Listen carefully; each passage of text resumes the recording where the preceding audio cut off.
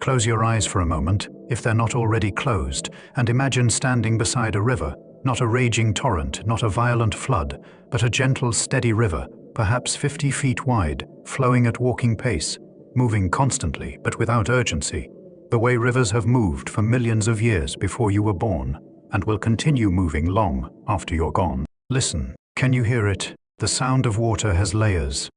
There is the main sound, a soft, constant rushing, like sustained breath, like wind through trees, but more liquid, more present. This is the sound of the river's body, its main current moving past rocks and over gravel, thousands of gallons passing this spot every second, replacing the water that was just here with water that was upstream moments ago, all of it flowing, all of it going somewhere. Beneath that main rushing, you can hear higher notes, splashing where water hits rocks at odd angles, gurgling where it flows around obstacles, the occasional deeper sound where current pulls through narrow passages or drops over small ledges. These higher sounds are like voices in conversation, individual notes in the river's larger song, each one caused by specific features of this particular stretch, this rock, that fallen branch, those rapids just downstream. And in the quieter moments, in the eddies and pools where current slows, you can hear softer sounds, gentle lapping against banks, water swirling in lazy circles, tiny wavelets touching shore so gently, you almost miss them. These sounds are intimate whispering, as if the river is speaking just to you, telling secrets in language older than words. This sound, this complex, layered symphony of flowing water, has existed for as long as rivers have existed. The exact same quality of sound, the same rushing and splashing and gurgling, was here 1,000 years ago, 10,000 years ago, 100,000 years ago. Before humans, before mammals, back when dinosaurs drank from rivers and heard this sound, back when the only witnesses were insects and early plants, the rivers sounded exactly like this, and they will sound like this tomorrow, next year, next century. The river doesn't change its song for anyone or anything. It simply flows and makes the sound that flowing water makes, eternal and constant and completely indifferent to who is listening or whether anyone's listening at all. The river doesn't perform. It just is. It flows because water flows downhill, and in flowing, it creates this sound, this endless rushing that has become one of the most soothing sounds in nature, recognized by human nervous systems as safe, as peaceful, as indicative of life and water and the world being as it should be. People have fallen asleep to this sound for the entire history of our species. Our ancestors camped beside rivers and streams, sleeping to the sound of flowing water, their children lulled to rest by the same rushing you're imagining. Now, the sound of water is coded into us as safe, as restful, as the background music of places where humans can live and thrive. When you hear water flowing, something ancient in your brain says, there is water here, there is life here, you can rest here, you're safe. So as you lie here now, imagine that sound surrounding you. Let it fill your awareness. The gentle rushing, the soft splashing, the constant presence of water moving, always moving, never stopping, never needing to stop, because this is simply what water does. It flows. And in flowing, it creates this sound. And this sound right now is inviting you to rest, to release, to let yourself be carried by the idea of flowing water into the gentle current of sleep. There is something profound in the simple fact that water flows downhill. It is not a choice. It is not an effort. Water doesn't decide to flow or try to flow. It simply does, pulled by gravity, seeking the lowest point, following the path that requires the least energy, moving from high places to low places, in response to the most fundamental force in the universe. This has been true since Earth had water and gravity. For billions of years, water has obeyed this simple rule: go down. And in obeying this rule, water has carved the Grand Canyon. It has created river valleys that stretch for thousands of miles. It has moved entire mountain ranges, grain by grain, transporting the highlands to the sea, reshaping continents without ever intending to, without ever planning or pushing or forcing, just flowing downhill, because that is what gravity makes water do. Think about the patience in this. A single drop of water falling on a mountain begins its journey downward. It trickles over rock, soaks into soil, joins with other drops, becomes a tiny stream. That stream joins other streams, becoming a creek, Creeks merge to form rivers. Rivers flow to the sea. The entire journey might take days or weeks or months, and that single drop contributes almost nothing. Yet all those drops together, all that flowing water, all those years and decades and millennia of constant downhill movement create everything we see in river landscapes. The water doesn't hurry. It can't hurry. It flows as fast as gravity and friction allow, no faster. It encounters obstacles, rocks, fallen trees, dams built by humans or beavers, and it simply accumulates, rising until it finds a way over or around.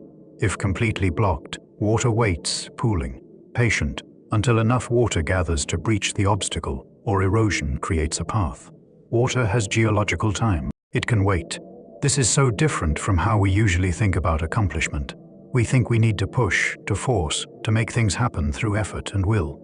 But water teaches otherwise. Water accomplishes impossible things, carving canyons, moving mountains, not through force but through persistence, not by pushing harder but by continuing longer, not by willing but by being what it is and doing what it does, over and over, for as long as necessary. There is a kind of peace in this. Imagine living like water flows, not forcing, not rushing, just moving in the direction that is natural, following the path that opens before you, going around obstacles when necessary, pausing when blocked but never giving up, just accumulating, waiting, eventually continuing, trusting that if you keep going in the right direction, you'll eventually reach where you're going. Water doesn't worry about the destination. It doesn't check maps or calculate distances or fret about whether it is making progress. It just flows. Downhill, always downhill. And that flowing, that simple response to gravity, that thoughtless, effortless movement creates rivers, creates ecosystems, creates the geography that makes life possible. Water accomplishes all of this by doing the simplest thing, responding to gravity, flowing downhill, being what it is. You can rest in this simplicity. You don't have to force anything right now. You don't have to make anything happen. Like water, you can simply respond to what pulls you, and right now, sleep is pulling you, gently, but surely, calling you downward into rest. You can flow toward it. You don't have to push or try or make it happen. Just allow. Just follow the natural pull, the gravity of tiredness drawing you down into sleep. And trust that if you simply allow it, simply flow with it, you'll arrive exactly where you need to be. Every river is a journey. Every river is a traveler, though it never leaves its channel. The water moves, traveling from high places to low places, from mountains to sea. But the river itself, the channel, the path, the route remains where it is, receiving water from above, sending water below, constantly being traveled through while itself staying still. But even this stillness is temporary. Over long enough time, rivers move. Not quickly, not in human time, but over centuries and millennia, rivers shift position, carve new channels, abandon old paths, wander across landscapes like slow dancers, swaying, turning, never quite staying in one place, even though they seem permanent to our brief eyes.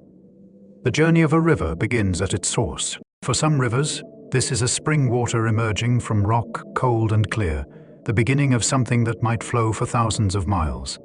For others, it is rainfall collecting in headwater streams, tiny rivulets gathering in mountain valleys, joining forces, becoming something larger than any single source. For still others, it is glacial melt ancient ice, compressed snow from centuries past, finally warming, releasing water that was frozen before your grandparents were born, now flowing freely for the first time. From that source, wherever it is, water begins moving downward. At first, the new river is small, energetic, steep. It tumbles over rocks, cuts sharply downward, carves a narrow V-shaped valley. Young rivers are erosive, powerful, active. They're cutting their channels, establishing their paths, doing the work that will define their older selves. As the river flows farther, descends from mountains to hills, from hills to plains, it begins to slow. The gradient, the steepness of the land, decreases. Water no longer rushes but flows, no longer cuts straight down, but begins to meander, to curve, to swing back and forth across a widening valley. The river is maturing, becoming broader, deeper, slower, more patient.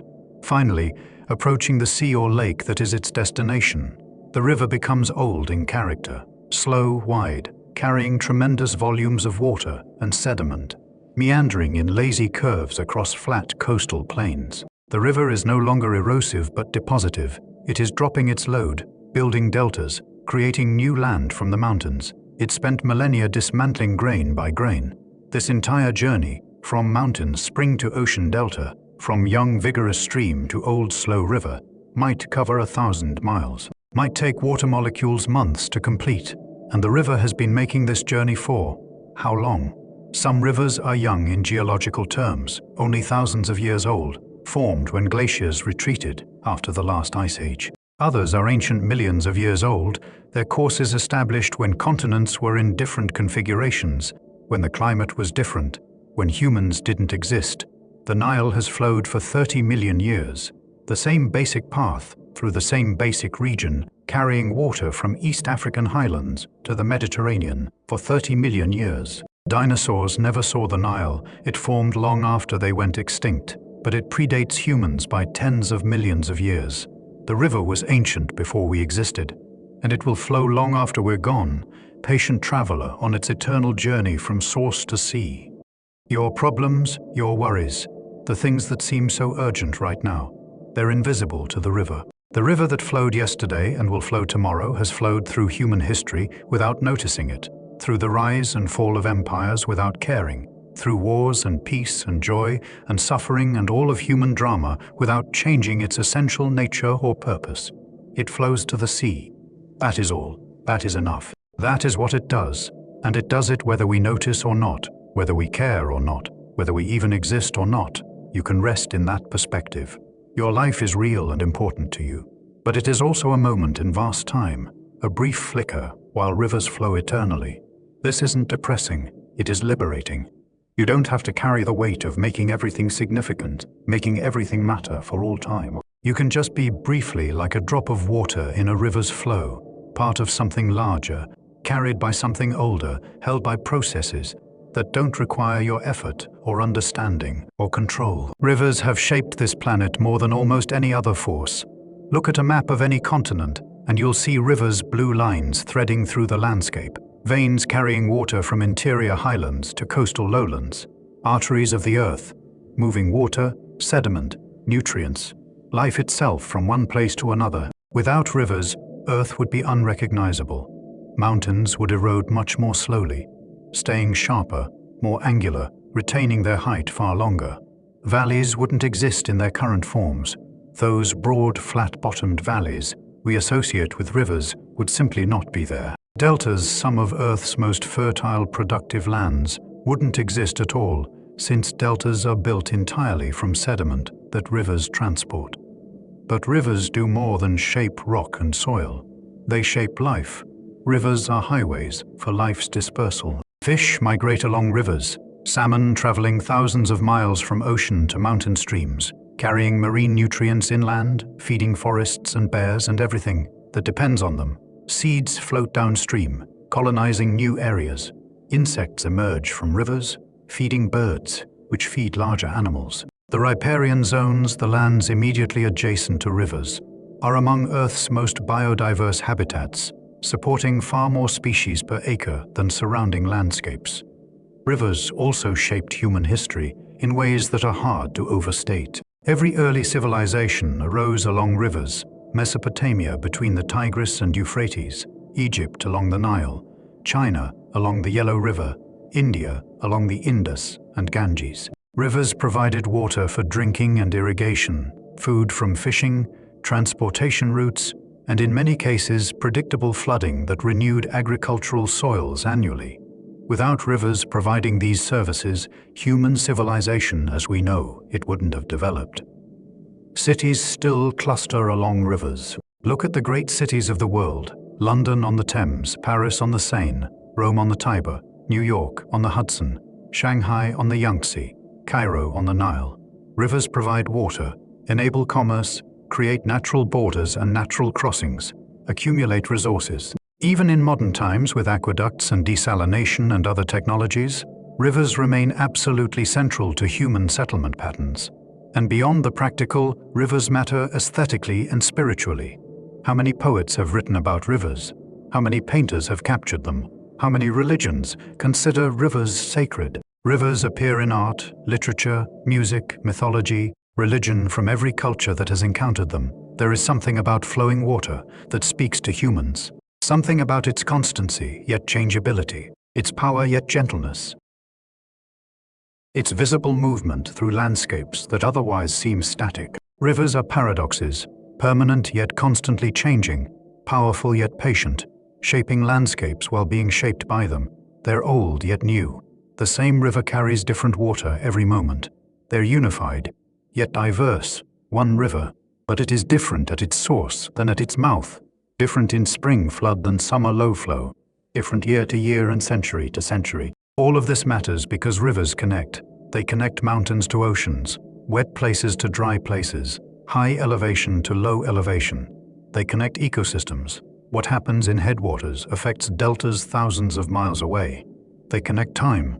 Rivers flowing today carry sediment, eroded from rocks that formed hundreds of millions of years ago. They connect life, nutrients, and energy flow along rivers, sustaining interconnected webs of species. They connect humans to each other and to nature. Rivers have been highways, boundaries, sources of wonder and worship throughout human existence. Tonight, as you rest, rivers all over the world are doing this work, connecting, moving, shaping, sustaining. They're doing it without your awareness or participation, just as they've always done, just as they'll continue doing. And this is comforting. The work that matters most, the work of sustaining life, moving nutrients, shaping landscapes, connecting ecosystems, happens whether you're awake or asleep, whether you're doing anything or not. The world continues. Rivers flow, life persists, and you can rest, knowing that these essential processes don't require your effort or vigilance. They'll keep happening.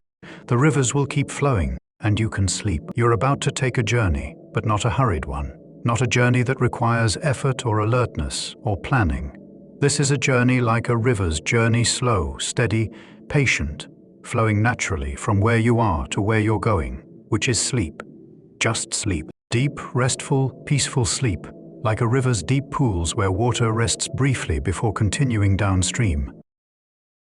Over the next hours, we'll explore rivers together. We'll look at how they form, how rain and gravity create these watercourses that reshape continents. We'll watch how rivers age, changing character from steep young mountain streams to broad, slow lowland rivers. We'll visit specific rivers, the Nile with its ancient history, the Amazon with its overwhelming abundance, the Yukon with its icy extremes, desert rivers that bring life through barrenness. We'll explore what lives in rivers, the fish and insects and otters, and countless microorganisms that make rivers their home. We'll see how humans have related to rivers throughout history, as highways, as sources of power, as sacred sites, as inspirations. We'll understand rivers' place in Earth's water cycle, how they fit into the larger circulation of water that makes our planet habitable, and gradually, as we explore, we'll slow down. The information will become less important than the feeling.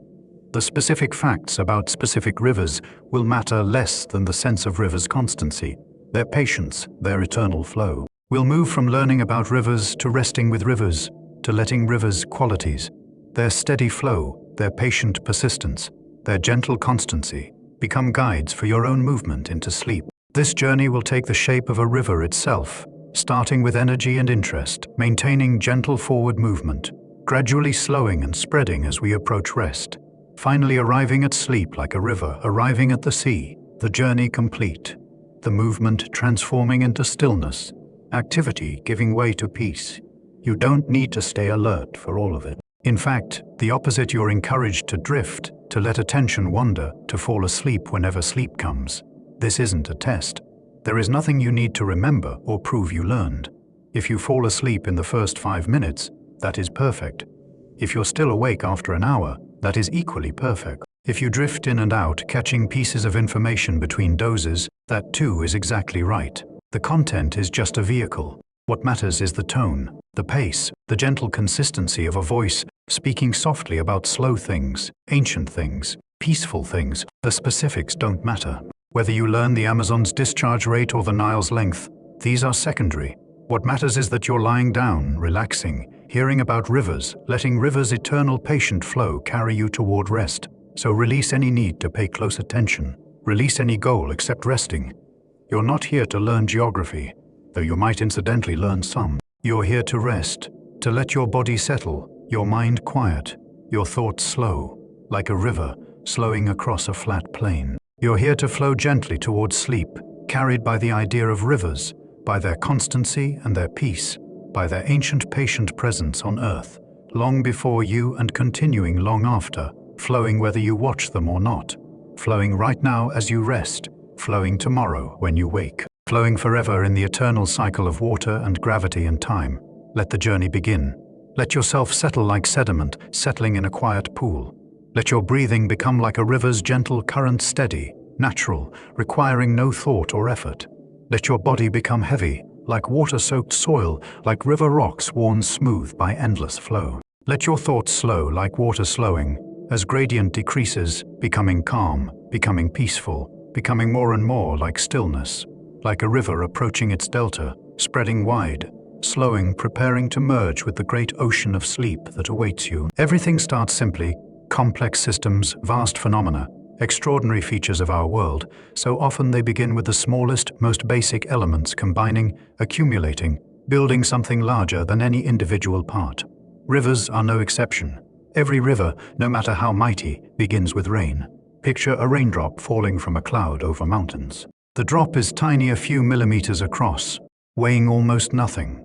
It falls because gravity pulls it down, because water is denser than air, because this is what water does in Earth's atmosphere. The drop falls perhaps a mile or more, traveling from cloud to ground in seconds, accelerating until air resistance balances gravity, and it reaches terminal velocity, falling steadily, inevitably, toward the ground below.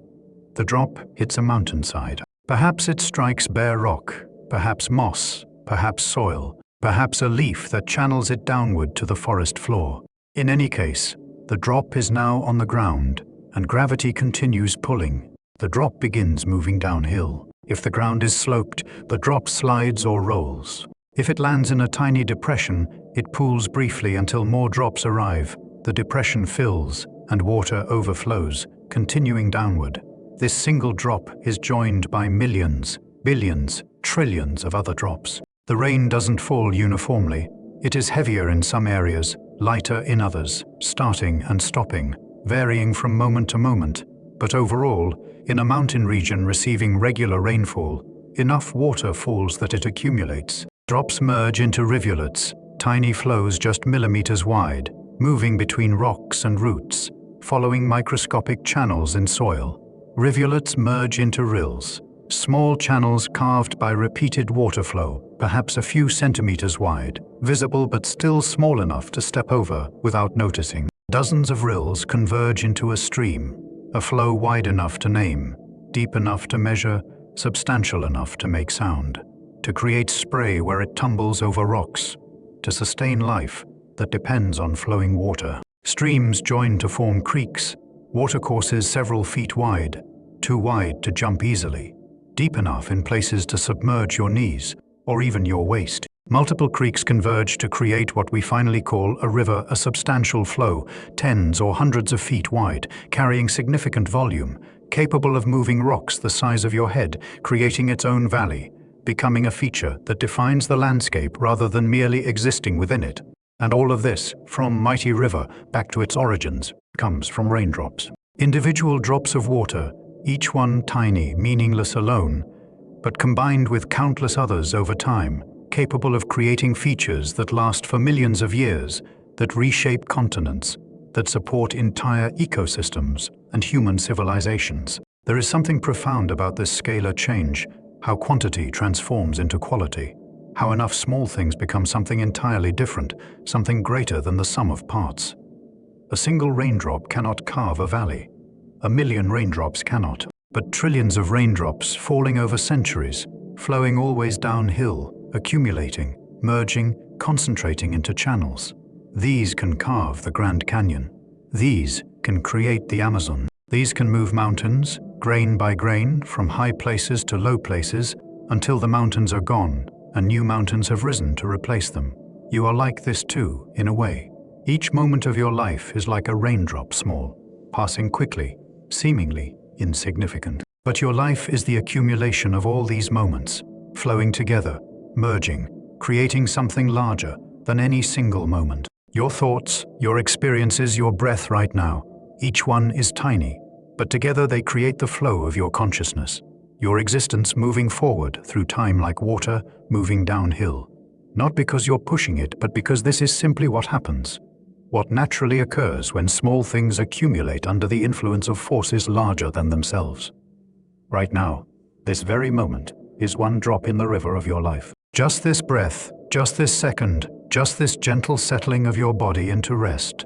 It seems small, this one moment, but it is joining with all the other moments, the ones that came before, the ones that will come after, and together they create the flow that is you, that is your life, that is your journey from birth to death and all the living in between. This moment matters not because it is significant alone, but because it is part of the flow, part of the accumulation, part of the river of your existence, moving naturally, inevitably, beautifully forward. Imagine the landscape before the river, a hillside perhaps, sloping gently down, covered with soil and vegetation, shaped by earlier geological processes. Rain falls on this hillside and water runs off, but at first there is no pattern, no preferred path, just water flowing wherever the microscopic topography directs it. But Earth's surface is never perfectly uniform. There are subtle differences, tiny depressions, slight variations in soil hardness, small accumulations of leaves or rocks that divert water one way or another, and water flowing downhill naturally concentrates in the lowest areas, following paths of least resistance. As water flows repeatedly over the same path, it begins to change that path. Each time water moves through an area, it loosens and carries away tiny amounts of soil or rock. If the water is flowing across loose soil, it might remove grains of sand or silt, microscopic amounts in any single flow, but adding up over thousands of rains. If it is flowing over rock, the water might dissolve minerals slowly, or carry sand and pebbles that grind against the rock surface, abrading it grain by grain. This erosion is invisible in human time. You couldn't watch it happen. Even if you sat beside a stream for your entire life, you couldn't see the channel deepening or widening with your eyes. The changes are too slow, happening at rates measured in millimeters per century, centimeters per millennium.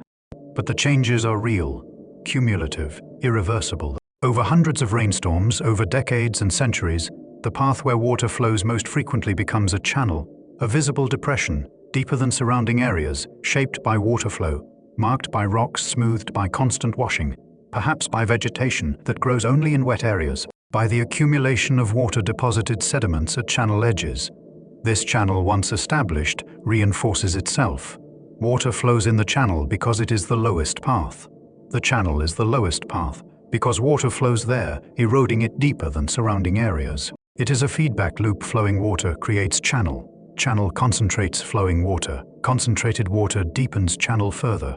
The process feeds itself, becoming more pronounced over time, the channel growing more defined, more permanent, more river-like. Eventually, the channel becomes deep enough, wide enough, permanent enough that we recognize it as a stream or riverbed. During rains, water flows in the channel, sometimes filling it completely, sometimes overtopping it and flooding adjacent areas. During dry periods, water might stop flowing at the surface, but continue flowing underground through porous sediments, filling the channel, keeping the channel alive, sustaining plants and animals that depend on the moisture even when no visible water flows. This process, the establishment of a drainage pattern, the concentration of water flow into defined channels, the carving of those channels deeper over time, is how rivers are born. It is not dramatic. There is no moment when the river suddenly appears. It emerges gradually, almost imperceptibly, from the accumulation of countless small events. From water doing what water does, flowing downhill, eroding, depositing, following gravity, shaping land as it goes. And once established, once the channel exists, the river has a kind of inertia, a staying power. The channel is there, so water flows in it. Water flows in it, so the channel persists. Even if climate changes, even if rainfall patterns shift, the river remains, its channel already carved, its path already established, its existence now easier to maintain than to eliminate. Rivers, once born, are difficult to kill. They persist, flowing in their established channels sometimes for millions of years, long past the conditions that created them, long past the landscapes that first gave them birth. This persistence is comforting. It means that rivers, like many natural processes, have stability, continuity, resistance to change. They're not fragile or fleeting. Once established, they last. They endure. They continue generation after generation, century after century, flowing in the channels they've carved, being what they've become, existing because they exist, perpetuating themselves through simple persistence, through being there, through continuing to be what they are. You can be like this too, establishing patterns, carving channels in your life through repeated action, creating pathways that then reinforce themselves, making it easier to continue than to stop. Some of these channels serve you well, like a river, nourishing the land it flows through. Others perhaps don't serve you, like a river that has been channelized in ways that harm its ecosystem. But all of them share the river's quality of persistence. Once established, they continue. They have momentum. They shape what comes next. Right now, you're establishing a channel too, a pathway into sleep, a route your mind and body are learning, a pattern that can become easier each time you follow it. Lying here, relaxing, listening to these words about rivers, allowing yourself to settle, this is carving a channel, however subtly, creating a path that your consciousness can flow down, a route from waking into sleeping that becomes smoother, easier, more natural with each repetition, until sleeping becomes as inevitable as water flowing downhill, as natural as a river following its channel, as effortless as all persistent things become when you stop resisting them and simply allow them to be what they are. Earth's crust is not stable. It moves slowly but constantly, pushed and pulled by forces deep underground, by convection currents in the mantle, by the heat engine at Earth's core that drives plate tectonics. Continents drift, colliding and separating. Where they collide, they crumple, and the crumpling creates mountains. The Himalayas from India colliding with Asia, the Andes from oceanic plates, subducting beneath South America, the Rockies from ancient collisions, now largely eroded. When mountains rise, they create high ground where no high ground existed before. Flat plains become tilted, level ground gains slope, and wherever there is slope, water flows. The rising of mountains literally creates rivers, bringing into existence watercourses that couldn't have existed before, because the gradient, the steepness that makes water flow, wasn't there. These young rivers flowing down newly risen mountains have distinctive character.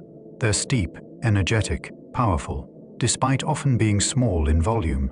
The gradient is extreme, so water rushes, tumbles, crashes over rocks. Young rivers are erosive. They cut down rapidly, carving V-shaped valleys, wearing away the mountains, even as the mountains rise, racing against uplift to maintain their paths to the sea. Picture a stream on a young mountain range. The water falls almost as much as it flows, dropping dramatically from pool to pool, creating waterfalls, rapids, white water. Rocks in the stream are angular, freshly broken from the bedrock, not yet rounded by transport. The valley is narrow, its walls steep, just enough room for the stream, with little or no floodplain. Trees cling to steep slopes above the stream. The sound is loud, constant roaring, the voice of water in a hurry, gravity pulling hard because there is so much vertical distance to drop. This vigorous erosion slowly lowers the mountains. The rivers are literally eating them, removing material grain by grain, carrying it away, transporting it downstream to be deposited in lowlands or deltas or the sea. Given enough time, tens of millions of years, the mountains will be gone, worn down to low hills or even peneplains, nearly flat erosional surfaces. The rivers having accomplished the impossible task of moving entire mountain ranges from high places to low places. But this process takes so long that new mountains often rise before old ones are completely eroded. Earth's crust keeps moving, keep colliding, keep crumpling into new mountains. So the cycle continues. Mountains rise, rivers form, and begin eroding them. Mountains rise faster than rivers can remove them, for a while. Eventually mountain building slows or stops. Rivers slowly catch up, gradually lowering the peaks, eventually reducing them to nothing. The rivers persist through this entire process. They're not passive. They respond to uplift, adjust their gradients, find new paths if their old paths are blocked. If a mountain range rises across a river's path, the river might be dammed temporarily, forming a lake. But eventually, the river overtops the barrier or finds a gap or slowly erodes through the obstruction. Rivers are stubborn. They don't give up easily. They continue flowing, adjusting as necessary but maintaining their basic directionality downhill, always downhill, toward the sea. Some ancient rivers have cut through mountains that rose beneath them. The river was there first, flowing across relatively flat land. Then the land began uplifting, slowly rising. The river kept pace, eroding downward as fast as the land rose upward, maintaining its course, cutting deeper and deeper as the mountains grew around it. The result is sometimes called a superimposed river, a river whose course was established before the mountains existed, cutting through the mountains rather than flowing around them, creating dramatic canyons that reveal the river's ancient origin and persistent character. This interaction between rivers and mountains, between erosion and uplift, between water patiently wearing and rock patiently rising, is one of the fundamental processes shaping Earth's surface. It is a conversation in geological time, slow beyond imagining, but powerful beyond measure, creating the landscapes we live in, the mountains we admire, the valleys we settle, the rivers we depend on. And it is happening right now. Mountains are rising right now, millimeters per year, too slowly to see but measurably, verifiably rising. Rivers are eroding right now, removing grains of rock, transporting them downstream, lowering the mountains millimeter by millimeter. The conversation continues, has continued for billions of years, will continue for billions more, Earth reshaping itself constantly through the interaction of uplift and erosion, mountains and rivers, rock and water, each shaping the other in endless dance. You can rest in the knowledge of this ongoing process. While you sleep tonight, mountains will rise imperceptibly. Rivers will erode imperceptibly. The work that shapes continents will continue, not needing your awareness or participation, just happening because this is what Earth does, what water does, what gravity does, what deep time allows. The grand work continues, and you can sleep held by these processes, carried by the knowledge that the world goes on, that rivers flow on, that everything continues, whether you're awake to witness it or not. Not all rivers begin with rainfall visible on the surface.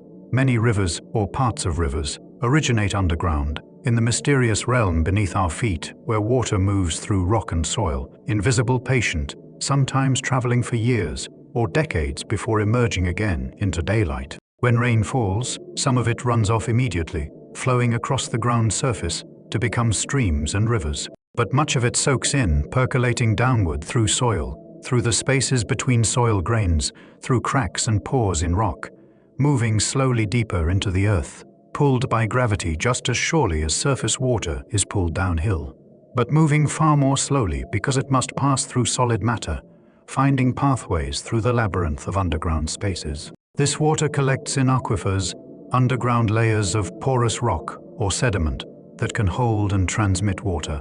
Aquifers are like underground lakes or rivers, except the water isn't in an open space, but distributed through countless tiny pores and cracks, saturating the rock, filling all available space, held there by the surrounding impermeable layers that prevent further downward or lateral movement. Groundwater moves through aquifers, flowing from areas where water table is high, where more water is entering the aquifer, toward areas where water table is low, where water is leaving through springs or seeping into rivers. This movement is extremely slow, perhaps meters per year, sometimes even slower, so slow that water currently emerging from some springs fell as rain decades or centuries ago, spending all that time underground, moving slowly through rock, eventually finding its way to the surface again. When aquifers intersect the ground's surface, where land dips below the water table, or where geological faulting or erosion exposes water-bearing layers, water emerges as springs.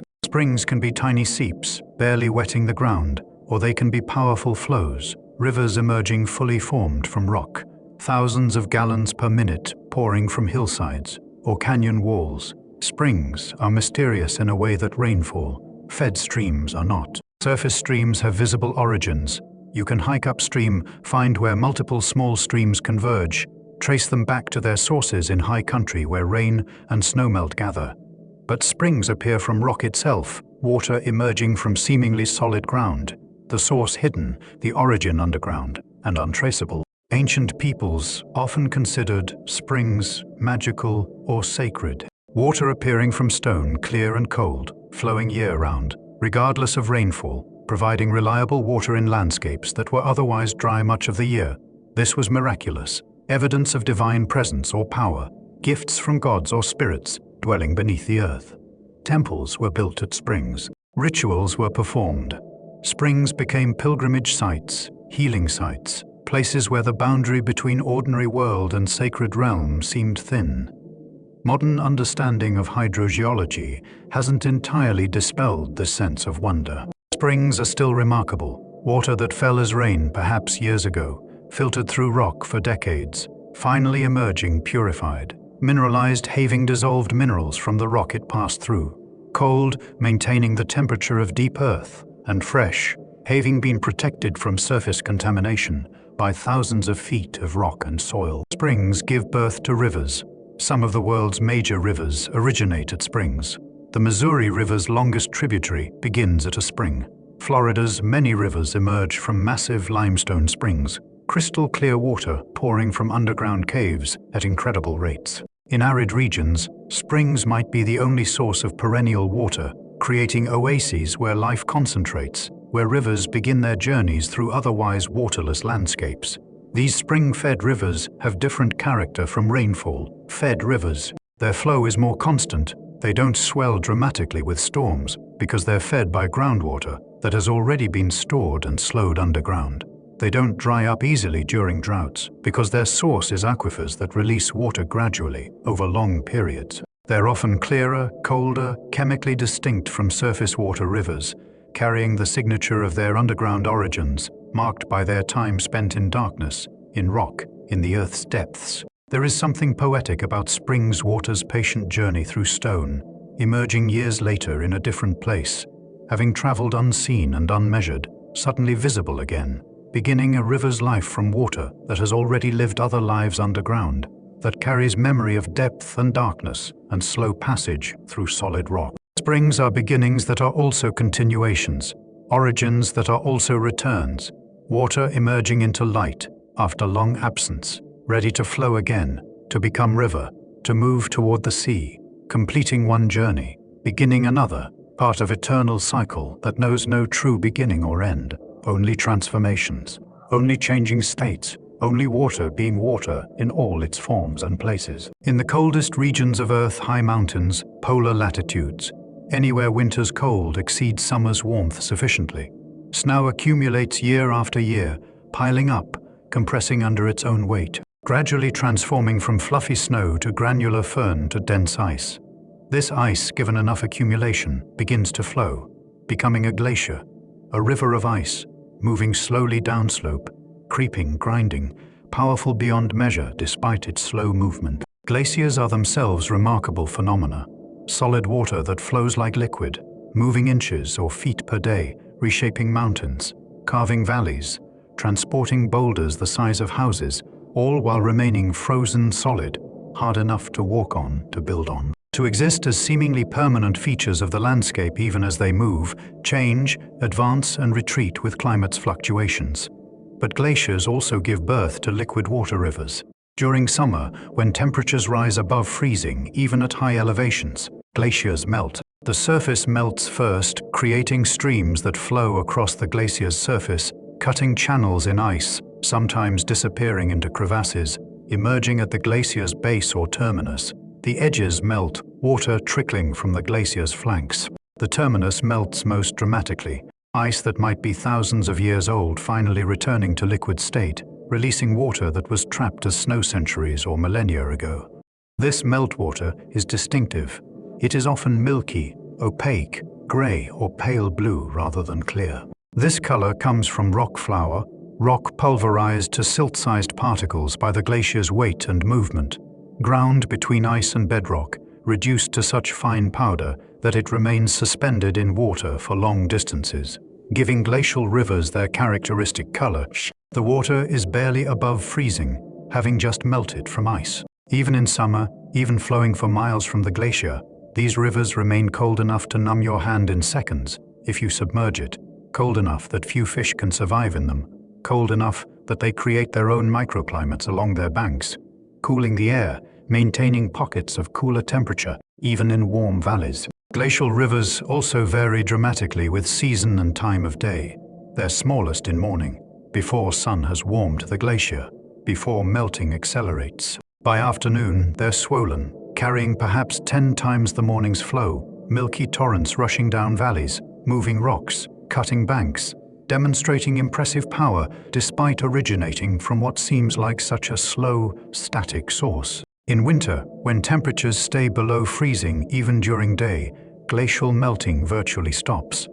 The rivers slow, shrink, sometimes stop flowing entirely at the surface, reduced to trickles or to subsurface, flow beneath ice and snow. The glacier pauses in its generation of liquid water, storing precipitation as snow and ice, waiting for summer's warmth to resume the melting, the flowing, the creation of rivers from ancient ice. The water in glacial rivers is old, not just decades old, but potentially centuries or millennia old. Ice cores from glaciers reveal ice formed hundreds of thousands of years ago, still present, still flowing, slowly making its way from the glacier's accumulation zone to its ablation zone, where melting occurs. When that ice finally melts, the water it becomes is ancient frozen precipitation from climates that were different, from eras when humans were fewer or didn't exist, from times when Earth's atmosphere had different composition, when continents were in slightly different positions, when the world was different in countless small ways. This ancient water joins the present, flowing down mountains, joining other streams, becoming part of rivers that flow to the sea, mixing with current rainfall, with recent snowmelt, with yesterday's storm. Ancient and modern merge, become indistinguishable, flow together toward the ocean, carrying the past into the present, bringing forward what was frozen and preserved, releasing it into the ongoing cycle of water's movement across Earth's surface. There is something profound about this, about ice so old it predates civilizations, about water that has been solid for longer than humans have been writing, finally melting, finally flowing, finally becoming river once more. It is a reminder that water cycles through different states, that solid and liquid are just different arrangements of the same molecules, that ice is frozen time, storing water until conditions allow its release, and that rivers can carry history, can flow with memory, can be composed of both ancient waters and contemporary rains, all merged, all moving together toward the sea. Imagine standing beside a river, watching it flow past. The water looks soft, yielding, almost insubstantial. You can put your hand through it without resistance. It seems impossible that this soft flowing substance could cut through solid rock, could carve valleys miles deep, could move mountains grain by grain from high places to low places. And yet this is precisely what rivers do, what they've been doing for hundreds of millions of years, what they're doing right now as you rest here, listening. Erosion is the technical term for this process, the removal of rock and soil by water, wind, ice, or gravity. Rivers erode through multiple mechanisms, each one subtle, each one seemingly insignificant, but combined and repeated across geological time, absolutely transformative. The first mechanism is dissolution. Some rocks, limestone, marble, gypsum, salt are soluble in water. Rivers flowing over these rocks slowly dissolve them, taking them into solution, carrying them away as dissolved minerals rather than solid particles. This process is invisible. You can't see it happening, but it is powerful. Limestone landscapes, in particular, are shaped dramatically by dissolution, creating caves, sinkholes, disappearing streams, underground rivers, all carved by water slowly, patiently dissolving rock. The second mechanism is abrasion. Rivers carry sediment, sand, silt, pebbles, even boulders during floods. This sediment acts as cutting tools, scraping and grinding against the riverbed, wearing it away. It is like sandpaper. The water itself doesn't cut, but the particles carried by water do, grinding away at bedrock, smoothing rough surfaces, slowly wearing everything down. Rapids and waterfalls are particularly erosive because of the high energy and turbulence that keeps abrasive particles moving rapidly against rock. The third mechanism is hydraulic action. Moving water exerts pressure. Fast-moving water exerts substantial pressure. This pressure can force its way into cracks in rock, prying them open, breaking off pieces. In freezing climates, water entering cracks, and then freezing expands, wedging cracks wider. Repeated freeze-thaw cycles can break solid rock into pieces small enough for water to carry away. Even without freezing, the pressure of rushing water can break apart fractured or weathered rock. The fourth mechanism is plucking or quarrying, where water flows over jointed rock already divided into blocks by natural cracks. The water's force can literally pluck blocks loose, lifting them from the bedrock and carrying them downstream. This is most common where water drops over ledges. The falling water digs pools at the base, undermines the ledge, and eventually causes blocks to fall. Each of these mechanisms removes small amounts of rock grains, pebbles, blocks, but none of them work quickly by human standards. A single grain of sand eroded from bedrock is insignificant. A single day's erosion is unmeasurable. Even a human lifetime of erosion is barely detectable. But multiply this by geological time, millions of years, billions of flowing days, trillions of grains removed, and you get the Grand Canyon, the gorges of the Himalayas, the valleys that define our landscapes. Consider the patience in this. A river flows past a boulder. The water is clear, carries no visible sediment, seems to do nothing to the boulder. But at microscopic scale, chemical reactions are occurring. Minerals at the boulder's surface are dissolving. Ever so slightly, tiny grains are being loosened, eventually to be washed away. The boulder is being eroded, molecule by molecule, so slowly that even if you returned after your lifetime, you wouldn't notice any difference. But return after 10,000 lifetimes, and the boulder might be gone, reduced to sand, carried downstream, deposited in a delta somewhere. Its atoms now part of soil that grows crops, now part of the seafloor, now incorporated into shells of sea creatures, now part of rock forming under the ocean, now being lifted in new mountain ranges that will themselves be eroded in turn. This is the time scale of rivers' work. This is the patience that rivers embody. They don't hurry. They don't push extra hard. They just flow constantly, and in flowing they erode, grain by grain, century by century, eon by eon, accomplishing what seems impossible through sheer persistence, through being what they are for as long as they are, through continuing when everything else, including your urgent worries, your pressing concerns, your sense of time's pressure, has come and gone and been forgotten. You can borrow this patience. You can let rivers teach you that persistence accomplishes what force cannot, that continuing gently achieves what pushing hard doesn't, that time is on your side if you simply keep going, keep being what you are, keep flowing like water flows, steady and patient, and absolutely certain of eventual success.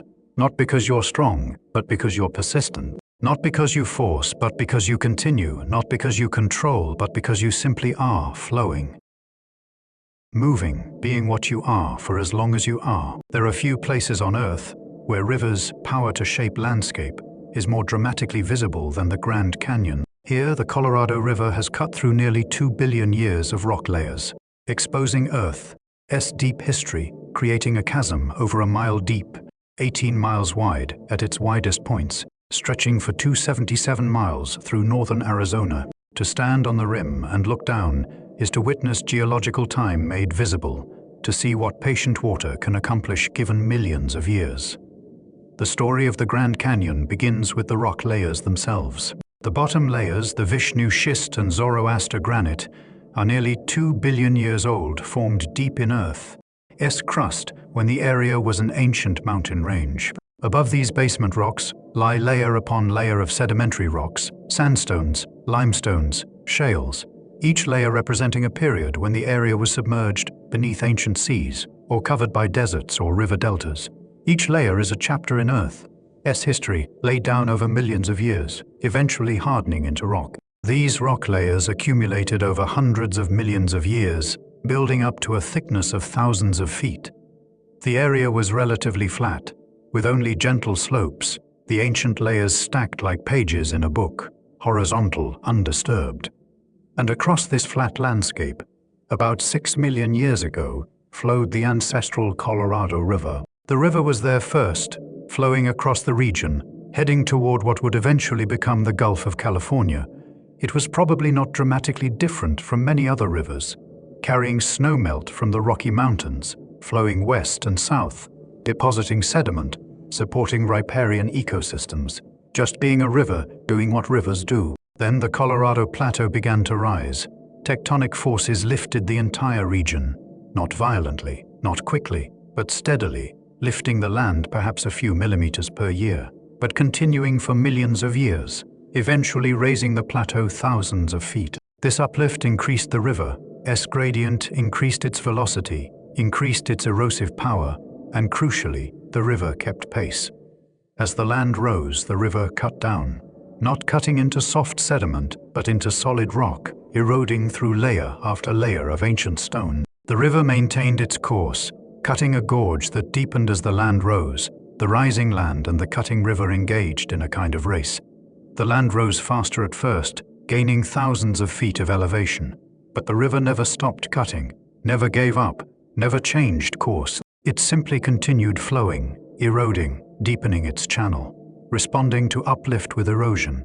Over 6 million years, a long time by human standards, but brief in geological terms. The Colorado River cut down through all those rock layers, through 2 billion years of Earth history, creating the Grand Canyon we see today. The canyon is still deepening, still being carved, the river still flowing, still eroding, still doing what it has done for millions of years. The process continues. The work is finished. Perhaps it will never be finished. Rivers keep flowing as long as there is water and gradient, and the Colorado has both. The canyon's walls display the rock layers in cross-section, like a geological layer cake. The oldest layers at the bottom, youngest at the top. Each layer a different color: pink Zoroaster granite, dark Vishnu schist, red Supai group sandstones, cream-colored Coconino sandstone, gray Kaibab limestone. At the rim, each color represents a different rock type, a different environment of deposition, a different period in Earth's history. The canyon is a timeline, readable if you know the language of geology, telling stories of ancient mountains, ancient seas, ancient deserts, all laid bare by the river's patient cutting. Walking down into the canyon, and it is a long walk, descending over 4,000 vertical feet from rim to river. You are walking backward through time. Each layer you pass through is older than the one above it, each representing millions of years of Earth history. By the time you reach the river at the bottom, you are standing on rocks that are nearly 2 billion years old, rocks that formed when Earth was less than half its current age, when life was only simple bacteria and algae, when the atmosphere had barely any oxygen, when the world was profoundly different from anything we recognize. And through all this rock, the river cut, grain by grain, flood by flood, millennium by millennium. The Colorado River removed rock, carried it away, deposited it downstream, slowly revealing the canyon, creating the view that now attracts millions of visitors yearly, demonstrating to anyone who looks what patient water can accomplish, what time allows, what persistence achieves. This is the lesson of the Grand Canyon. Impossible things become possible given time and persistence. What seems permanent, solid rock, mountain masses, miles of stone, yields to what seems ephemeral, flowing water, soft and yielding, and apparently weak. Time is the great equalizer. Time plus persistence equals transformation. No matter how solid the obstacle, no matter how weak the force applied to it, the weak overcomes the strong if the weak continues long enough. Water carves rock. Rivers create canyons. Patience accomplishes what strength cannot. Once rivers descend from mountains to valleys and plains, once gradient flattens, once erosion slows from rapid downcutting to lateral shifting, rivers begin to meander. They curve, they loop, they swing back and forth across their floodplains in lazy S-curves that are among the most recognizable features of lowland rivers when viewed from above. Meanders form through a beautiful interplay of erosion and deposition, of water flowing at different speeds in different parts of the channel, of positive feedback that amplifies small irregularities into pronounced curves. Understanding how meanders form and evolve is like watching sculpture in slow motion, like seeing art created by pure physics, like witnessing beauty emerge from simple rules applied over time.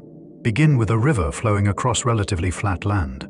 Even if the channel is initially straight, water doesn't flow uniformly. Small irregularities, a rock on one side, a log fallen into the channel, a slight depression on one bank create variations in flow. These variations create small curves, slight deviations from perfect straightness. Once a curve begins, it reinforces itself. Water flowing around a curve goes faster on the outside of the curve and slower on the inside. This is because of centrifugal effect. and because water on the outside of a curve must travel a longer distance in the same time, so it must go faster. Fast-flowing water erodes more effectively than slow-flowing water, so the outside of the curve erodes, cutting into the bank, making the curve more pronounced. Meanwhile, slow-flowing water on the inside of the curve deposits sediment, building up point bars, accumulations of sand and gravel on the inside of bends. This process continues, amplifies, becomes more pronounced. The curve that was slight becomes moderate, then pronounced, then extreme. The river swings back and forth across its valley, the curves becoming larger, the loops becoming tighter, the river's path becoming longer even though the valley it flows through doesn't change length. A river that once flowed 10 miles from point A to point B might now, after centuries of meandering, flow 15 or 20 miles between those same 2 points, taking a much longer, more circuitous route. Eventually, meanders become so extreme that they approach themselves. The river is looping so dramatically that the upstream and downstream portions of a curve are separated by just a narrow neck of land.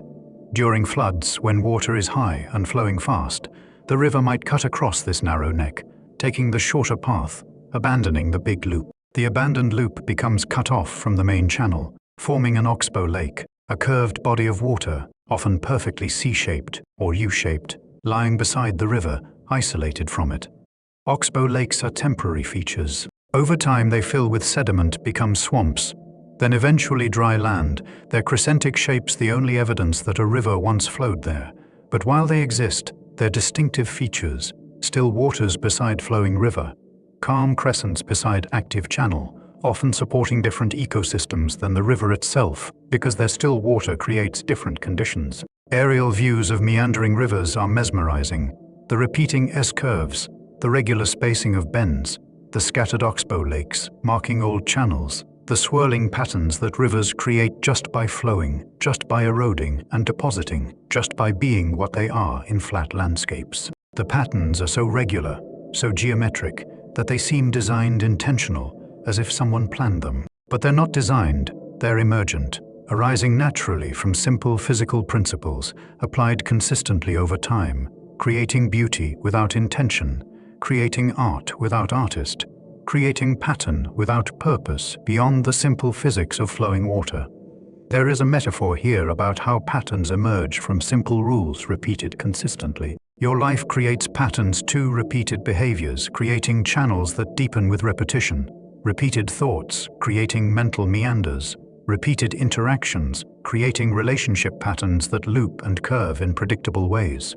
Some of these patterns serve you, like rivers that water their valleys. Others might need redirecting, like rivers that loop too extremely and need cutoffs to shorten their path. But all of these patterns share the quality of being emergent. They arise from repeated simple actions, from following simple rules consistently, from physics or psychology or habit doing what they do over and over until patterns become visible, until what was random becomes structured, until what was simple becomes complex, until what was individual moments becomes lifetime patterns. As inevitable as meanders, as natural as rivers curving across plains, as beautiful in their regularity as any intentional design. Waterfalls are among nature's most dramatic features, water plunging vertically, creating spray and mist and constant roaring, demonstrating power and beauty simultaneously, attracting visitors, inspiring awe, seeming somehow more alive, more dynamic, more present than gentler flowing water. But waterfalls are also temporary in geological time, constantly changing, slowly erasing themselves, migrating upstream through a process of erosion that will eventually eliminate them. Waterfalls form where rivers encounter abrupt drops, where resistant rock layers overlie weaker ones, where faulting creates vertical cliffs, where glaciers carved steps in valleys, where landslides blocked valleys and rivers must pour over the debris. The immediate cause varies, but the result is the same. Water falls vertically rather than flowing down a slope, concentrating enormous energy in a small area, creating conditions for rapid erosion. As water falls, it hits the base with tremendous force. This falling water, especially during high flows, carries rocks and boulders that act as hammers, pounding the base, breaking apart rock. The water also erodes through abrasion and hydraulic pressure, wearing away at the plunge pool.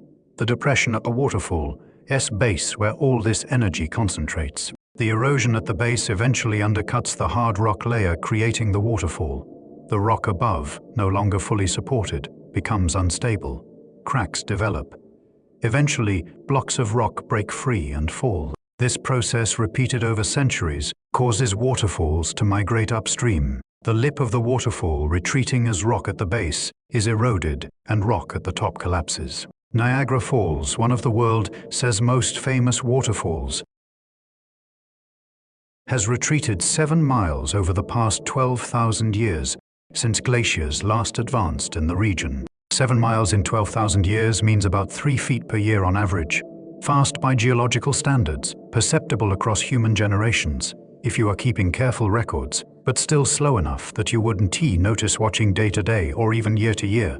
The waterfall is in the same place, from human perspective, even as it is constantly changing, constantly moving, constantly eroding its way backward upstream. As waterfalls retreat, they leave gorges behind them, steep, walled canyons marking the waterfall's past positions, the track of its slow migration upstream. The Niagara Gorge, stretching downstream from the current falls, is the path the falls have carved over millennia, each section of gorge representing a period when the falls were at that location, eroding, undermining, retreating, moving to the next position. Eventually, though eventually means millions of years in many cases, waterfalls retreat all the way to their source, to the point where the river begins flowing across the resistant rock layer. At that point, the waterfall ceases to exist as a waterfall, becoming instead a rapids or a steep slope, the dramatic vertical drop eliminated by the very process the waterfall created. The waterfall erases itself through its own action, beautiful in its existence, temporary in geological time, destined to retreat until it no longer exists. This impermanence applies to all waterfalls. Some will exist for millions of years. Those with very resistant rock, modest discharge, slow erosion rates. Others might disappear in thousands of years. Those with high water volume, weak rock, rapid undercutting. But all are temporary, all are retreating, all are slowly erasing themselves, even as they create the spectacular displays that make them notable, memorable, worth visiting. There is something poignant about this, the most dramatic features being temporary, the most powerful displays being self-erasing, the waterfall's power being the very thing that will eventually eliminate it.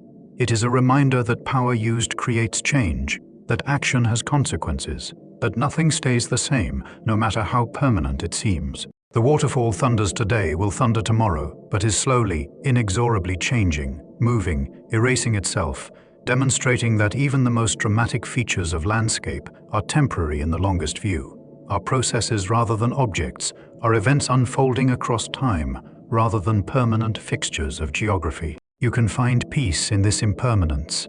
Your problems, your challenges, the things that seem so solid and immovable right now, they too are temporary, changing, already in process of transformation, even if you can't see it.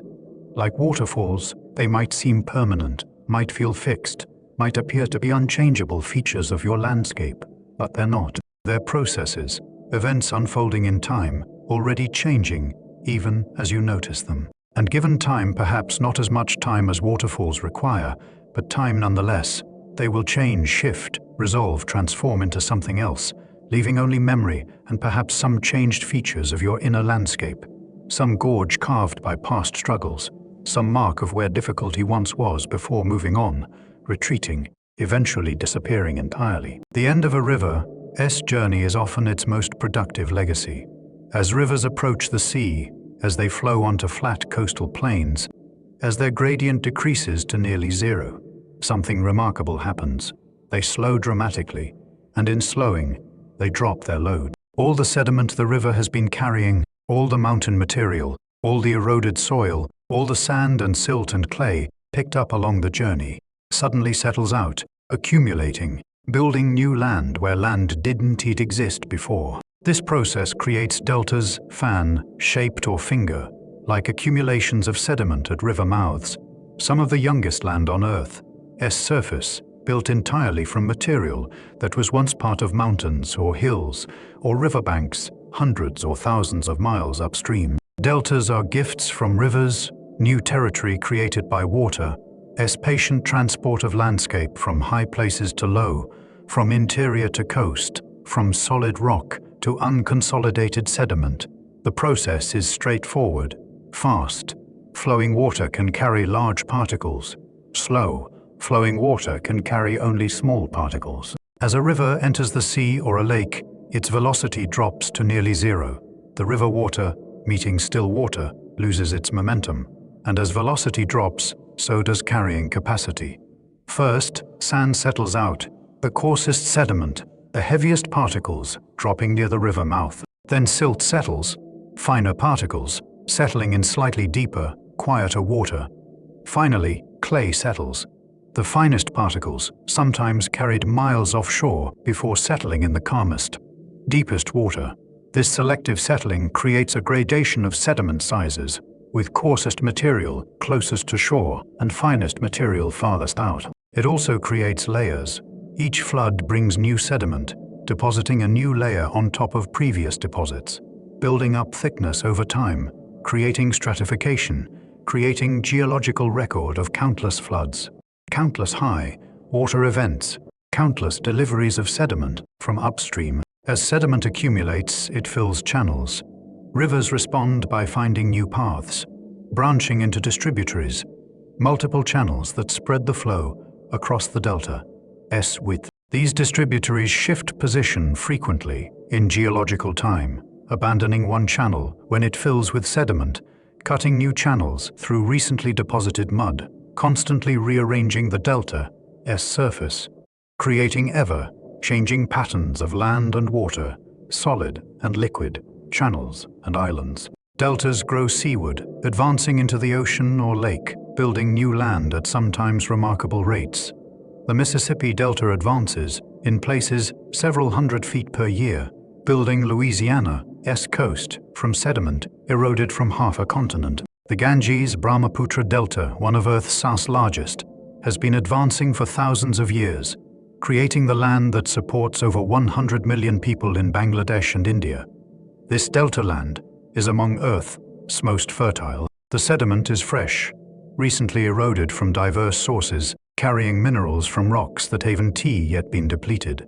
The water is abundant, rivers branching across the delta, floods regularly inundating the land, ensuring moisture. The topography is flat, easy to farm, easy to settle, requiring minimal modification to be useful. Deltas have supported human civilization for millennia. Egyptian civilization on the Nile Delta, Mesopotamian civilization on the Tigris, Euphrates Delta, Vietnamese civilization on the Mekong Delta, countless other cultures arising on river. Built land. But deltas are also dynamic, even unstable. The land is unconsolidated sediment, subject to compaction, subsidence, erosion. Distributaries change course, flooding some areas while drying others. Storm surges from the sea can inundate low-lying delta land, bringing salt water that damages freshwater ecosystems and agricultural land. Deltas are frontiers where land and sea contest, where rivers build and oceans erode, where solid ground is recent and temporary, where change is constant and expected. And deltas require constant sediment input to persist. If the river stops bringing sediment, if dams trap sediment upstream, if the river is diverted, if erosion in the watershed decreases, the delta stops growing. Worse, it may shrink as natural compaction lowers land elevation and ocean waves erode the edge, and no new sediment arrives to compensate. Many modern deltas are shrinking for exactly this reason. Upstream dams trapping sediment, rivers delivering less material to the coast, deltas losing the supply they need to maintain themselves against natural losses. The Mississippi Delta, for instance, has been losing land for decades, shrinking by square miles annually as levees prevent flooding, which would deposit sediment, and as upstream dams trap sediment that once built the coast. Louisiana's coastline is retreating, land that took millennia to build disappearing in decades, demonstrating that deltas are not permanent features, but ongoing processes requiring constant replenishment, existing in dynamic balance between river deposition and ocean erosion. Still, while they exist, deltas are remarkable. Land built from transported landscape, new territory created by patient accumulation, the endpoint of rivers' long work moving mountains to the sea.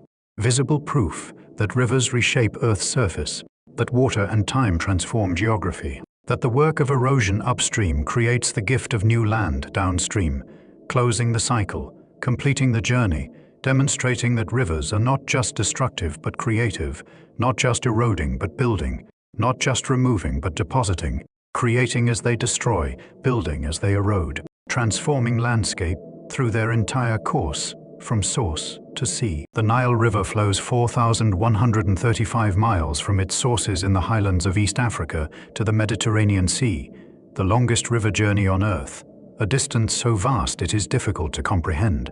If you could walk alongside the Nile, following its entire length at a steady pace, it would take you months. If you were a water molecule beginning your journey at the river's source, carried by the current, you might spend half a year or more traveling from the heart of Africa to the Mediterranean coast, moving constantly, but at the patient pace that rivers move, neither hurrying nor delaying, just flowing.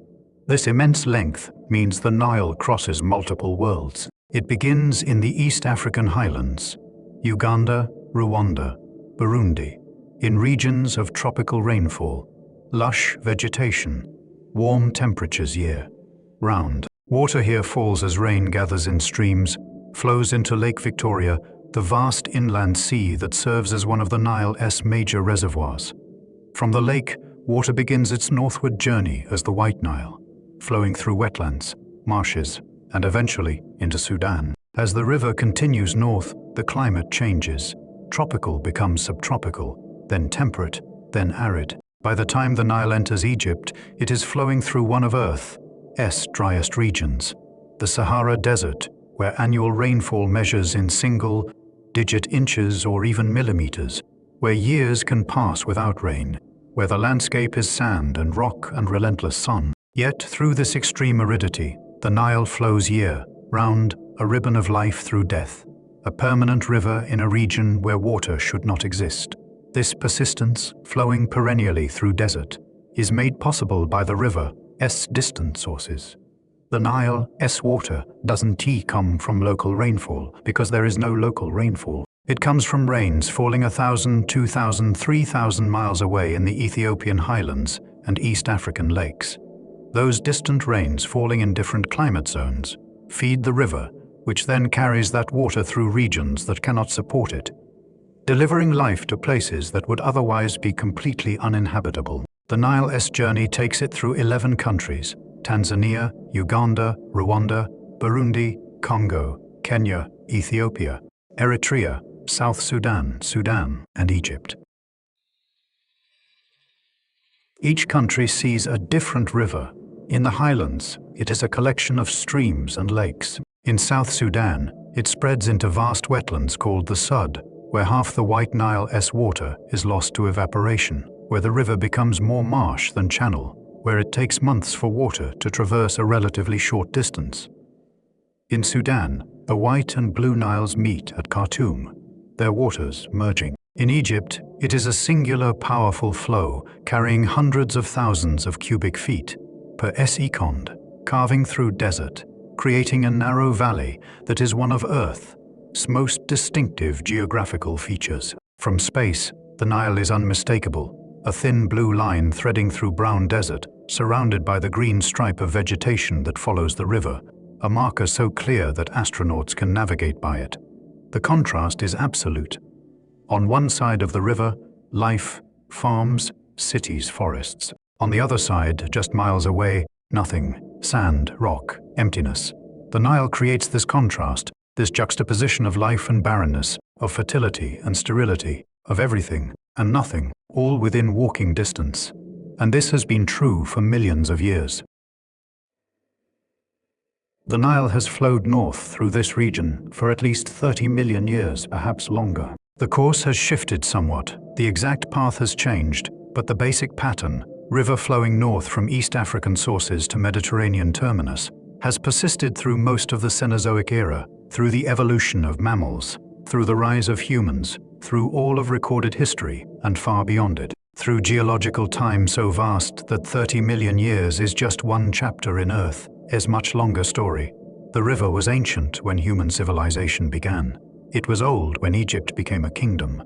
It has outlasted empires, religions, languages, peoples. The Nile will flow after current nations have changed, after current languages have evolved into something else, after we are gone and replaced by whatever comes next. The river doesn't care about human history. It just flows north, always north, toward the sea, carrying water from tropical sources to arid lands, being what it has always been, doing what it has always done, patient and persistent and utterly indifferent to time. Passage to civilization, rise and fall, to everything except gravity and the eternal pull downward toward the sea. The Nile is not one river but two distinct sources, two different characters, two rivers that meet and merge to become the single river we know. Understanding the Nile means understanding these two tributaries, these two streams that come from different places, carry different waters, bring different gifts, and together create something neither could create alone. The White Nile is the longer of the two, beginning at Lake Victoria in East Africa, flowing north through Uganda and South Sudan. It is called white, not because the water is white, but because it is relatively clear compared to the Blue Nile, carrying less sediment, appearing lighter in color. The White Nile is steady, reliable, consistent. It receives water from the equatorial lakes and wetlands, from regions where rainfall occurs year-round, where water supply is constant. The White Nile doesn't vary much with seasons. It is roughly the same size in January as in July, maintaining steady flow regardless of month or season. But the White Nile loses much of its water before reaching Egypt. In South Sudan, it spreads into the Sud, a vast wetland where the river becomes a maze of channels and swamps, where water slows to near stillness, where evaporation takes enormous toll. The Sud is one of Earth's largest wetlands, covering thousands of square miles, and it swallows half the White Nile's water, returning it to the atmosphere as vapor before it can reach the main stem. Only about half the water entering the Sud exits it, the rest lost to evaporation and transpiration from the thick vegetation that chokes the channels. The Blue Nile is shorter, but more powerful. It begins at Lake Tana in the Ethiopian highlands, descending from elevations over 6,000 feet above sea level, cutting through dramatic gorges as it flows west and then north towards Sudan. The Blue Nile carries far more water than the White Nile during summer. About 80% of the Nile's total flow during flood season comes from the Blue Nile. But this flow is seasonal, tied to the Ethiopian monsoon that brings heavy rains to the highlands from June through September. During the rainy season, the Blue Nile swells to many times its dry season volume, becoming a massive torrent carrying not just water, but enormous quantities of sediment. The Blue Nile's water during flood is indeed blue, brown, almost the color of chocolate milk, thick with suspended silt eroded from Ethiopian highlands. This sediment is precious. It is what created Egypt's fertility, what renewed the soil annually. For thousands of years, what made Egyptian civilization possible. The Blue Nile delivers the mountains of Ethiopia to the farms of Egypt, grain by grain, flood by flood, century after century. In contrast, during the dry season from October through May, the Blue Nile shrinks dramatically. Flow might be just 10 or 20% of flood levels. The river becomes clear, relatively shallow, much less impressive. During these months, the White Nile actually contributes more water to the main Nile than the Blue Nile does, reversing the summer pattern, maintaining the river's flow through the dry months when the Blue Nile nearly vanishes. The two rivers meet at Khartoum, the capital of Sudan, at a confluence that is geographically and symbolically significant. For miles downstream of the confluence, the two rivers flow side by side, their waters not immediately mixing. You can see the line where they meet, clearer, White Nile water on one side, sediment-laden Blue Nile water on the other, a visible boundary between the two streams. Eventually, turbulence mixes them completely, and they become simply the Nile, no longer two rivers but one, carrying the character of both sources, combining the White Nile's reliability with the Blue Nile's power, the White Nile's steadiness with the Blue Nile's fertility. This confluence has been a crossroads for millennia. Cities arose here because two rivers meet, because trade routes converge, because the waters merge and continue north together toward Egypt and the sea. The meeting of waters is always significant. Boundaries, unions, mergings, all carrying symbolic weight, all marking transitions, all creating something new from separate elements that join and become unified. And there is something poetic about two rivers, different in character, coming from different places, carrying different waters, meeting and becoming one. It is a metaphor that almost writes itself, complementary strengths, different contributions creating unified whole, diversity becoming unity. But maybe the metaphor isn't necessary. Maybe it is enough to just observe. Two rivers meet, their waters merge, they continue together, and what they create together is greater than either could create alone.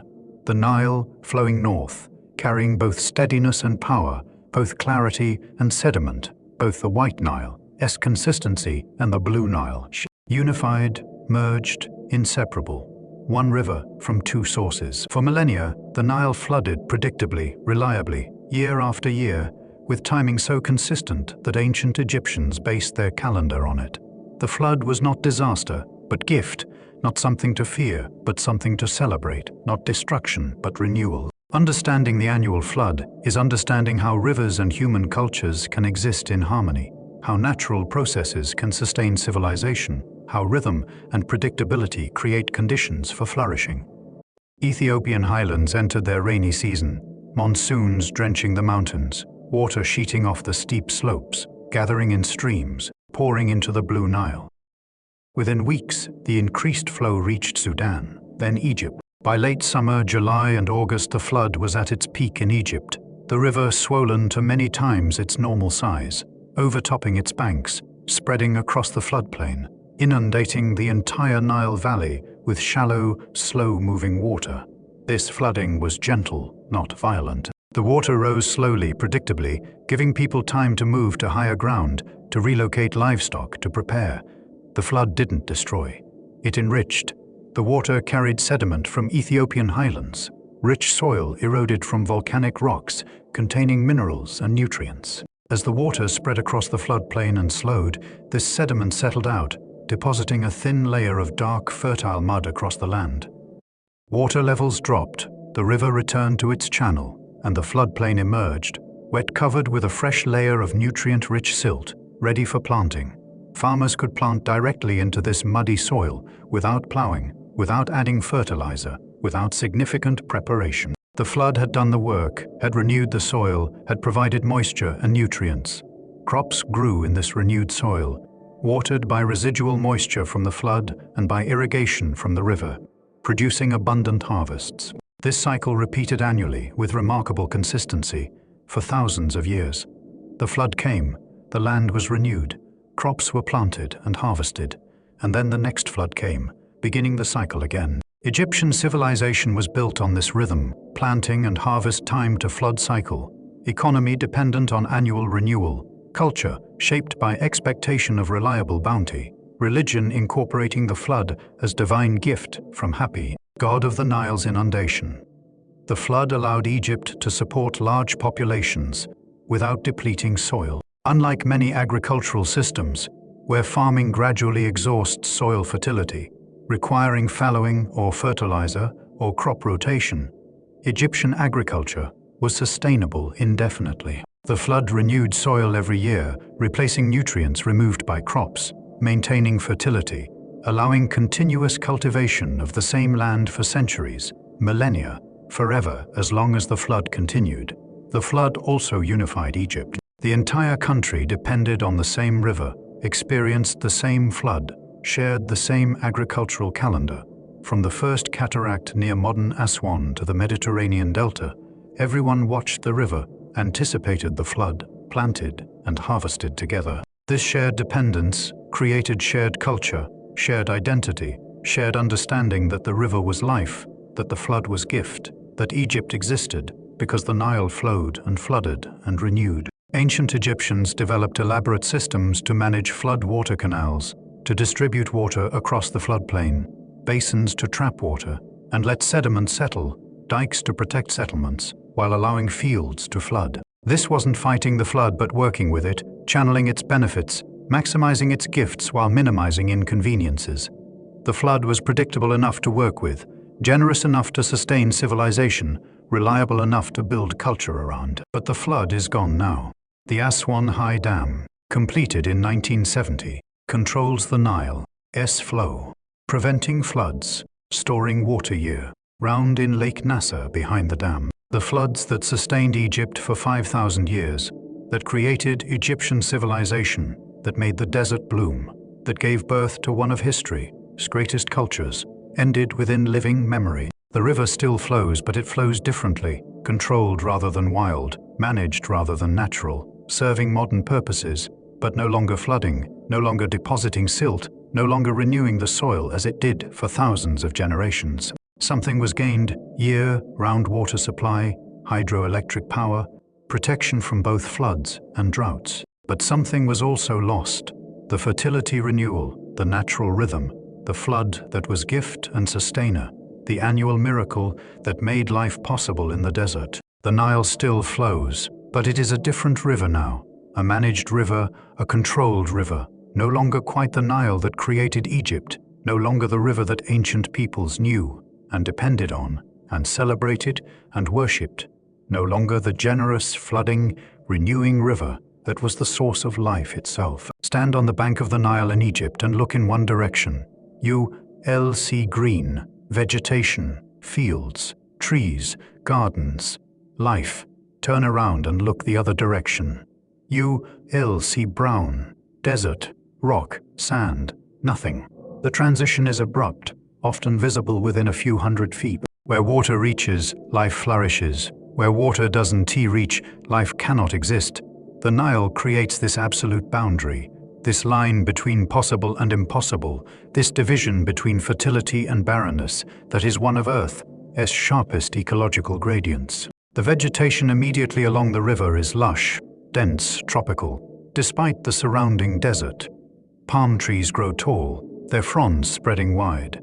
Papyrus reeds, once covering vast areas but now less common, grow in shallow water, their tall stems topped with feathery flowers. Acacias cluster on higher ground, their thorny branches providing shade. In agricultural areas, fields stretch to the desert's edge, growing wheat, barley, cotton, sugarcane, vegetables, anything that can be irrigated, anything that can use the river's water, anything that humans have brought to this unlikely garden that exists only because the river flows. This narrow green stripe, the Nile Valley and Delta, contains virtually all of Egypt's habitable land and almost all of its population. Over 95% of Egyptians live in this narrow corridor that represents less than 5% of the country's land area. The rest of Egypt, the vast majority of its territory, is Sahara Desert, essentially uninhabitable without the water the Nile provides. Egypt's population density in the Nile Valley exceeds that of many of Earth's most crowded cities, thousands of people per square mile, all dependent on the river, all living within its reach, all sustained by water that originates 1,000 miles away. But the Nile doesn't just support humans. The river and its immediate surroundings form a unique ecosystem, a biological corridor threading through desert, supporting species that could survive in surrounding regions. Birds use the Nile Valley as a migration route, following the river north and south between Europe and Africa, resting along its banks, feeding in its marshes and fields. Hundreds of species pass through seasonally: storks, cranes, ducks, herons, warblers, raptors, making the Nile one of Africa's great bird highways. Fish inhabit the river, over 100 species, many endemic, found nowhere else. Nile perch, one of the world's largest freshwater fish, can exceed 400 pounds. Tilapia, an important food source, thrives in the river's warm waters. Catfish, mormyrids, elephantfish, and many other species occupy different niches, exploiting different food sources, adapting to different flow conditions, creating a complex aquatic community that exists entirely because the river provides habitat where no habitat should exist. Larger animals once lived along the Nile but have disappeared from Egypt in historical times. Hippos were common in ancient Egypt, depicted in art, feared for their aggression, hunted for meat and ivory. They disappeared from Egypt about 1,000 years ago, though they still inhabit the Upper Nile and countries to the south. Crocodiles, Nile crocodiles, one of the largest crocodilian species, were abundant in ancient times, sacred to certain gods, associated with the river itself. They too disappeared from Egypt, the last ones killed in the late 1800s, though they persist further south along the river. These extinctions reflect human pressure, growing populations, hunting, habitat loss, the conversion of wild river margins to farmland and settlements. But they also reflect changing river conditions. The Aswan High Dam altered the Nile's ecology fundamentally, changing water temperature, released from depth. Water is colder, eliminating the flood pulse that many species depended on, trapping sediment that formed habitats. The Nile still supports life, still provides habitat, but it is a different habitat now, supporting different species in different abundances. Still productive, but changed, managed, controlled. Despite these changes, despite human pressures, despite everything, the Nile remains a lifeline, a source of life, a river that creates conditions for flourishing where flourishing should be impossible. Every person in Egypt, every field, every garden, every tree, every bird passing through, every fish swimming in the current, all exist because water flows north, through desert, because a river that begins in tropical highlands refuses to die in the Sahara, because water that fell as rain hundreds or thousands of miles away, in the driest place, delivering life to the lifeless, creating the improbable garden that is Egypt. In 1970, after more than a decade of construction, the Aswan High Dam was completed. The dam, 3,600 feet long, 364 feet tall, containing 43 million cubic yards of material, blocked the Nile completely, creating Lake Nasser, one of the world's largest artificial reservoirs, extending over 300 miles upstream into Sudan. The dam was engineering triumph, economic investment, political statement, and ecological transformation all at once. It changed the Nile fundamentally, immediately, permanently. The benefits were substantial and immediate. The dam provided year-round water supply, storing floodwaters for use during dry seasons, evening out the river's natural variations. Farmers could irrigate throughout the year, not just during and after floods. Multiple crop cycles became possible, 2 or even 3 harvests annually instead of 1. Agricultural productivity increased dramatically. Water was available when needed, not just when the river naturally provided it. The dam generated electricity, initially about 10 billion kilowatt hours annually, later reduced as silt accumulated in the reservoir, but still providing significant power. This electricity powered homes, factories, cities, enabling industrialization and modernization that would have been difficult otherwise. For a developing country, this power represented independence, capability, progress. The dam also controlled flooding. No more years of exceptionally high floods that destroyed crops and settlements. No more years of low floods that meant famine. The variability that ancient Egypt had accepted as natural, had incorporated into culture and religion, was eliminated. Water supply became predictable, controllable, manageable. The river became more like a tool and less like a natural force, useful, reliable, obedient to human intentions. But the costs were substantial too, though some took decades to become fully apparent. The most immediate cost was displacement.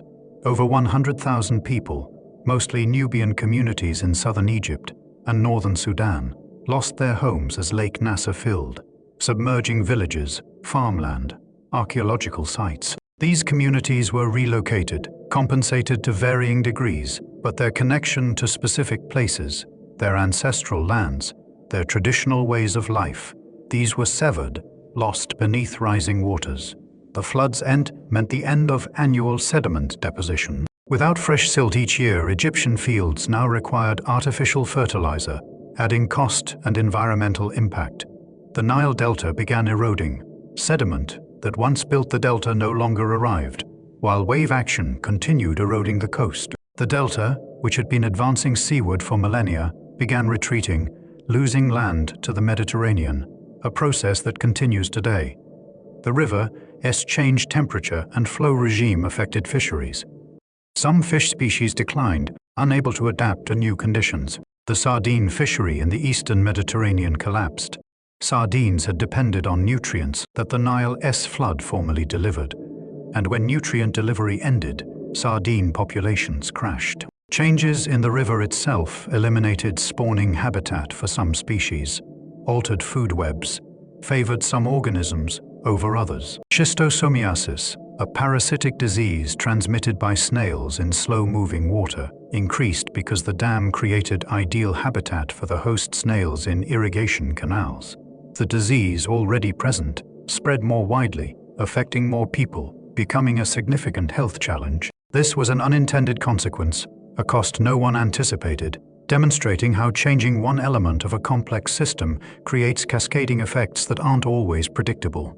These costs don't mean the dam was a mistake. Cost-benefit analyses are complex, and reasonable people disagree about whether benefits outweigh costs. The dam served Egyptian priorities of the time: agricultural modernization, industrial development, national sovereignty over water resources. But the costs were real, are ongoing, and represent permanent changes to a river system that had functioned in a particular way for millions of years. The Nile still flows. Water still moves north from Africa's interior to the Mediterranean. Egypt still depends on the river, still lives along its banks, still draws life from its waters. But it is a different river now, controlled, managed, harnessed. The wild river that flooded and receded, that deposited silt and renewed soil, that varied with Ethiopian rains, that connected human culture to natural rhythms. That river is gone, existing now only in memory and in ancient texts that describe a way of life that no longer exists. A relationship between humans and river that modernity has replaced with something different, more controlled, more predictable, more useful in some ways, but also diminished, tamed, no longer quite itself, no longer the Nile that created Egypt, but a new Nile that serves a new Egypt, flows differently, gives differently, exists in relationship to human control rather than human adaptation. The Amazon River discharges approximately 209,000 cubic meters of water per second into the Atlantic Ocean, a volume so enormous it is difficult to comprehend. To put it in perspective, imagine 10 Olympic-sized swimming pools. Now imagine all the water from those 10 pools being poured into the ocean. This happens every second, not every minute, not every hour, but every second, continuously, day and night, year round. The Amazon is pouring the equivalent of 10 Olympic swimming pools into the Atlantic Ocean every single second of every day.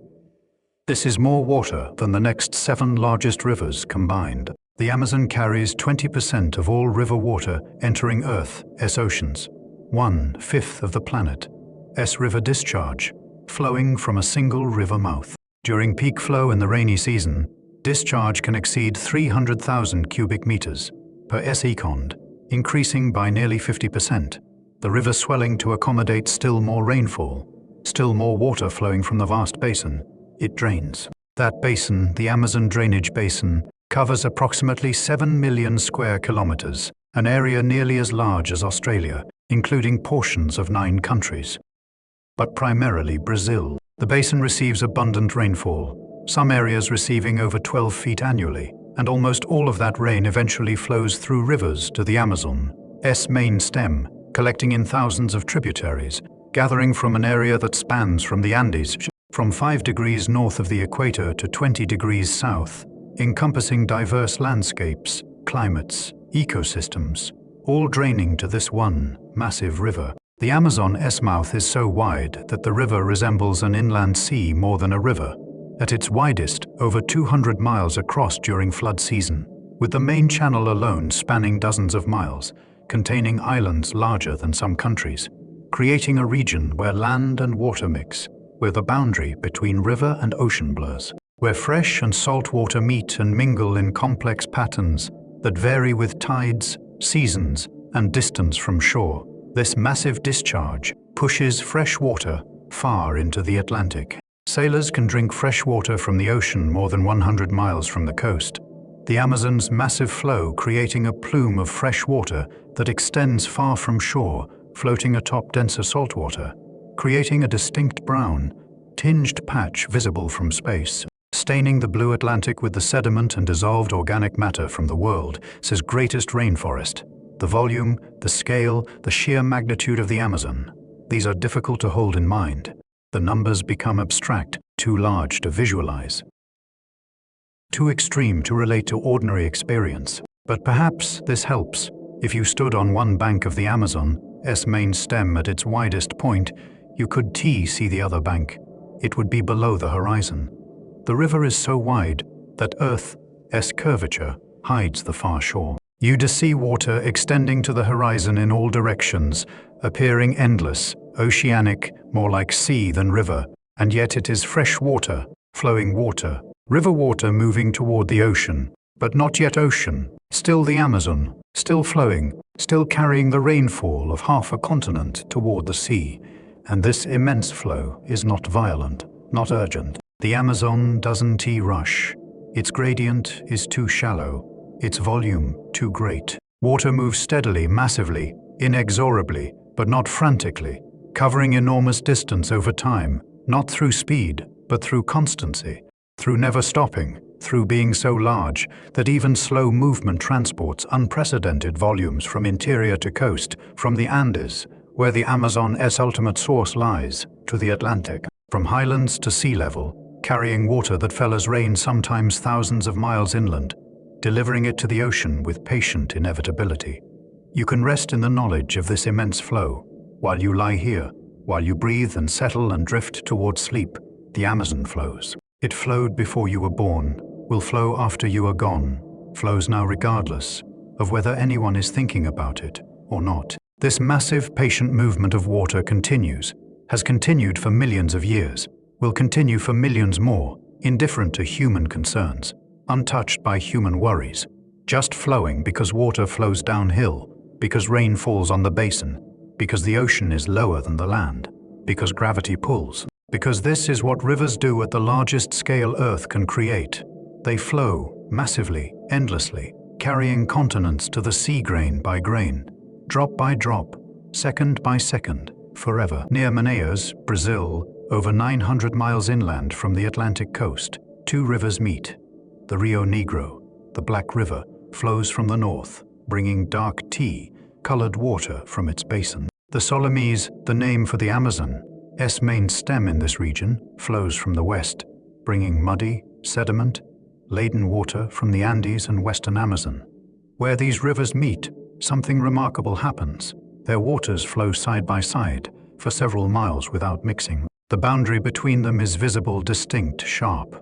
On one side, black water, so dark it is almost brown, black stained with tannins from decomposing vegetation, resembling very strong tea or weak coffee. On the other side, muddy tan water, café au lait colored, thick with suspended sediment from the Andes, carrying the mountains in suspension. Between them, a line, wavy, shifting, but clearly visible, marking where the two rivers meet, but don't yet merge. This phenomenon, called the meeting of waters, or encontro das sigas, stretches for about 4 miles downstream from the confluence. For this entire distance, you can see both rivers flowing side by side, occupying the same channel, but maintaining separate identities. Two rivers in one riverbed, distinct yet touching, separate yet united. The reason for this slow mixing is the difference in the river's physical properties. They have different temperatures. The Rio Negro is warmer, about 28 degrees Celsius, while the Solimões is cooler, about 22 degrees Celsius. They have different densities.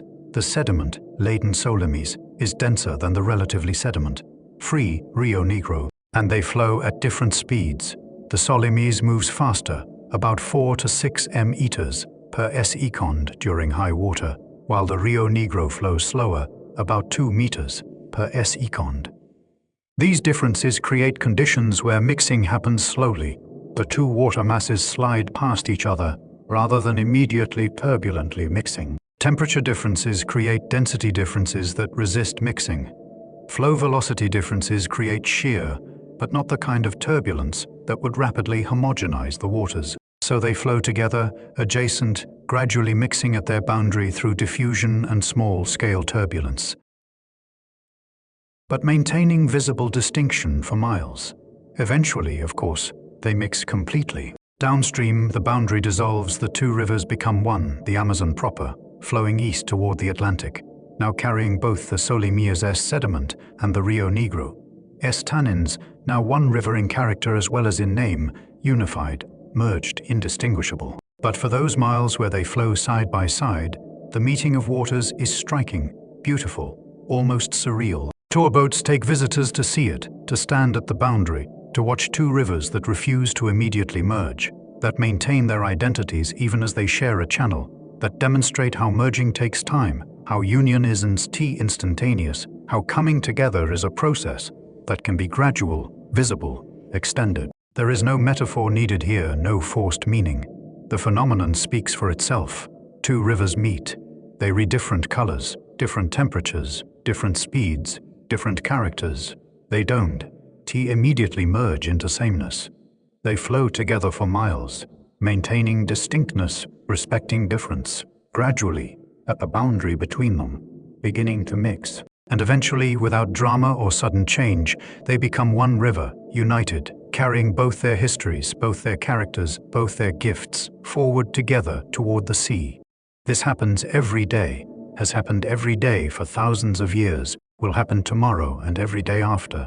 The Rio Negro and Solimais meet, flow together, gradually merge, become the Amazon. It is natural, inevitable, beautiful in its patient unfolding, demonstrating that joining isn't instantaneous, that becoming one doesn't erase difference immediately, that unity can include a period of transition where difference is visible, respected, maintained temporarily, before dissolving into unified whole. The Amazon River system isn't uniform. It contains 3 distinct types of rivers, each with different characteristics, each supporting different ecosystems, each originating from different geological and ecological contexts. Understanding these river types reveals the Amazon's diversity, showing that even within one enormous basin, rivers can be fundamentally different depending on where they flow and what landscapes they drain. Whitewater rivers carry sediment, lots of it, giving them a muddy, opaque appearance, ranging from tan to brown to gray. These rivers originate in the Andes, or in regions with young soils that erode easily. The sediment they carry is rich in nutrients, recently eroded from rocks that haven't been weathered extensively, containing calcium, magnesium, phosphorus, and other minerals that support productive ecosystems. The Amazon's main stem is a whitewater river, as are many of its largest tributaries, the Madeira, the Purus, the Jurosai. Whitewater rivers have relatively neutral pH, around 6.5–7.0, comfortable for most aquatic organisms. They re-fertile. The suspended sediment contains nutrients, and when rivers flood, they deposit this sediment across floodplains, creating rich soils. Fish diversity is high in whitewater rivers, taking advantage of the productivity, the food availability, the nutrients that support aquatic food webs. Floodplain forests along whitewater rivers are among Earth's most productive ecosystems, benefiting from annual nutrient inputs when rivers overflow their banks. Blackwater rivers are stained dark brown, almost black, by tannins and organic acids from decomposing vegetation. These rivers originate in lowland areas with ancient, heavily weathered soils that contain little remaining mineral content. The water is relatively clear despite its dark color. You can see through it, though it looks like strong tea or weak coffee. The Rio Negro is the most famous blackwater river, but many smaller tributaries are also blackwater. Blackwater rivers are acidic, pH often between 4 and 5, similar to vinegar. They renutrient poor. The ancient soils they drain have been weathered for millions of years, leached of minerals, leaving mostly quartz sand and organic matter. Fish diversity is lower in blackwater rivers compared to whitewater, and the species present are specialized for acidic, nutrient-poor conditions. Some blackwater fish are found nowhere else, adapted specifically to these unique conditions. The dark color of blackwater has benefits. It blocks ultraviolet light, protecting aquatic organisms from UV damage. It also contains antimicrobial compounds from the tannins and organic acids, which is why blackwater rivers have fewer diseases and parasites. Indigenous peoples preferentially settle along blackwater rivers, partly for this reason. Fewer mosquitoes, fewer waterborne diseases, cleaner water despite the color. Clear water rivers are transparent, allowing you to see the bottom even in relatively deep water. These rivers originate in ancient lowland areas like Blackwater rivers, but in regions with less vegetation or different vegetation types that don't produce as many tannins. The water is low in both sediment and dissolved organic matter, appearing clear and often slightly greenish or bluish. The Tapajis and Xingu rivers are famous clearwater rivers. Clearwater rivers have intermediate pH, not as acidic as Blackwater, not as neutral as Whitewater, usually around 5.5–6.5. They are also nutrient poor like Blackwater rivers, draining ancient weathered landscapes. Fish diversity varies.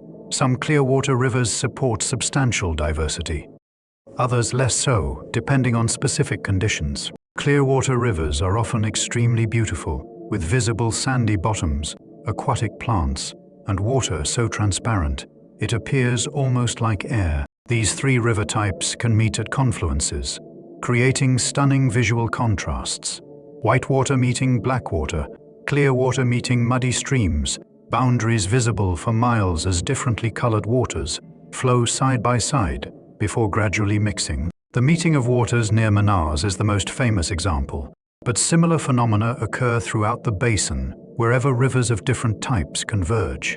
This diversity within the Amazon system demonstrates that even within one basin, conditions vary dramatically. Rivers originating from different landscapes, draining different soils, flowing through different forests, develop different characteristics. The Amazon is not one thing but many things, not uniform but diverse, not simple but complex, containing within itself variety that rivals diversity between basins, showing that rivers are products of the landscapes they drain, shaped by geology and ecology and climate in ways that create distinctive character, unique conditions, specialized ecosystems that reflect their origins and their contexts. The Amazon river system isn't uniform.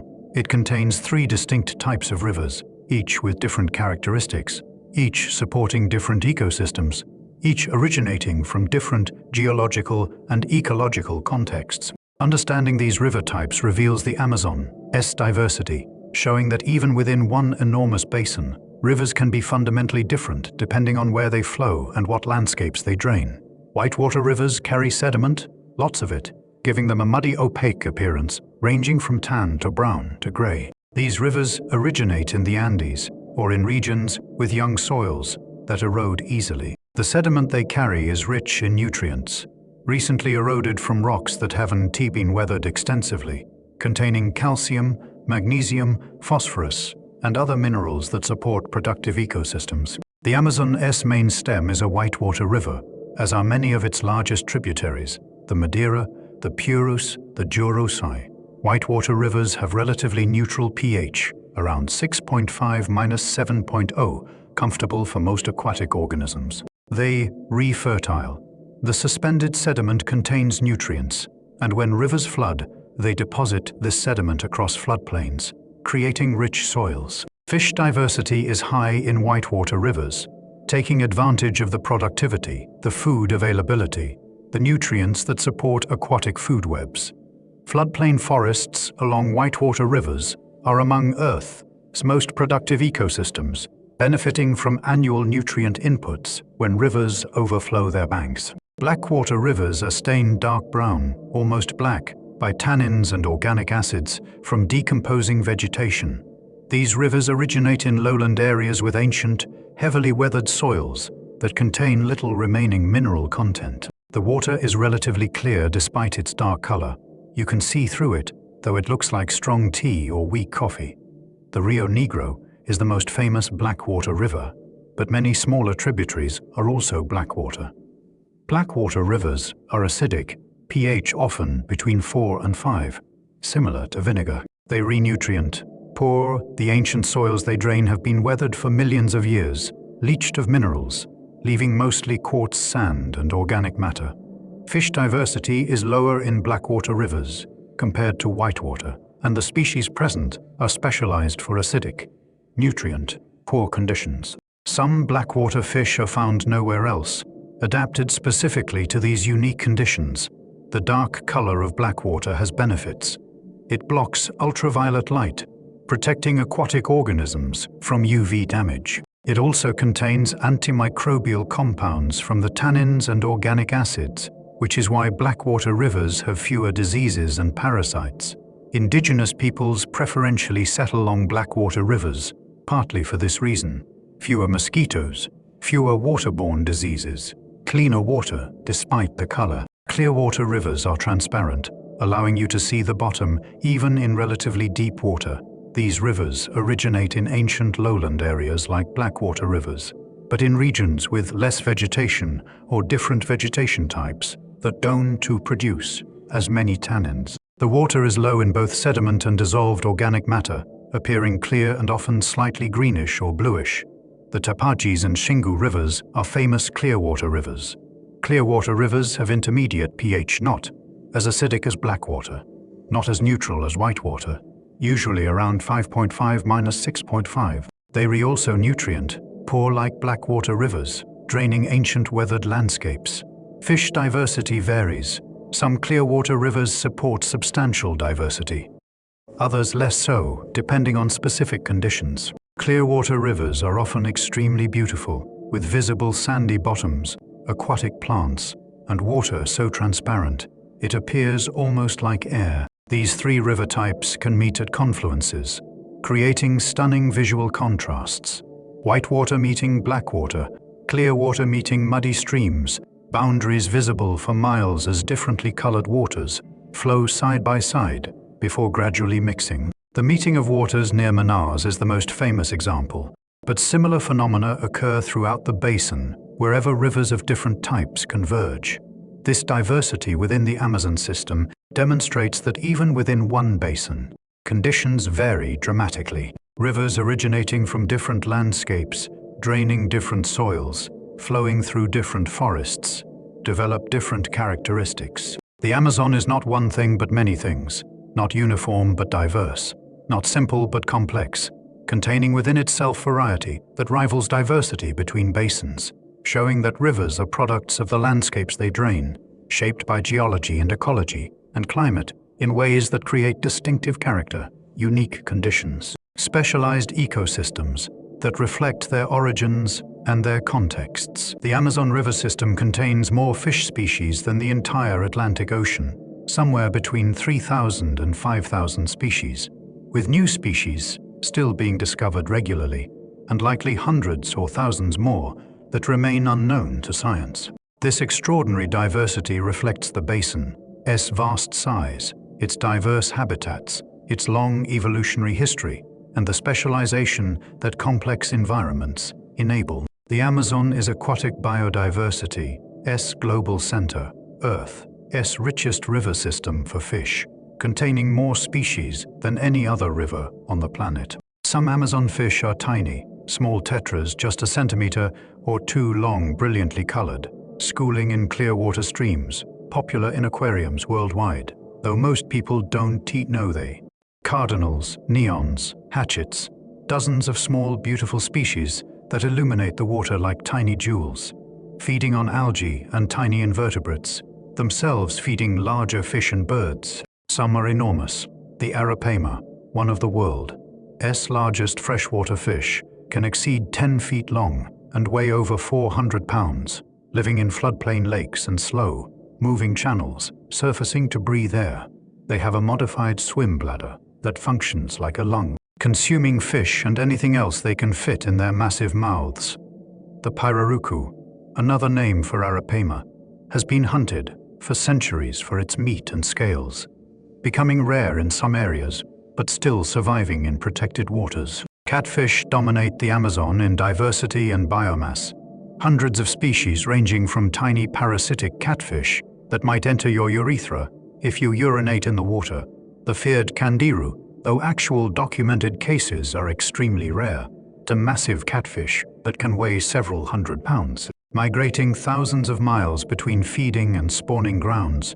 Some species still not fully understood scientifically. Electric eels inhabit the Amazon, though they are not actually eels but knifefish, capable of generating 600-volt shocks to stun prey or deter predators, using electric fields to navigate murky water where vision is useless. They one of nature, says most remarkable adaptations, living batteries swimming through rivers, demonstrating that electricity is just a human technology, but a biological tool that evolution discovered millions of years ago. Piranhas live here, of course, though they far less dangerous than popular culture suggests.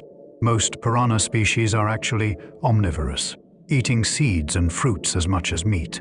Some are entirely vegetarian. The few species that are primarily carnivorous rarely attack humans, preferring to feed on fish, and attacks on humans are extremely rare and usually involve already injured people in very low water conditions. Piranhas are more fascinating than frightening, schooling fish with impressive teeth, filling an important ecological role, far more complex in behavior and diet than their reputation suggests. Pink river dolphins, Boto, swim through flooded forests, navigating between trees, hunting fish with echolocation, sometimes appearing almost mythical with their pink coloration, caused by blood vessels, visible through translucent skin. They are one of only a few river dolphin species worldwide, adapted to freshwater, capable of swimming through forests during flood season, when water rises 30 or 40 feet above dry season levels, turning the Amazon floodplain into an underwater forest. Caimans, South American crocodilians,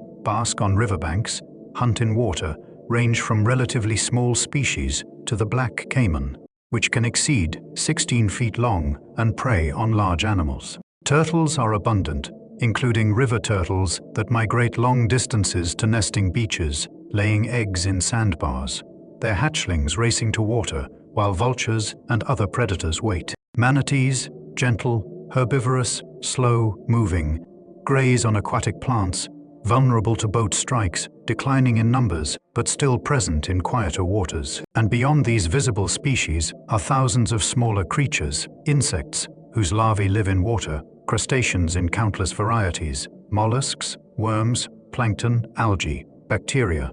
Every drop of Amazon water contains life, not metaphorically, but literally. The water itself is living medium, supporting organisms at every scale from microscopic to massive, from simple to complex, from the bottom of the food web to the top, all interconnected, all dependent on each other, all part of the most diverse aquatic ecosystem Earth has created. This abundance, this diversity, this richness of life, all of it depends on water. The river provides habitat, transportation, food, everything that aquatic life requires. The annual flood creates lakes and connects rivers to forests, allowing fish to feed on fallen fruits and seeds, allowing nutrients to flow between aquatic and terrestrial ecosystems. The river's complexity, whitewater and blackwater and clearwater, fast channels and slow backwaters, deep pools and shallow riffles, creates diverse habitats that support specialized species, that enable coexistence of thousands of species in one basin, that generate the diversity that makes the Amazon unique, irreplaceable, precious, beyond measure. In the far north, in Alaska and Canada and Russia and Scandinavia, rivers undergo a transformation that tropical rivers never experience. They freeze. Every winter, as temperatures drop below zero and stay there for weeks or months, the flowing water slowly becomes solid ice. This transformation from liquid to solid, from flowing to frozen, from dynamic to still is one of winter's most dramatic changes, altering landscapes, ecosystems, and human life in the northern latitudes. The freezing begins gradually, usually in October or November, depending on latitude and local conditions. Ice forms first along the edges, where water is shallowest and current is weakest. Thin sheets of ice extend from the banks, delicate at first, growing thicker with each cold night, gradually reaching toward the river's center, where current still flows strong enough to prevent freezing. As winter deepens and cold intensifies, ice plates form in the main channel, floating on the surface, colliding with each other, grinding and rafting, sliding on top of one another, creating pressure ridges and ice jams. The sound of ice forming and colliding can be heard across the frozen landscape, crunching, groaning, cracking, as plates smash together, freeze together, build up thickness and strength. Eventually, usually by December in most northern rivers, the ice locks completely. The river becomes solid from bank to bank, covered by ice that might be several feet thick, strong enough to walk on, to drive heavy trucks on, to become a highway replacing the summer's liquid water with winter's solid ice. The river looks dead, silent, motionless. Snow covers the ice, drifting and smoothing it, making the river indistinguishable from surrounding land, except for its flatness, its linear path through the landscape. But beneath the ice, water still flows. The ice is thick but not infinite underneath. In the deep center channel, current continues, slowed but present, carrying water from upstream areas not yet frozen, maintaining some flow even in deepest winter. Fish survive under the ice, moving slowly in the cold water, their metabolism slowed, their energy needs reduced, waiting for spring. Spring breakup is winter's reverse dramatic, sometimes violent, always transformative. As temperatures warm in March or April or May, the ice begins to deteriorate. It melts from the top down, becoming rotten, weak, honeycombed with melt channels. Underwater, it melts from the bottom up as well. Warmer water, whether from the relatively warm ground or from upstream sources, melting the ice's underside. When breakup begins, it often begins suddenly.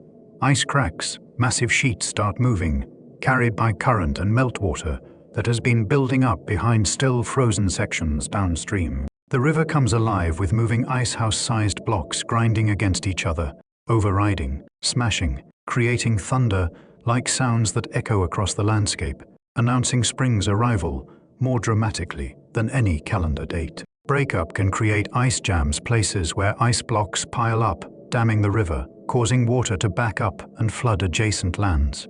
When these jams break, walls of water and ice surge downstream, a force that can move buildings, reshape channels, dramatically alter the landscape in hours. Communities that live along northern rivers know breakup's timing, prepare for floods, monitor the ice, understand that spring's arrival is not gentle but powerful, not gradual but sudden, not safe but dangerous. Once the ice clears, usually within days or weeks of the first major breakup, the river flows freely again, ice-free, carrying the last remnants of winter downstream, delivering them to the sea or to lakes where they melt in warmer water. The river returns to its summer character, flowing liquid and accessible, the freeze and thaw cycle complete, ready to repeat again when winter returns. This annual transformation shapes everything in northern regions, ecosystems that evolved with freeze-thaw cycles, animals that time migrations and breeding to the open water season,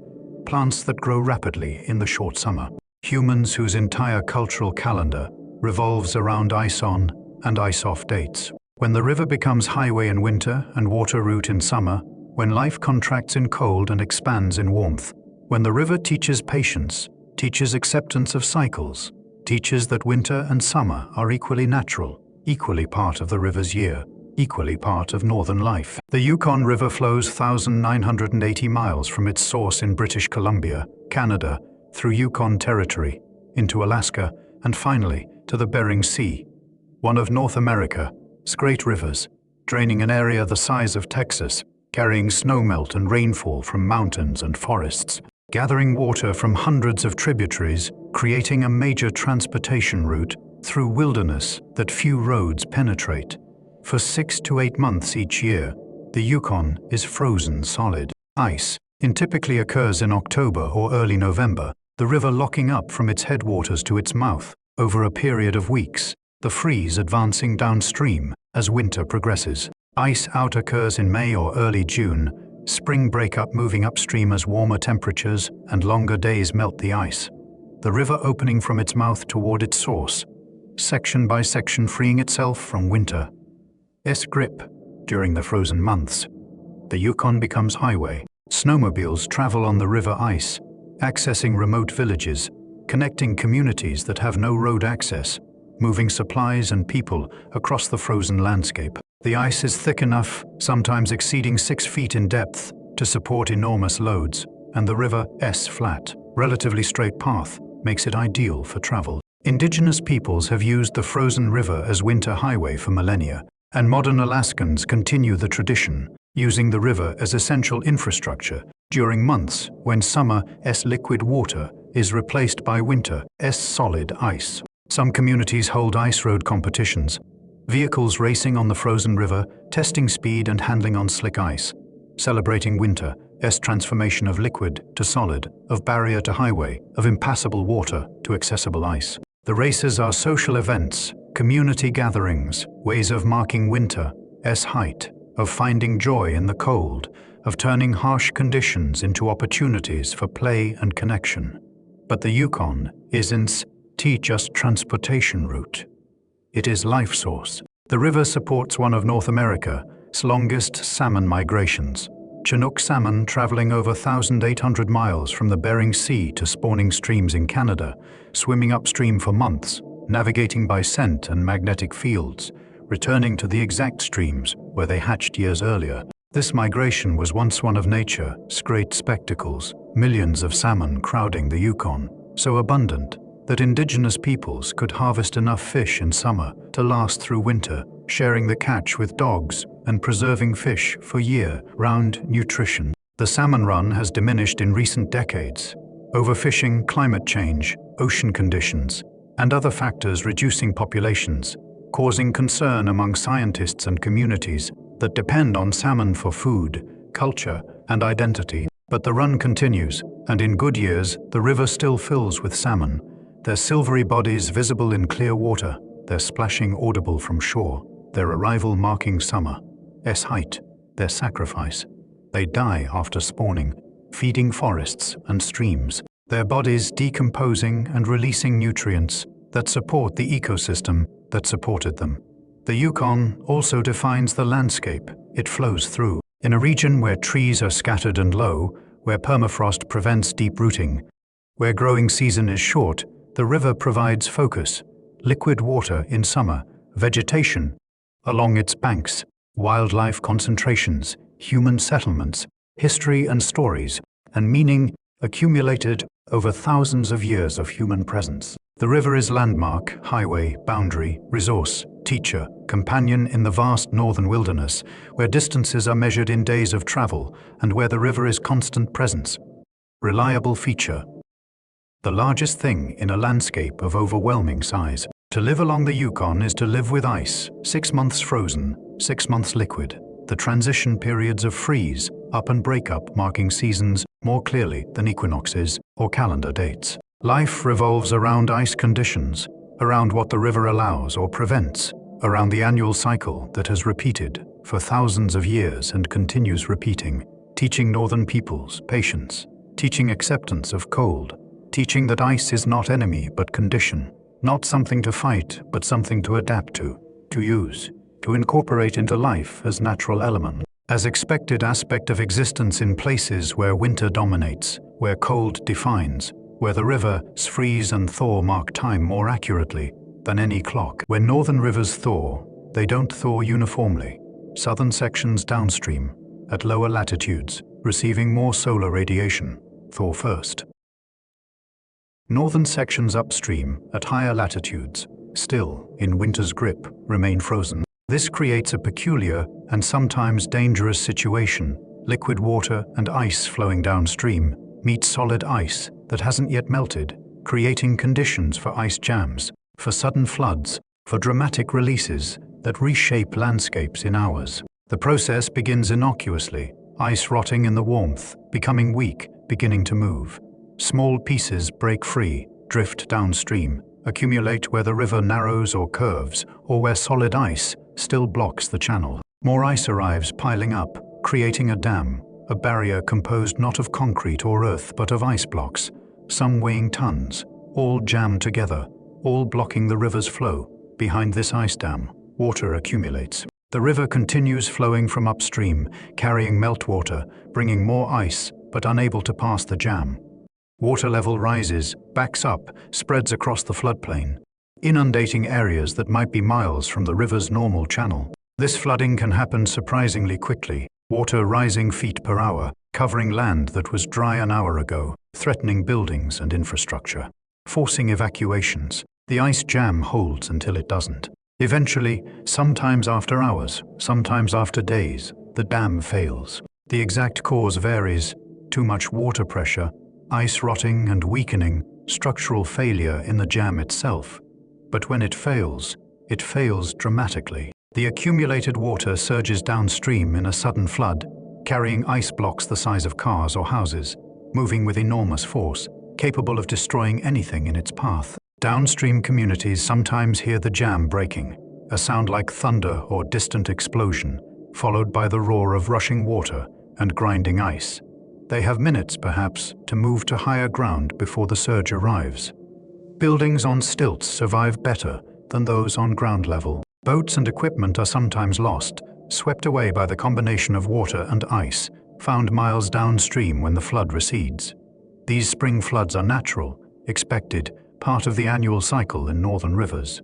Indigenous peoples knew their timing, knew which areas would flood, built accordingly, or moved seasonally. Modern communities try to predict and prepare, monitoring ice conditions, watching weather, sometimes using explosives to break up jams before they become dangerous, managing the river to prevent the worst consequences, while accepting that some flooding is inevitable. The floods, despite their danger, serve ecological purposes. They scour channels, removing accumulated sediment, keeping rivers open and navigable. They deposit silt on floodplains, renewing soil fertility. They create oxbow lakes and sloughs when floodwaters don't fully recede, leaving behind water bodies that support fish and wildlife. They connect rivers to floodplains, allowing fish to access spawning habitat, allowing nutrients to flow between aquatic and terrestrial systems. The flood also marks spring's arrival definitively. After the flood, after the ice is gone, after the water recedes, summer can truly begin. The land is wet, vegetation explodes in growth, taking advantage of moisture and lengthening days. Birds return from southern wintering grounds. Fish migrate upstream. Life returns to intensity that makes up for winter's dormancy, cramming activity into the brief northern summer. Knowing winter will return but celebrating the reprieve, the season of abundance, the months when the river flows liquid and life is possible.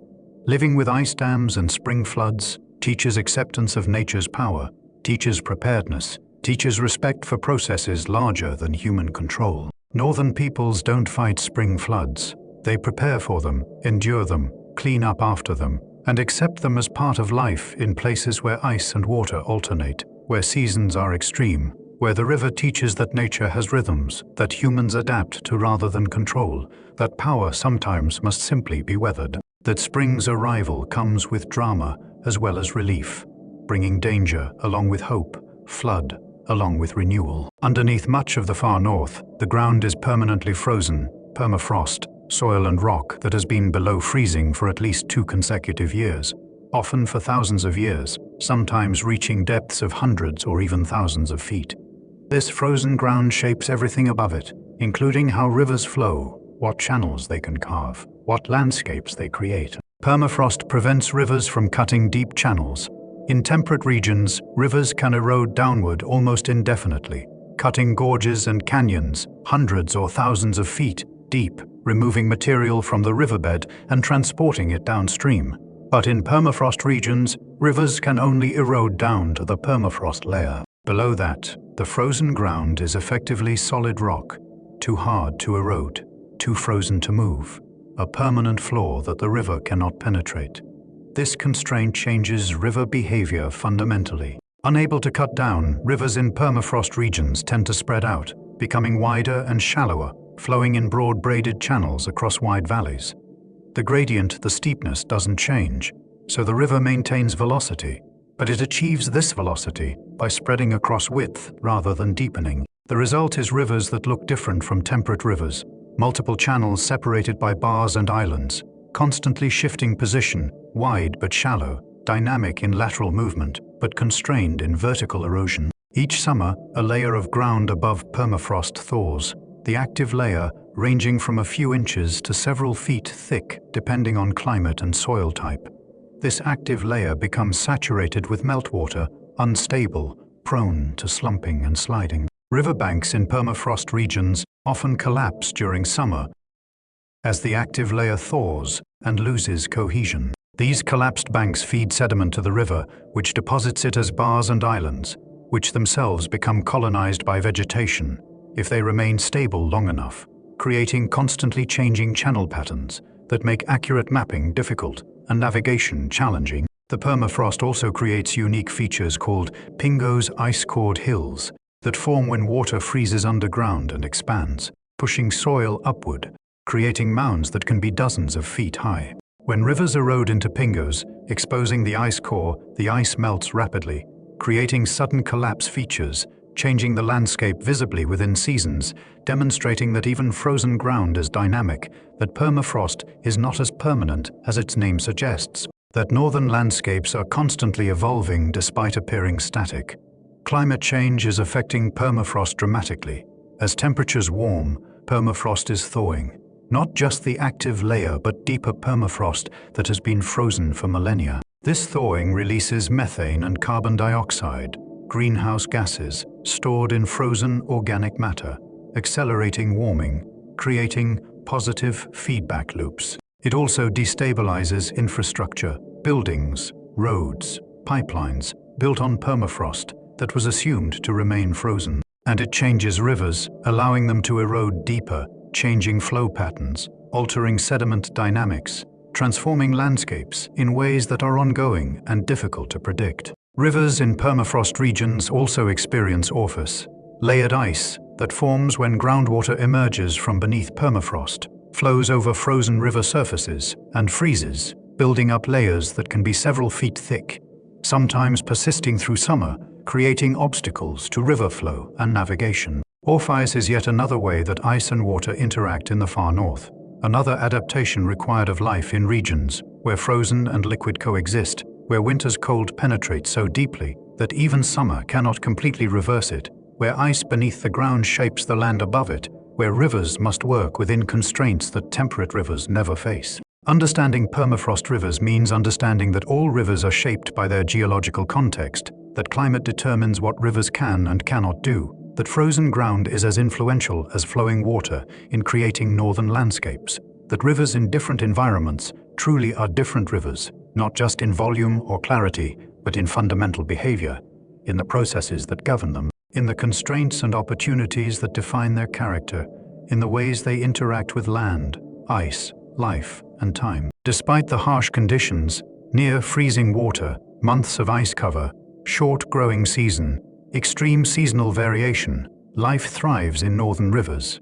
The species that live here are adapted, specialized, tough in ways that allow not just survival, but flourishing in conditions that would kill organisms from temperate or tropical regions. These adaptations reveal nature's creativity, showing that life finds ways to exist wherever liquid water flows, however cold, however seasonal, however challenging the environment might seem. Salmon are perhaps the most iconic cold water river species. Pacific salmon, chinook, coho, chum, sockeye, pink, spawn in cold rivers, their eggs developing over winter under ice, hatching in spring, the young fish growing in streams before migrating to the ocean. The cold water is essential. It holds more dissolved oxygen than warm water, allowing salmon embryos to develop properly. Salmon are so adapted to cold that they struggle or die in warm water, their physiology tuned to temperatures just above freezing, their life cycle timed to seasonal patterns that have been stable for millennia. Arctic char, a salmonid related to salmon and trout, lives in the coldest rivers, sometimes in water just above freezing. Char grows slowly in these conditions, but can live long lives, reaching substantial size over decades. Some populations are anadromous, migrating between rivers and oceans, like salmon. Others remain in freshwater their entire lives, occupying lakes and streams that freeze solid in winter, surviving beneath ice, emerging in brief summer to feed and reproduce before winter returns. These cold water fish have antifreeze proteins in their blood, specialized compounds that prevent ice crystals from forming in their tissues, even when surrounded by near freezing water. Without these proteins, ice crystals would form in their cells, rupturing membranes, killing them. The antifreeze proteins allow them to remain liquid and alive in water temperatures that would kill fish from warmer climates within minutes. Insects adapted to cold rivers have similar innovations. Stoneflies, mayflies, and caddisflies, the main aquatic insect groups in northern streams, spend months or years as nymphs underwater, often under ice, growing slowly in the cold, emerging as adults in spring or summer for brief reproductive flights. Some species have antifreeze compounds like the fish. Others simply tolerate cold, their metabolism slowed but functional even at near freezing temperatures, allowing them to continue feeding and growing throughout winter beneath the ice. These insects are food for fish, birds, and other predators, forming the base of aquatic food webs, converting algae and detritus into animal biomass that supports larger species. Their emergence, sometimes occurring in massive synchronized swarms, is timed to coincide with bird breeding seasons, providing protein for nestlings at the exact time when it is most needed. The synchronization between insect emergence and bird nesting is so precise that changes in climate that shift timing by even a week or two can cause mismatches, with birds arriving to breed before or after food is available, demonstrating how finely tuned these northern ecosystems are to seasonal patterns. Plants also adapt to cold rivers. Aquatic mosses and algae grow even in ice-covered streams, photosynthesizing at low temperatures, growing slowly but continuously, providing food and habitat for invertebrates. Willows and other riparian plants along cold river banks have short growing seasons, but grow rapidly during that time, taking advantage of long summer days, 24-hour daylight in some regions, producing leaves and flowers and seeds in compressed time frame before winter shuts down growth. Even microbes, bacteria, fungi, protists thrive in cold rivers. Cold, adapted. Bacteria decompose organic matter beneath ice, cycling nutrients, maintaining ecosystem function, even when everything appears frozen and dormant. These microbes have special enzymes that work at low temperatures, processing material in conditions that would halt metabolic processes in warm, adapted organisms. Life in cold rivers demonstrates that cold is not death, that winter is not ending but pause, that ice cover is not barrier, but shelter, that challenging conditions create not absence of life, but specialized life. Adapted life, resilient life that has found ways to thrive where thriving seems impossible, showing that wherever liquid water exists, however cold, however briefly, however challenged by ice and season, life will find ways to exist, to persist, to flourish in its own specialized ways. Creating ecosystems as complex and beautiful as any tropical system, just slower, colder, adapted to rhythms that follow ice rather than heat, winter rather than summer, freeze and thaw rather than wet and dry. The Colorado River begins in the Rocky Mountains of Colorado, fed by snowmelt from peaks over 14,000 feet high, gathering water from alpine streams, flowing through mountain valleys, gradually descending westward. By the time it reaches the deserts of the American Southwest, it has traveled hundreds of miles, dropped thousands of feet in elevation, and transformed from a cold mountain stream into a warm desert river, carrying life through landscapes that receive less than 10 inches of rain annually, sometimes less than 5 inches, sometimes less than 3. This journey through desert is remarkable because it shouldn't be possible. Deserts are defined by lack of water, arid regions where evaporation exceeds precipitation, where plants are sparse and adapted to drought, where life concentrates around rare water sources. A river flowing through desert, maintaining year-round flow, supporting ecosystems and human populations along its entire course. This defies desert logic, challenges the basic premise that deserts are dry.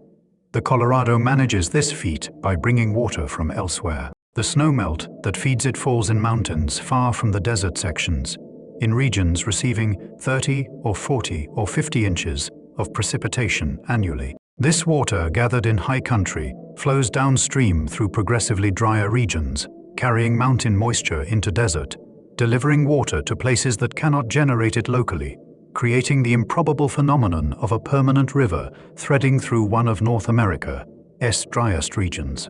But the Colorado is stressed. 7 U.S. states, Wyoming, Colorado, Utah, New Mexico, Nevada, Arizona, California, and Mexico all have legal rights to its water, rights that collectively exceed the river's actual average flow. The Colorado River Compact, signed in 1922, allocated water based on flow measurements from unusually wet years. The actual average flow is less than what was allocated, meaning more water is legally claimed than the river carries. This overallocation creates permanent deficit, Water that is supposed to be available but isn't, sea obligations that cannot all be met simultaneously. The visible result of this overallocation is reservoir decline. Lake Mead, created by Hoover Dam, and Lake Powell, created by Glen Canyon Dam, are the two largest reservoirs on the Colorado.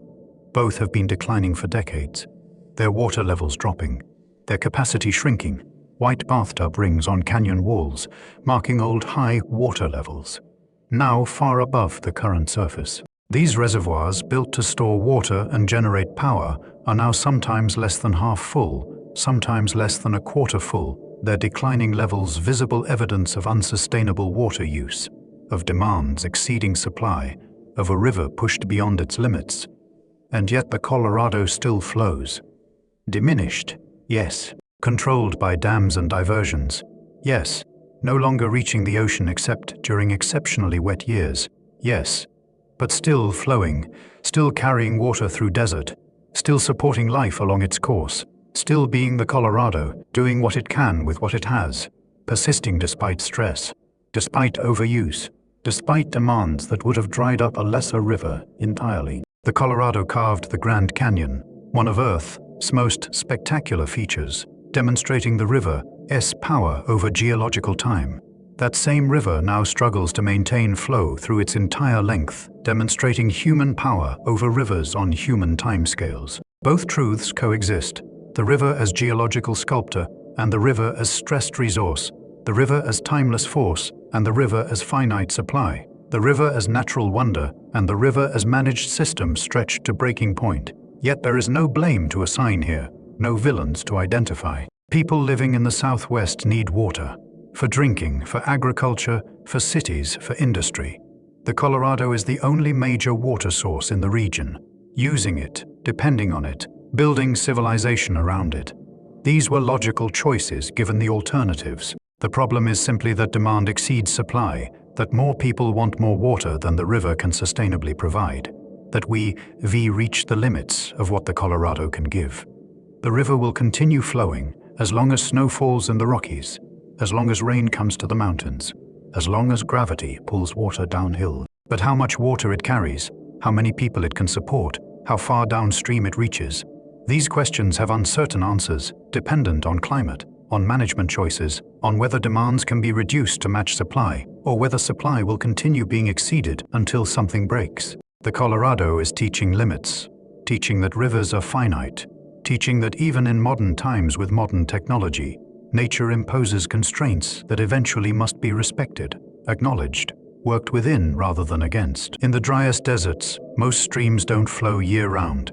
They're ephemeral, existing temporarily after rains, vanishing during dry periods, alternating between rushing torrents and dry sandy washes, between watercourse and walking path, between life-giving flow and lifeless absence. These ephemeral streams are the norm in arid regions, permanent streams the exception. And understanding ephemeral streams means understanding that water's presence doesn't require permanence, that rivers can exist intermittently and still be rivers, still shape landscapes, still support life. After a thunderstorm, and desert thunderstorms can be intense, dropping inches of rain in hours, overwhelming the dry ground's limited ability to absorb moisture, water begins flowing almost immediately. The ground is hard, often crusted, baked by sun, sealed by previous rain sediment. Water doesn't soak in quickly, it runs off, gathering in low spots, following depressions, concentrating in channels that might have been dry for months or years. Within minutes, a dry wash can become a raging stream. The transformation is dramatic, almost magical. Where there was nothing but sand and rock, there is suddenly brown, churning water, carrying debris, moving boulders, making a roar that echoes off canyon walls. This is a flash flood, ephemeral stream at its most dramatic, demonstrating that absence of water doesn't mean absence of river, just absence of flow until conditions permit it. The flash flood is dangerous. Hikers in desert canyons can be caught by floods that originated miles away, killed by water they never saw falling, swept away in narrow slot canyons that channel even small amounts of water into violent torrents. Desert peoples know to camp on high ground, to never camp in washes however tempting the flat sandy bottom might be, to read clouds and listen for the sound of approaching water, to respect ephemeral streams' capacity to transform from nothing to deadly in minutes. But the flash flood is also gift. It delivers water to landscapes that are chronically thirsty, recharges aquifers, fills natural cisterns in rock, leaves behind pools in depressions that might persist for weeks or months, providing drinking water for wildlife, supporting temporary wetlands, where life concentrates, creating oases that wouldn't exist without ephemeral flow. The flood also moves sediment, reshaping channels, creating new sandbars, removing vegetation that has colonized the wash during dry periods, maintaining the channel's ability to convey future floods. Without periodic floods, desert washes would fill with vegetation and sediment, losing their capacity to drain, becoming something other than stream channels. The flood maintains the system, keeps it ready for the next rain, preserves the channel's form and function. And then the water's gone. Hours or days after it began. Water that ran deep now runs shallow, then disappears at the surface, continuing to flow underground through sand and gravel for some distance. Before that, too, stops. The wash returns to dryness, to sand and rock and silence, to appearing as it appeared before the storm, as if no water ever flowed there, as if the whole episode was dream or illusion. But life knows the water came. Seeds that have waited years for moisture begin germinating.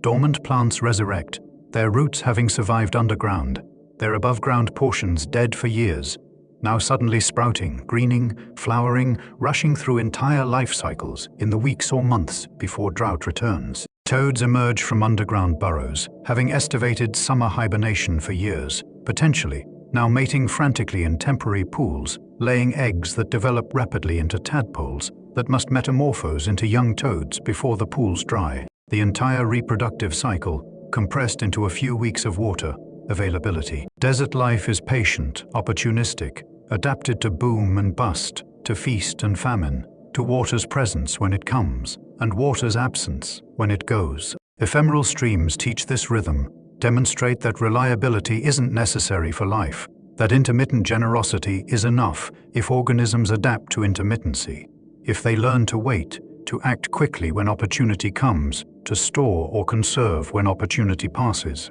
to survive through absence by using presence efficiently, completely, without waste. There is a lesson in ephemeral streams about presence and absence, about valuing what comes when it comes without requiring it to last forever, about recognizing that temporary gifts are still gifts, that intermittent generosity is still generosity, that rivers that flow sometimes are still rivers, still performing river functions, still shaping land and supporting life, just on different timescales, different schedules, different terms than permanent streams, but equally valid, equally natural, equally part of water's endless cycling between presence and absence, flow and stillness, being and not being. Most rivers flow to the ocean. They begin in highlands, descend to lowlands, eventually reach the coast, pour into the sea, completing the journey from source to terminus, from mountain to sea level, from fresh water to salt. But the Okavango River in southern Africa doesn't reach the ocean. It flows inland into the Kalahari Desert and disappears. It spreads into an enormous inland delta, fans out into thousands of channels and lagoons, and then vanishes, evaporating under the harsh sun, transpiring through papyrus and other water-loving plants, soaking into the sand, never reaching the sea, ending not in ocean, but in desert, completing a journey that goes from wet to dry rather than from high to low. The Okavango begins in the Angolan highlands, over 1,000 miles from where it ends, gathering water from annual rains that fall reliably in this equatorial region. The river flows southeast, entering Namibia briefly, then entering Botswana, where it spreads into the delta, 15,000 square kilometers of wetlands.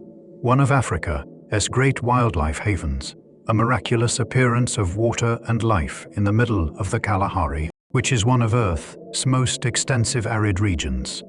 The delta is not constant. It expands and contracts with seasons, with a river's flow, with rainfall patterns. During the flood season, when water from Angolan rains reaches the delta, oddly, reaching it during Botswana's dry season, because the water takes months to travel from source to delta, the wetlands expand dramatically. Channels fill, islands shrink, lagoons grow, and the delta becomes a vast watery plain. reflecting sky, hosting tens of thousands of animals that concentrate here during the dry season when other water sources have disappeared. During low water periods, the delta shrinks. Channels become isolated pools.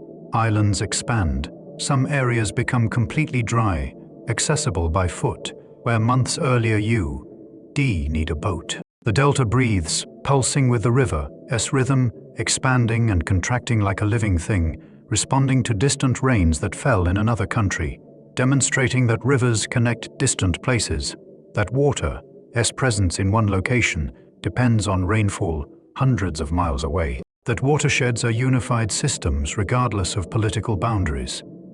The Okavango Delta supports extraordinary wildlife concentrations. Elephants, thousands of them, come to the delta during dry season, drinking, bathing, feeding on the lush vegetation, leaving at the start of the rains when other water sources fill and food becomes available throughout the region. Buffalo, wildebeest, zebras, antelopes of many species all concentrate in the delta when surrounding areas are dry, creating one of Africa's great wildlife spectacles. Predators following prey, birds following predators. The entire ecosystem compressed into this watery haven that exists because the Okavango refuses to reach the ocean.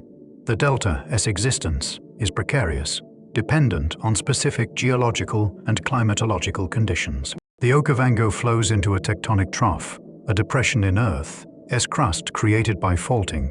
Without this depression, the river would flow to lower land, possibly reaching the ocean via another river system. The depression traps the river, forces it to spread and slow, creates conditions for the delta to exist. Change the geology, fill in the trough through sedimentation, shift it through tectonic movement, and the delta would disappear. Change the climate, reduce rainfall in the Angolan highlands, increase evaporation in Botswana, and the delta would shrink or vanish. The Okavango is balanced delicately between inflow and loss, between water arriving and water disappearing, between river and desert. It exists at the edge in the transition zone, demonstrating that not all rivers complete expected journeys, that destinations are not always oceans, that endings can be different from what we assume, while still being endings, still being completion, still being the river fulfilling its nature, even when that nature differs from standard expectations. The Okavango teaches that purpose is not destination. The river never reaches the ocean, yet it is not a failure. It supports more life, more diversity, more abundance than many rivers that do reach the sea. Its lack of conventional terminus doesn't diminish it. Perhaps it enhances it, creating conditions that wouldn't exist if it flowed to the ocean, supporting ecosystems that depend on its unusual character, demonstrating that rivers can succeed without meeting standard goals, that paths can be complete without reaching expected endpoints, that the journey itself can be the purpose, that what happens along the way can matter more than where you end up. In deserts, where surface water is rare or absent, life clusters around oases, places where water reaches the surface, creating islands of fertility in seas of sand, enabling existence where existence should be impossible. Many oases are fed by springs, where underground aquifers intersect the surface, where ancient water stored deep in rock formations finds pathways upward, emerging into daylight, creating these miracle gardens that have sustained travelers, enabled trade, supported civilizations throughout human history. In arid lands, the water in desert springs is often ancient, not from recent rain but from precipitation that fell thousands or even tens of thousands of years ago, during wetter climate periods, percolating slowly through rock formations, stored in aquifers at depths where evaporation cannot reach, protected from the desert's aridity by thousands of feet of overlying rock and sand. This fossil water, as it is sometimes called, is not renewable on human timescales. It accumulated when climate was different, and current rainfall is insufficient to replenish it at the rate it is being used. Springs create distinctive ecosystems. Around the water source, vegetation is lush palm trees, reeds, grasses, sometimes even trees that require substantial moisture. These green patches are visible from distance, beacons in brown landscape, advertising water's presence, attracting wildlife, supporting insects and birds and mammals that couldn't survive without the oasis's resources. The contrast is absolute. Step 100 feet from the spring, and you're in desert. Step back and you're in garden. The transition so abrupt, it seems designed intentional, though it is simply water's reach defining where life can exist. Oases along trade routes have been crucial to human travel across deserts for millennia. Caravans moving between regions, carrying goods, ideas, culture required water at regular intervals. Desert crossing without knowing where water sources lay was suicide. So trade routes developed connecting oases, each day's journey ending at a known water source. The network of oases enabling commerce that wouldn't have been possible otherwise, connecting civilizations across deserts that would otherwise have been impassable barriers. Some oases are fed by rivers that flow underground most of their course, but emerge briefly at specific locations. In the Sahara, various wadis, dry washes, occasionally flow after rare rains, but more commonly, their channels contain no surface water. Yet underneath, water flows through sand and gravel, moving slowly, and at certain points, where bedrock rises near the surface, where the water table intersects topography. This hidden river emerges, creates a spring, supports an oasis, then disappears underground again, continuing its journey unseen. The concept of underground rivers flowing through deserts, supporting life at scattered emergence points, is both literally true and metaphorically rich. Water doesn't need to be visible to be present, to be flowing, to be sustaining life. The desert that appears waterless contains water, just hidden, just moving through paths we can't see, just working underground while appearing absent above ground. This hidden hydrology sustains what visible hydrology cannot, creating possibilities in apparent impossibility, supporting life in apparent lifelessness, demonstrating that absence of surface water doesn't mean absence of water, just different presence, different form, different path. Modern humans are mining many desert aquifers, pumping fossil water for agriculture and urban use, drawing down water tables, causing springs to dry up, oases to shrink or disappear. The ancient water that took millennia to accumulate is being used in decades. A non-renewable resource, treated as if renewable. A one-time inheritance, spent rather than preserved. Some oases that existed for thousands of years, mentioned in ancient texts, marked on historical maps, have vanished in recent decades.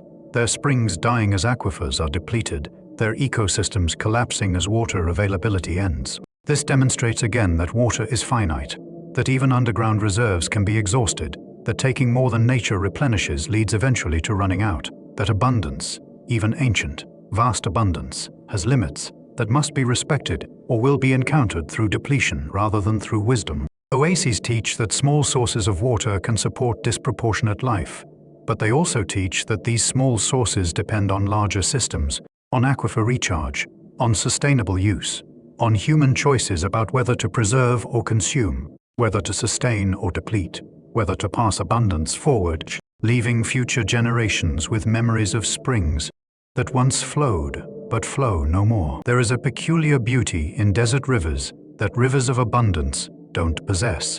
The beauty that comes from scarcity, from value that is obvious because necessity is obvious, from appreciation that doesn't require teaching because survival requires it. In deserts, water's importance is visible, tangible, immediate. There is no taking it for granted, no assuming it will always be there, no forgetting to value it because it is everywhere. Water in desert is precious and everyone knows it, and this knowing creates a kind of honesty, a clarity that wetter climates obscure. Look at a desert river from the air, you'll see green. A narrow stripe of green vegetation following the river's course, bordered sharply by brown desert.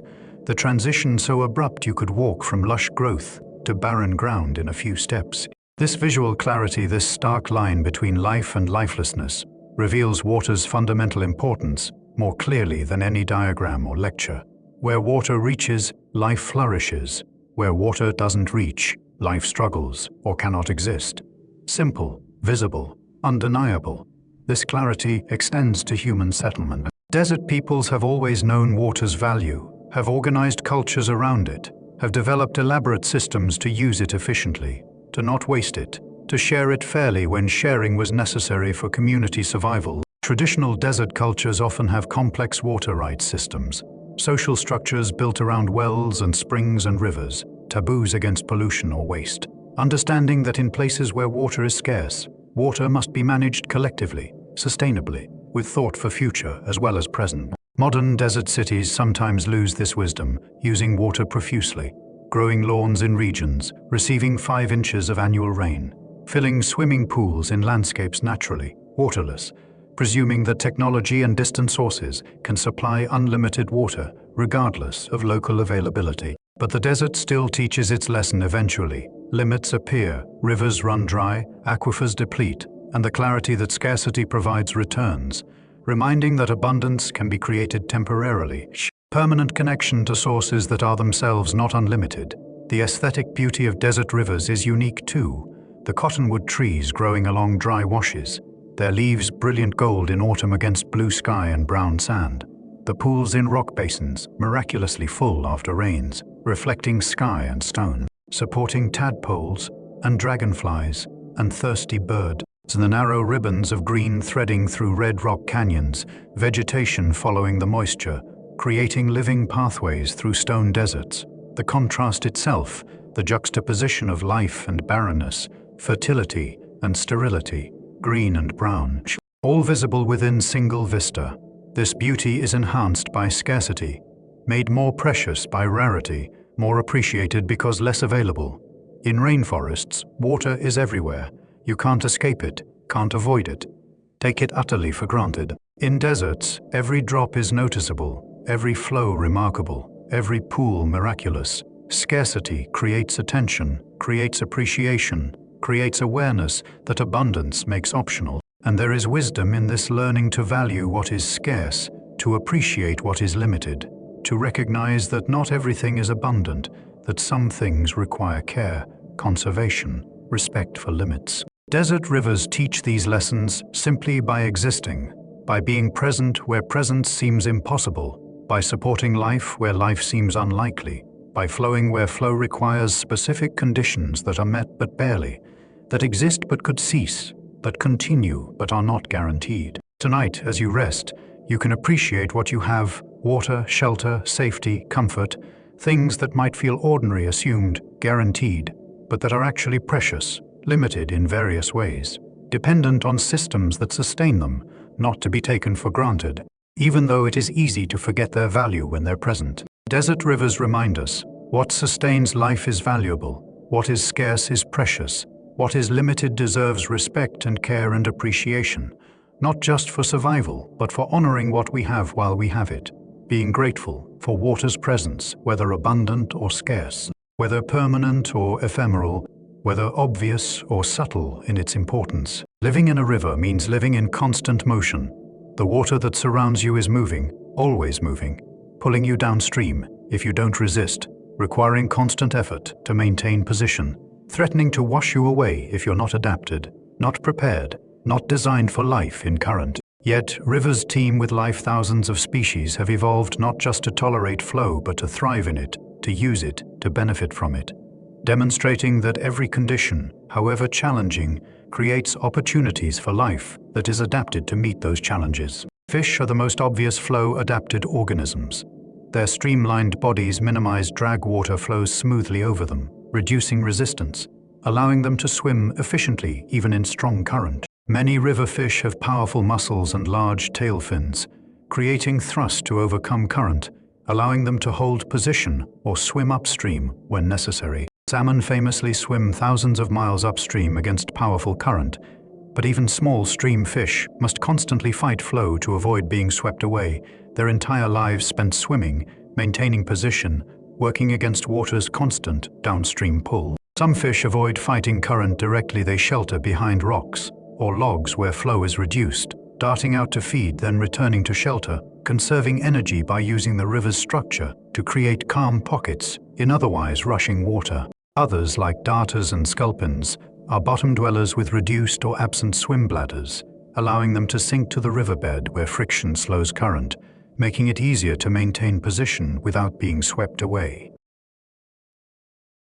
Aquatic insects show remarkable adaptations to flow. Mayfly nymphs in fast streams are flattened, streamlined, able to cling to rocks in current that would wash away less adapted species. They have hooks and claws on their feet, allowing them to grip rock surfaces, holding on even when current is strong enough to injure human swimmers. Some species live only in the fastest riffles, requiring high flow and the oxygen it brings, unable to survive in slower water where oxygen levels drop. Caddisfly larvae build cases from pebbles or plant material, cementing them together with silk secreted from their mouths, creating protective tubes that also add weight, helping them stay on the bottom despite current. Each species builds distinctive cases, some tubular and smooth, others irregular and rocky, others made entirely from plant fragments. These cases are ballast and armor, solving the problem of living in flow through engineering rather than through morphology or behavior alone.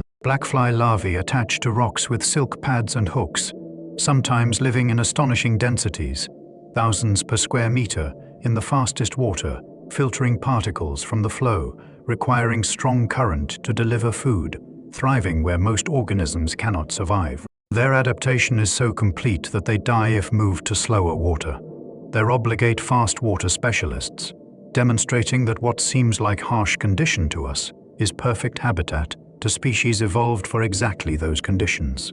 Even plants adapt to flow. Aquatic mosses cover rocks in streams, their stems flexible, bending with current rather than breaking, creating flowing underwater forests that sway with every variation in flow. Their leaves are small, reduced in surface area to minimize drag. River grasses have tough, flexible stems, roots that grip sediment tenaciously, ability to tolerate both submersion during high water and exposure during low flows, adapting to rivers' constantly changing conditions. These adaptations reveal a fundamental principle. Every condition creates ecological opportunities for organisms that can adapt to it.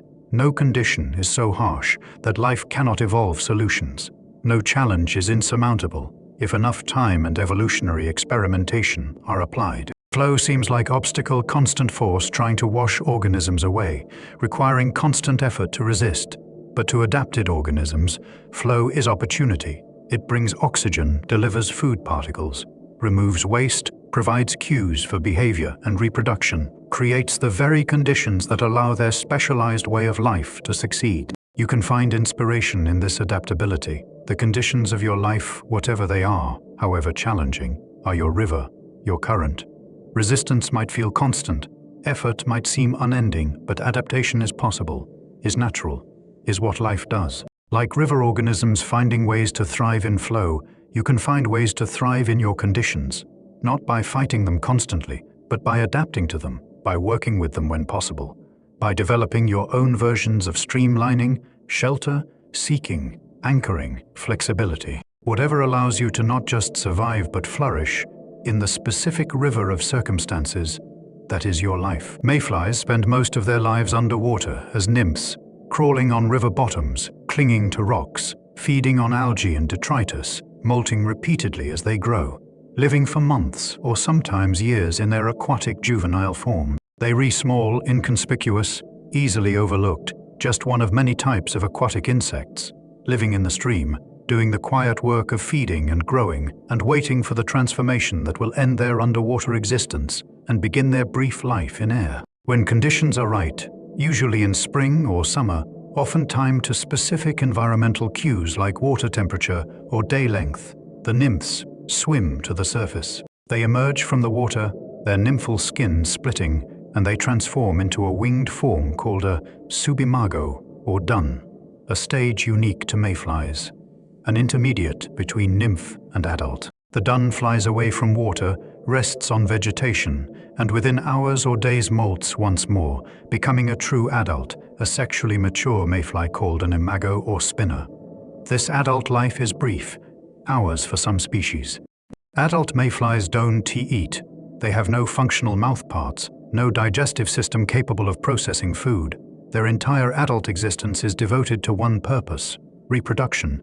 Males form mating swarms, hovering in the air in rhythmic up and down flights, waiting for females. Females fly into the swarms, mate, then fly to water to lay eggs, dipping their abdomens to the surface, releasing eggs that sink to the bottom to begin the next generation.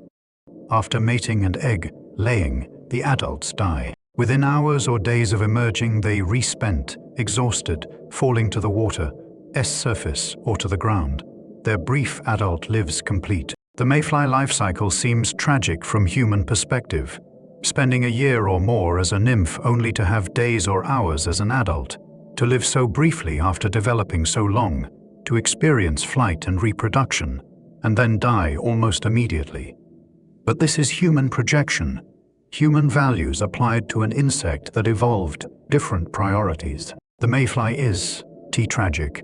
It is successful, highly successful, a design that has persisted for over 300 million years, since before dinosaurs, outliving countless other forms that seemed more robust, more enduring. The brief adult life is exactly what is needed, enough time to mate and lay eggs, no more, no less. Longer adult life wouldn't improve reproductive success and would require energy and resources that are better invested in producing more eggs, more offspring, more future mayflies. The emergence itself is coordinated, entire populations transforming within hours or days of each other, creating massive synchronized emergences, where streams are covered with newly emerged adults, the air thick with flying mayflies, the surface littered with spent bodies, the event visible from afar, attracting predators from miles around. This synchronization is adaptive. Individual mayflies would be easily eaten by predators, but millions emerging simultaneously overwhelm predators, ensuring that many survive to mate despite heavy predation. The individuals that are eaten enable others to survive, their collective strategy ensuring population persistence even though individuals perish. These mass emergences are feasts for fish and birds. Trout leap from water to catch mayflies in mid-air. Swallows swoop and dive, filling their bellies with abundant insects. Birds time their breeding to coincide with mayfly emergences, raising nestlings when protein is most available, their reproductive success tied to the mayfly's appearance. The mayfly's brief lives sustain countless other lives, their bodies transferring energy from aquatic to terrestrial ecosystems, connecting river to land, supporting food webs that depend on this annual pulse of abundance. There is something beautiful in this cycle, the long preparation, the brief culmination, the death that feeds life, the individual's sacrifice enabling species survival. Mayflies teach that life doesn't require long duration to be complete, that intensity can matter more than length, that serving a purpose fully and then ending is not tragic but natural, that brief existence can have meaning and impact disproportionate to its duration. The mayfly's day or hours is complete, sufficient, entire. It is a whole life, compact but total, brief but fulfilled, demonstrating that time's length doesn't determine life's completeness, that short can be enough, that what matters is living fully in whatever time is available, purposes achieved regardless of duration. Salmon are born in rivers, in gravel beds in clear, cold streams, sometimes hundreds or thousands of miles inland. The eggs hatch into tiny alevins, nourished by yolk sacs, developing in gravel darkness, eventually emerging as fry, swimming in the stream where their parents spawned. They grow, feeding on insects and smaller fish, developing, maturing into smolts, juvenile salmon, undergoing physiological changes that allow them to transition from fresh water to salt, from river to ocean. The smolts migrate downstream, following current, moving with the flow, traveling in schools, vulnerable to predators, but protected by numbers and by instinct that guides them toward the sea. Some species spend weeks or months in estuaries, the transition zone between fresh and salt, adjusting to increasing salinity, allowing their bodies to adapt to ocean conditions. Eventually, they enter the ocean proper, disappearing into vastness, spending years in marine waters, growing enormously, feeding on marine organisms, maturing sexually, storing energy and resources for the journey they eventually make back to their natal streams. When mature, after 2 or 3 or 4 years at sea, depending on species, salmon begin the return. They gather near river mouths, sensing chemical cues that guide them, somehow recognizing their home river from thousands of other rivers, emptying into the same ocean. They enter fresh water, stop eating, their digestive systems atrophying, their bodies now burning stored fat and muscle to fuel the journey, and begin swimming upstream. This journey can be epic, over 2,000 miles for some populations, ascending from sea level to mountain streams at 6,000 or 7,000 feet elevation, swimming constantly against current, leaping waterfalls, negotiating rapids, powered entirely by stored energy, not feeding, bodies gradually deteriorating but continuing upstream, driven by instinct and hormones and perhaps something else. Something we call determination, if they were human, but that is simply their nature, their purpose, their way of being. The salmon's body changes as it moves upstream. In the ocean, salmon are silvery, sleek, built for swimming efficiency and speed. In fresh water, they transform. Males develop hooked jaws and humped backs. Bodies change color to reds and greens depending on species. All their energy redirected from survival to reproduction. They re-dying slowly, their bodies consuming themselves, but they also becoming most fully themselves, most expressive of their species, character, most dedicated to the single purpose that justifies their entire existence. When they reach their spawning grounds, the same streams where they hatched, recognized somehow through scent memory or magnetic field detection, or other senses, we don't fully understand. Females dig nests in gravel, called redds, using their tails to excavate depressions. Males compete for access to females, fighting each other, the strongest or most persistent winning mating opportunities. Females lay thousands of eggs, males fertilize them, and the parents, exhausted, physically destroyed by the journey and transformation, die within days or weeks. Their bodies don't disappear, they reconsumed by other animals, decompose in the stream, release nutrients that fertilize the very ecosystem that will support their offspring. Nitrogen and phosphorus from the ocean, accumulated in salmon bodies during their marine growth, is delivered to streams through their death, enriching nutrient, poor freshwater environments, supporting algal growth that feeds insects that feed fish, that include young salmon. The parents literally become food for their children, their bodies sustaining the system that will allow the next generation to grow.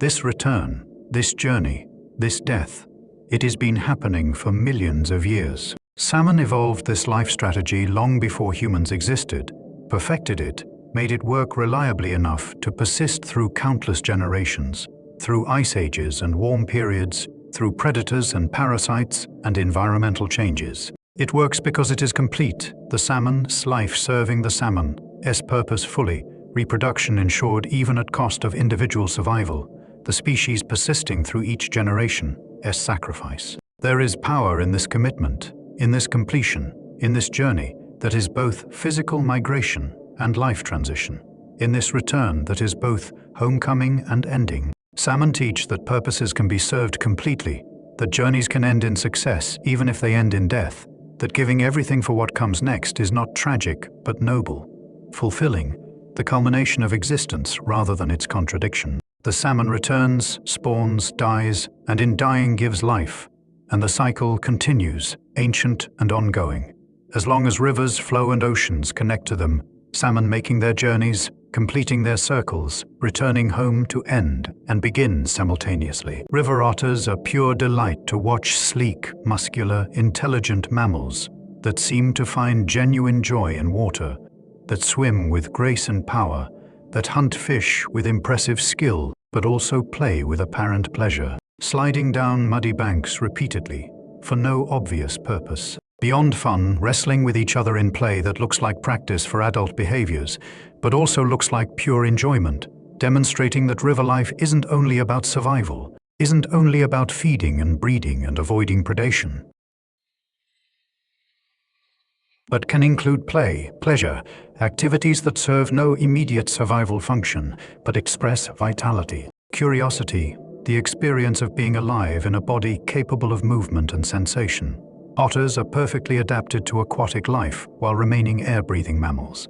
Their bodies are streamlined, torpedo-shaped, built for swimming efficiency. Their fur is incredibly dense, up to 1 million hairs per square inch, more than any other animal except sea otters, creating waterproof insulation, trapping air next to skin, keeping otters warm, even in cold water. Their feet are webbed, providing powerful thrust. Their tails are thick and muscular, serving as rudders and propulsion. They can hold their breath for several minutes, diving deep to hunt fish, crustaceans, anything small enough to catch and eat. But what makes otters remarkable isn't just their adaptations. It is their behavior, their apparent personality, their playfulness. Watch otters and you'll see them repeatedly climbing muddy riverbanks and sliding down into the water over and over, wearing smooth slides into the mud through repeated use. They seem to take pleasure in this, to seek it out, to engage in it even when not hungry, not threatened, not serving any obvious survival need. This is play in the truest sense, activity for its own sake, for the experience, for the enjoyment. Scientists debate whether animals truly experience emotions like joy, whether anthropomorphizing, attributing human feelings to animals, is scientifically valid. But watching otters play, it is hard not to see something like joy, like pleasure, like an experience that goes beyond mechanical behavior and enters the realm of felt experience, of consciousness enjoying itself, of life being not just survived but lived with engagement and perhaps even happiness.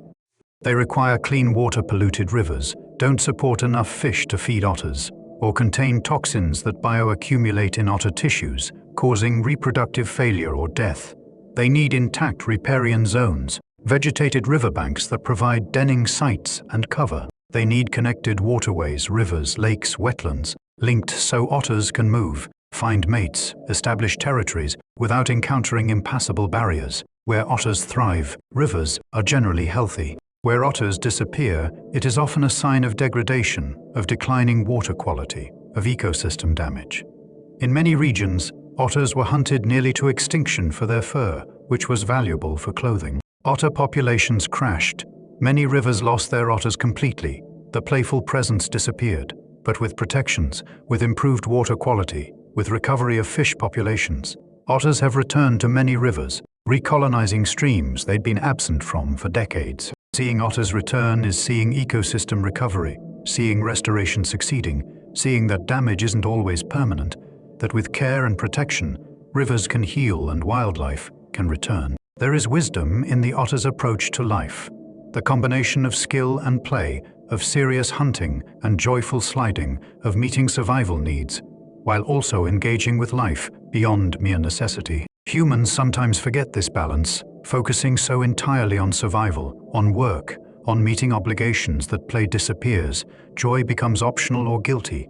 Life becomes only serious, only demanding, only difficult. Otters remind that life can include both, can be about survival and about play, about meeting needs and about exceeding them, about doing what is necessary, and also what brings joy, what creates experience worth having beyond the minimum required for persistence. So perhaps tonight as you rest, you can remember the otters, sliding, playing, being in water with apparent joy, demonstrating that existence can include pleasure, that life in rivers isn't only about fighting current and avoiding predators, but also about sliding down banks for fun, about playing with each other, about experiencing the river not as challenge or threat, but as playground, as medium for movement and sensation, and perhaps something like happiness, reminding that life is not only survival, but also experience, not only necessity, but also possibility, not only requirement, but also gift. What you see in a river, the fish swimming,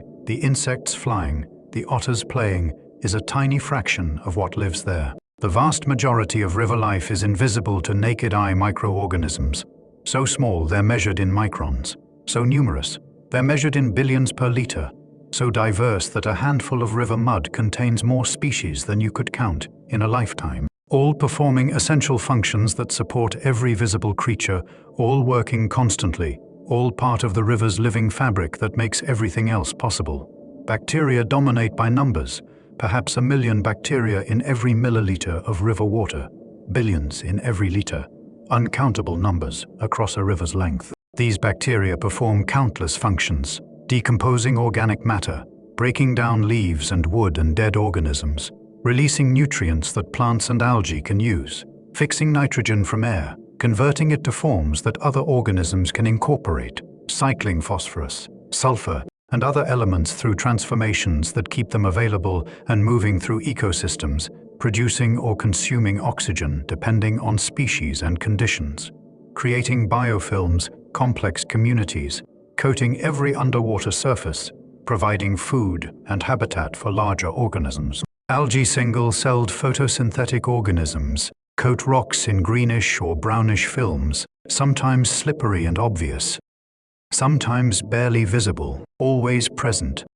always photosynthesizing, converting sunlight to energy, producing oxygen as byproduct, forming the base of aquatic food webs. When you see rocks covered in that brownish slippery coating, you're seeing millions of diatom single-celled algae with glass shells, each one a microscopic work of art, arranged in geometric patterns, visible only under microscopes, each one photosynthesizing, growing, dividing, being eaten by insects and snails, converting light energy into biological energy that flows through the entire ecosystem.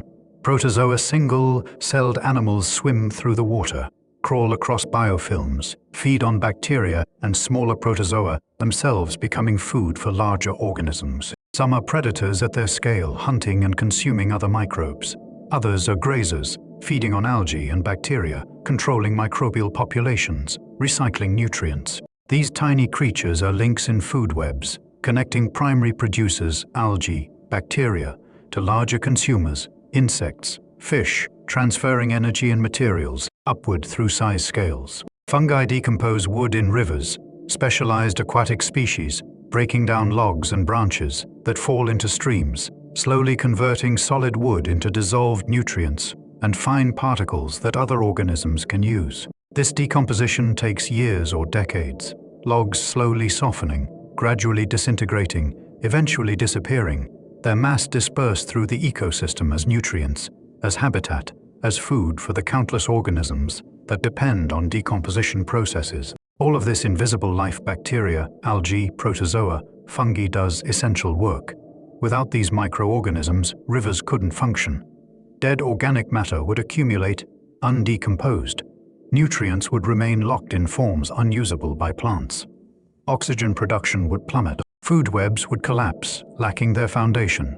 The visible life we notice and appreciate depends entirely on the invisible life we usually ignore, on the uncountable organisms doing thankless work of cycling elements, processing materials, maintaining conditions that allow everything else to exist. There is humility in recognizing this invisible majority, in understanding that the most important work is often unseen, that the smallest organisms often matter most, that what we notice is supported by what we don't notice, that size doesn't correlate with significance, but the microscopic world is as complex and essential as the macroscopic world, perhaps more so. The river you see, clear water, swimming fish, beautiful stones, is surface appearance. The real river is the living soup of microorganisms, the biofilms, the bacterial communities, the algal coatings, the invisible life that creates conditions for visible life, that does the work that matters most, that persists and functions whether noticed or not, whether appreciated or not, whether understood or not, just being what it is, doing what it does, essential, irreplaceable, the foundation of everything. The first great civilizations didn't arise randomly across Earth's surface. They arose in specific places, places with specific features, places where conditions enabled the transition from hunter-gatherer life to settled agriculture, from nomadic bands to permanent cities, from oral tradition to written language, from scattered families to organized states, and almost universally, these first civilizations arose along rivers. Mesopotamia, the land between rivers, developed between the Tigris and Euphrates in what is now Iraq. Here, around 3500 BCE, the Sumerians developed cities, writing cuneiform, complex irrigation, mathematics, organized government. The rivers provided water for crops in a region where rainfall was insufficient for reliable agriculture. They provided transportation, boats carrying goods up and down the rivers, connecting cities. They provided silt, annual floods depositing nutrients that renewed soil fertility. Without the Tigris and Euphrates, Mesopotamian civilization could too have existed in that location. In that form, at that time, Egypt arose along the Nile at roughly the same time. The Nile's annual flood was so predictable, so generous, that agriculture was almost effortless by ancient standards. Plant seeds in the wet silt after the flood receded, water them from the river, harvest abundant crops. The surplus food supported non-farmers, priests, scribes, craftsmen, soldiers, administrators, enabling specialization, complexity, everything that constitutes civilization, as historians define it. The Nile didn't just support Egyptian civilization, it shaped it, influenced its religion, gods of the flood, of the river, its calendar, based on flood cycles, its geography, people crowding into the narrow valley, creating dense populations, its entire character. The Indus Valley civilization arose along the Indus River in what is now Pakistan and Western India around 2500 BCE. Major cities like Harappa and Mohenjo-Daro depended on the Indus for water, for trade, for the agricultural base that supported urban populations. The civilization developed sophisticated water management, public baths, drainage systems, irrigation works, showing that they understood water's central importance, that managing it carefully was essential to their prosperity. China's earliest civilization arose along the Yellow River, the Huanghe, around 2000 BCE. The river's frequent floods were destructive as well as renewing, creating challenges that the civilization responded to with levees, dikes, flood control systems. Managing the Yellow River required organized labor, centralized authority, engineering knowledge, requirements that helped shape Chinese government, creating traditions of state-led water management that persist today. These patterns repeat across the world. Civilizations are rising along rivers, depending on rivers, shaped by rivers. Rivers provided the water, food, transportation, and commerce that enabled human societies to grow beyond family or tribal scale, to become cities and states and empires, to develop the complexity and specialization and cultural achievements that we associate with civilization. Not all rivers hosted civilizations. Some were too remote, some in climates too harsh, but virtually all early civilizations arose on rivers, showing that this relationship is fundamental, that human cultural development was enabled by rivers. But we are, in some profound sense, river-dependent species. Our greatest achievements built along watercourses that sustained the populations necessary for complexity, that connected regions, enabling exchange of goods and ideas, that provided the ecological base from which culture could emerge. This history should create humility, gratitude, respect for rivers, recognition that human civilization owes its existence to rivers, that our technologies and cities and cultures are built on foundations provided by flowing water, that rivers gave us the conditions necessary for everything we become. We sometimes forget this, take rivers for granted, treat them as resources to exploit, rather than as ancestors to honor, as foundations to preserve. But the history is clear. Rivers enabled human flourishing, and continuing to flourish requires continuing relationships with rivers that honor rather than degrade them, that sustain rather than consume them, that recognize rather than ignore the debt we owe to flowing water for everything we are. Before roads, before rails, before internal combustion engines and aviation, rivers were highways, the easiest, fastest, most efficient way to move goods and people across landscapes. A boat floating downstream with current covered distance effortlessly, carrying loads that would overwhelm pack animals or human porters, connecting interior regions to coasts, and thereby to wider world. Rivers were natural transportation infrastructure, requiring no construction, no maintenance, just knowledge of navigation, respect for current and seasonal variations, boats or rafts built from local materials. Downstream travel was easiest: load goods onto a raft or boat, push off, and let current do the work, steering to avoid obstacles, but otherwise simply flowing with the river's movement, covering in days what would take weeks walking overland. Many river journeys were one-way rafts built at upstream locations, loaded with goods, floated downstream to destinations where both goods and timber were sold, the travelers then walking or finding other transport back upstream. The rafts disassembled for lumber, the return journey using different methods than the outward journey. Upstream travel was more difficult, but still easier than overland travel in most cases. Boats could be poled using long poles pushed against the river bottom to propel boats forward. They could be rowed human muscle power, creating movement against current, slow and exhausting but possible. They could be pulled by animals or humans walking on riverbanks, towing boats upstream using ropes. Or they could sail if rivers were wide enough and winds favorable. Sails could harness wind power to move against current. These methods were slow perhaps, only a few miles per day traveling upstream against strong current, but they were reliable and could transport far more weight than any overland method. A boat pulled by a single ox could carry what would require dozens of pack animals overland. The economics strongly favored river transport wherever rivers existed and were navigable. Rivers connected interior to coast, allowing inland regions to export goods and import items from distant places. Furs from far upstream could reach coastal markets. Manufactured goods from coastal cities could travel upstream to frontier settlements.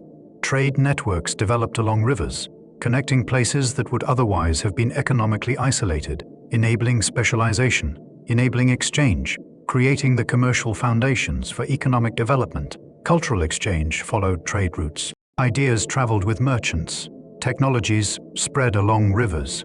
Languages influenced each other in regions connected by riverine trade. Rivers were cultural highways as well as commercial ones, routes along which innovations diffused, along which people from different regions encountered each other, creating zones of mixing and mutual influence that shaped regional cultures in ways that landlocked regions experienced less intensely. Some rivers became political boundaries, natural borders between territories, nations, empires.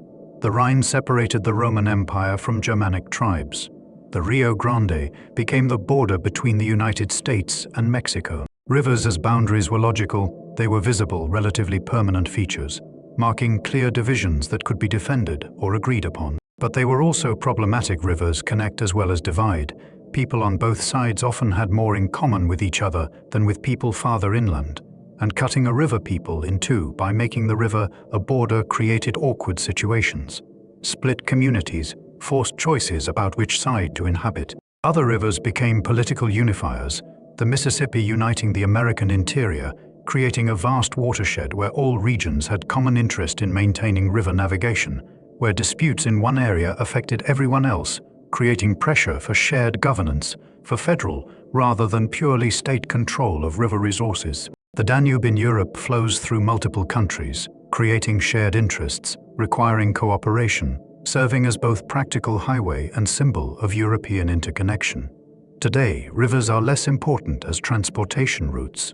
Trucks and trains and airplanes have largely replaced river barges for most cargo. But rivers still carry freight in many regions, and they retain their character as connectors, as natural corridors linking places, as features that shape human geography, even when we no longer depend on them as our primary transportation network. The cities that arose at river confluences, at heads of navigation, at portages between river systems, these cities remain important, their locations chosen centuries ago for river access, still influencing where populations concentrate, where commerce flows, where culture and economy focus today. For most of human history, available power was limited. Human muscle, animal muscle, burning wood, and that was essentially all. Any work that required sustained power beyond what muscles could provide was either impossible or extremely expensive, requiring hiring many laborers or maintaining many animals, creating bottlenecks that limited production, limited economic growth, limited what human societies could accomplish. Rivers changed this. Moving water contains kinetic energy, energy that can be harnessed using water wheels, simple machines that convert flow-s motion into rotational motion, providing mechanical power that can grind grain, saw wood, pump water, power textile machinery, perform work that would otherwise require dozens or hundreds of human laborers, all powered by river current that flows continuously without needing rest, without needing payment, without needing care beyond maintaining the wheel itself. The water wheel is ancient technology, used by Greeks and Romans, probably invented even earlier, perfected over centuries, into efficient designs that could extract substantial power from flowing water. The most efficient design, the overshot wheel where water falls onto the wheel from above rather than pushing it from the side, could convert over 60% of water's kinetic energy into mechanical power. Impressive efficiency even by modern standards. Mills clustered along rivers, anywhere current was strong enough to turn wheels. Grist mills ground grain into flour, essential for making bread, the staple food in most cultures. Without mills, grain had to be ground by hand using stones. Back-breaking labor that consumed hours daily. Mills made flour abundant and cheap, freeing time for other activities, enabling populations to grow because food processing became efficient rather than labor-intensive. Sawmills cut logs into lumber, making wood construction faster and cheaper. Textile mills powered looms, increasing cloth production dramatically. Fulling mills cleaned and thickened wool cloth through mechanical beating, improving textile quality. Paper mills pulped materials and formed sheets. Iron forges used water, powered hammers and bellows, improving metal production. As machinery became more sophisticated, rivers powered increasingly complex manufacturing, creating the foundations for what became the Industrial Revolution. The Industrial Revolution began in river valleys, particularly in England, where steep streams in hilly regions provided excellent water power sites. The first factories were built directly on riverbanks, their machinery connected by shafts and belts to water wheels, everything powered by flowing water. Workers lived in factory towns that arose around these power sources, their entire lives organized around the river's flow, working when water was available, idling when droughts reduced flow below usable levels. Eventually, steam power and then electricity reduced dependence on direct water power. Factories could be built anywhere, not just on rivers, using coal or oil to generate power wherever needed. But the importance of hydropower didn't disappear, it evolved. Hydroelectric dams use falling water to spin turbines connected to generators, producing electricity that can be transmitted hundreds of miles, powering cities far from the generating station, providing clean renewable power as long as rivers flow and as long as dams remain functional. Today, hydroelectric power provides about 16% of global electricity, significant but not dominant, supplemented by coal, natural gas, nuclear, wind, solar, and other sources. But it remains important in many regions, particularly in mountainous areas with steep rivers and high rainfall, where hydroelectric potential is greatest. Norway generates over 95% of its electricity from hydropower. Brazil gets over 60%. Canada, over 60%. Many other nations depend on rivers for substantial portions of their power supply. This long history from ancient water wheels to modern hydroelectric dams shows that rivers provide not just water but energy, not just liquid but power, not just flow but force, that can be harnessed, converted, used to reduce human labor, to increase production, to power modern civilization. We restill energy, dependent on rivers, still using their flow to generate electricity, still building economies around power that rivers provide, demonstrating that the relationship between humans and rivers continues evolving, continues providing benefits, continues being essential to how we live even as the specific forms of dependence change with technology and time. For as long as humans have lived along rivers, we've used them to carry away what we don't: sewage, garbage, byproducts of living. For small populations, this worked tolerably well. Rivers diluted and dispersed waste. Natural processes broke down organic matter, and the river's self-cleaning capacity was sufficient to maintain water quality, despite being used as disposal system. But as populations grew, as industrialization concentrated people in cities, as manufacturing created chemical wastes that natural processes could handle, rivers' capacity to absorb waste was overwhelmed. By the late 19th and early 20th centuries, many rivers in industrialized nations were grossly polluted, receiving untreated sewage from growing cities, industrial effluent containing toxic chemicals, agricultural runoff carrying fertilizers, garbage dumped directly into water. The Cuyahoga River in Ohio famously caught fire multiple times due to oil and chemical pollution, a river so contaminated that its surface burned, that it was more waste disposal than water body, more industrial sewer than natural feature. Fish disappeared from many polluted rivers,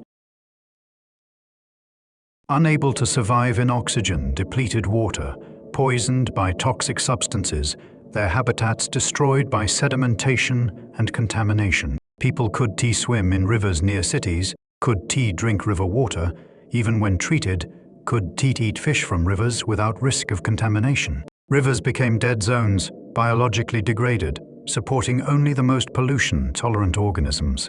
Their natural diversity replaced by monocultures of a few hardy species that could tolerate the degradation. This pollution was accepted for decades as inevitable consequence of progress, necessary cost of industrialization, unavoidable side effect of economic growth. Rivers were sacrificed to development, treated as inexhaustible dumps, assumed to be so large and powerful that they could handle whatever was poured into them without lasting consequences. This assumption was wrong demonstrably, obviously wrong, but it persisted because cleaning rivers required costs that industries and cities didn't want to pay, and because people who benefited from cheap disposal didn't directly experience the consequences downstream. Eventually, public outcry, environmental movements, growing awareness of pollution, costs, forced change. In the United States, the Clean Water Act of 1972 set standards for water quality, required treatment of sewage and industrial discharge, created enforcement mechanisms that could punish polluters, began reversing decades of degradation. Similar legislation passed in other developed nations, creating frameworks for river protection, for pollution control, for restoration of damaged waterways. The recovery was often dramatic.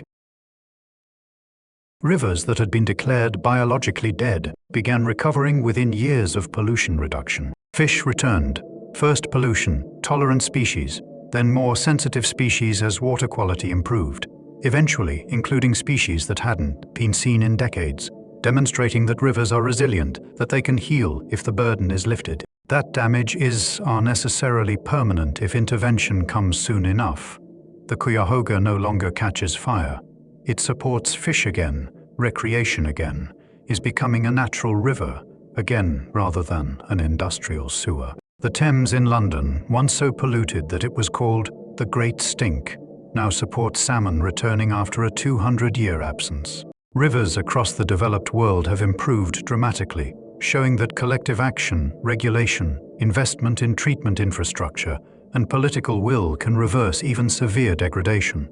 But challenges remain. Many rivers in developing nations are now experiencing the pollution that developed nations inflicted in their own industrial eras. And even in nations with pollution controls, ongoing challenges exist.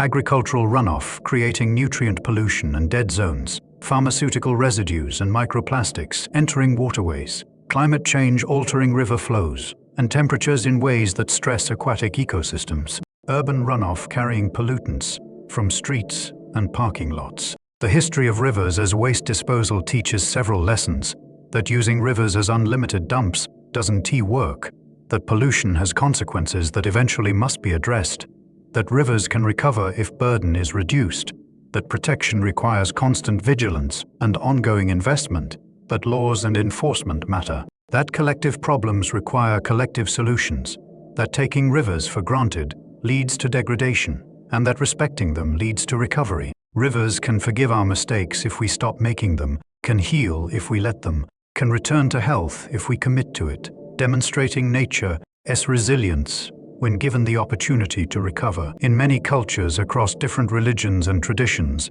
rivers are not just physical features or resources. They are sacred, imbued with spiritual significance, worshipped or honored or treated as manifestations of divine, as connections between material and spiritual realms, as entities deserving reverence rather than merely utility. This sacredness shapes how people relate to rivers, often creating conservation ethics, behaviors that protect rather than exploit, attitudes that honor rather than merely use. The Ganges in Hinduism is particularly sacred. Mother Ganga, goddess in river form, purifier of sins, pathway to liberation. Millions of Hindus bathe in the Ganges annually, particularly at sacred cities like Varanasi and Haridwar, believing the river's water washes away karma, purifies spiritually, brings them closer to moksha liberation from cycle of rebirth. To die in Varanasi and have your ashes scattered in the Ganges is considered especially auspicious. Many Hindus spending their final days there, hoping to die beside the sacred river, to have their cremated remains enter water that is believed to carry souls toward heaven. This belief creates both benefits and challenges. The benefit is that sacred status prevents complete exploitation. You don't dam or drain or completely pollute a goddess. The challenge is that even pollution that does occur is sometimes excused or ignored because the river is believed to be inherently pure, incapable of being truly dirtied, always retaining its spiritual power despite visible contamination. The Ganges is severely polluted by modern standards, receiving sewage, industrial waste, agricultural runoff from a basin containing over 400 million people.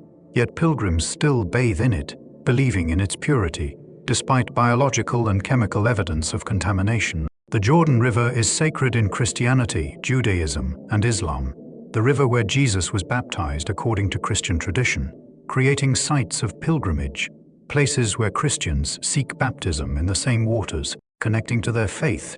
In Christianity, water itself carries sacred significance through baptism, and the Jordan particularly so. Though the modern river is much diminished from historical times, reduced by upstream diversions and agricultural use, often little more than a creek where it was once a substantial river. In Buddhism, rivers are locations for spiritual practice, reflection, teaching. Buddha achieved enlightenment while meditating near the Naranja River. Many important Buddhist sites lie along rivers, monasteries built beside flowing water, monks practicing meditation to the sound of currents, using river's flow as metaphor for existence, constantly changing yet constant, moving yet always present, demonstrating impermanence while maintaining identity. Rivers become teaching tools, natural phenomena that illuminate spiritual truths, that provide contemplative focus, that support the mindfulness practices central to Buddhist tradition. Indigenous traditions worldwide often view rivers as living entities with spirits or consciousness, as beings that can be related to rather than merely used, as kin rather than resource. In some Native American traditions, rivers are addressed as relatives, given offerings, thanked for their gifts, treated with the respect owed to elders or powerful beings who deserve honor. This relational approach creates different behaviors. You don't pollute your relative. Don't waste gifts from someone you are in relationship with.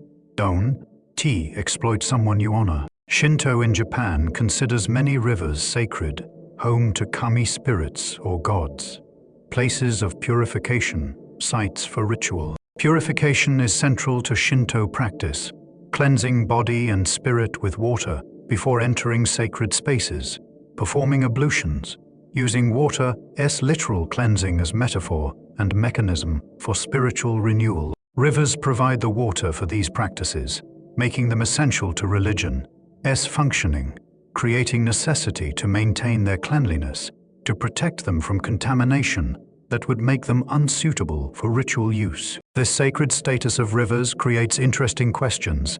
Does treating rivers as sacred actually protect them? Sometimes, yes. Sacred status prevents certain exploitations, creates communities of people invested in protection, generates resources for maintenance and restoration. Sometimes no belief in inherent purity can excuse pollution. Sacred status can be ignored when economic pressures demand it. Traditional reverence can decline in modern contexts where religious views change or weaken. But whether or not sacred status translates perfectly into conservation, there is wisdom in the impulse to treat rivers as sacred, to see them as more than resources, to relate to them with reverence rather than mere utility. Rivers are life-givers, have sustained humans for millennia, continue sustaining us, even in modern industrial contexts. Treating them as sacred, as entities that deserve respect, gratitude, careful stewardship, isn't primitive superstition, but sophisticated recognition of dependence, acknowledgement that what sustains us deserves honor, understanding that practical concerns, maintaining water quality, sustainable uses align with spiritual concerns, respecting what is sacred, honoring what is divine, creating ethics that protect rivers, whether the motivation is religious devotion or secular conservation, or some combination of both. The water flowing in rivers today is ancient, the same water that flowed millions of years ago, the same water that will flow millions of years from now. Water doesn't get created or destroyed in any meaningful sense. It just cycles, transforming between states, moving between locations, existing in oceans, then atmosphere, then rivers, then oceans again, eternally circulating, never beginning, never ending, just continuing in patterns that have persisted since Earth had water and atmosphere. Since oceans formed and rain began falling, since the water cycle established itself as one of the planet's fundamental processes, This means the water you drank today has been everywhere, been everything. It was rain falling on ancient forests, rivers flowing through landscapes that no longer exist, oceans that covered different configurations of continents. It was ice in glaciers, vapor in clouds, groundwater beneath deserts, sap in trees, blood in animals, tears, sweat, morning dew, tidal waves, gentle streams. Water molecules don't retain memory of these experiences, don't carry information about where they've been, but they've been everywhere, participated in everything, cycled through every possible water, related phenomenon countless times. Some of the water in your body right now was in dinosaurs. Dinosaurs drank water, breathed out water vapor, excreted water, and when they died, their bodies released water back into the environment. That water cycled through Earth's systems, eventually reached you, entered your body, became temporarily part of your tissues, and will leave you through breath and sweat and urine, continuing its journey, eventually becoming part of other organisms, other rivers, other rain, continuing the cycle that includes you but extends far beyond you. That began before life existed and will continue after all life ends. Water cycling as long as Earth has atmosphere and temperature range that allows liquid water to exist. Rivers are essential parts of this cycle. They're the return mechanism, the pathways by which water on land flows back to oceans, completing the loop that allows the cycle to continue. Without rivers, rain would fall, water would accumulate on land, but it wouldn't efficiently return to oceans, where evaporation primarily occurs. Rivers are the drainage system, the return pipes, the channels that maintain cycle by ensuring water doesn't just accumulate on land but flows back to sea, ready to evaporate again, to rain again, to flow in rivers again, perpetually cycling. Understanding that water cycles, that it is neither created nor destroyed, but just keeps moving, keeps transforming, keeps existing in different places and states, creates different relationship with water than thinking of it as coming from somewhere and going somewhere, as having an origin and destination. Water doesn't have origin or destination, just locations. It is currently in, states it is currently experiencing. Rivers don't end when they reach the ocean. They transform, their water becoming ocean water, then eventually evaporating, becoming vapor, becoming clouds, becoming rain, becoming rivers again, the cycle continuing without end. This eternal nature of water is comforting in a strange way. The same water that sustained ancient peoples sustains you. The same water that will sustain future generations is cycling right now, flowing in rivers, falling as rain, existing in oceans, available, abundant, in total quantity, even if not always present, where and when needed. Water is gift that keeps giving, not because there is unlimited water, but because the same water gives itself repeatedly, cycles eternally, serves endless purposes, while never being used up, never disappearing, just moving, changing, being water in endless manifestations, ancient and ever-present, the most recycled substance on Earth, flowing from source to sea to sky to source again. Forever. Water leaves rivers constantly, invisibly, silently, molecules gaining enough energy from sun or air to break free from liquid surface, transforming to vapor, rising into atmosphere, as invisible gas that mixes with air, becoming part of atmospheric moisture that will eventually condense and fall as rain somewhere, sometime, returning to land and rivers, completing the cycle's next phase. This evaporation is continuous rivers losing water to atmosphere every moment, the rate varying with temperature. Warmer water evaporates faster. Wind speed, wind carries away saturated air, replacing it with drier air that can absorb more moisture. Humidity, dry air absorbs more vapor than humid air, and surface area, wide shallow rivers, evaporate faster than narrow deep ones. In hot, dry, windy conditions, evaporation can be dramatic. Rivers visibly shrinking, water levels dropping noticeably, significant volume returning to atmosphere, even as more water flows in from upstream. But evaporation isn't loss, it is transformation, relocation. The water that leaves the river hasn't disappeared. It is moved from liquid to gas, from visible to invisible, from river to atmosphere. It is still there, still part of the system, still participating in the cycle, just in different form, different location, different state while remaining fundamentally water, remaining H&IO, remaining itself while appearing to vanish. In the atmosphere, water vapor is invisible until it condenses. Condensation requires two things. Cooling. Air must cool to its dew point, the temperature at which it becomes saturated and can't hold all its moisture as vapor and nuclei, tiny particles. Dust, pollen, salt crystals, pollution particles that provide surfaces on which water molecules can gather, forming droplets.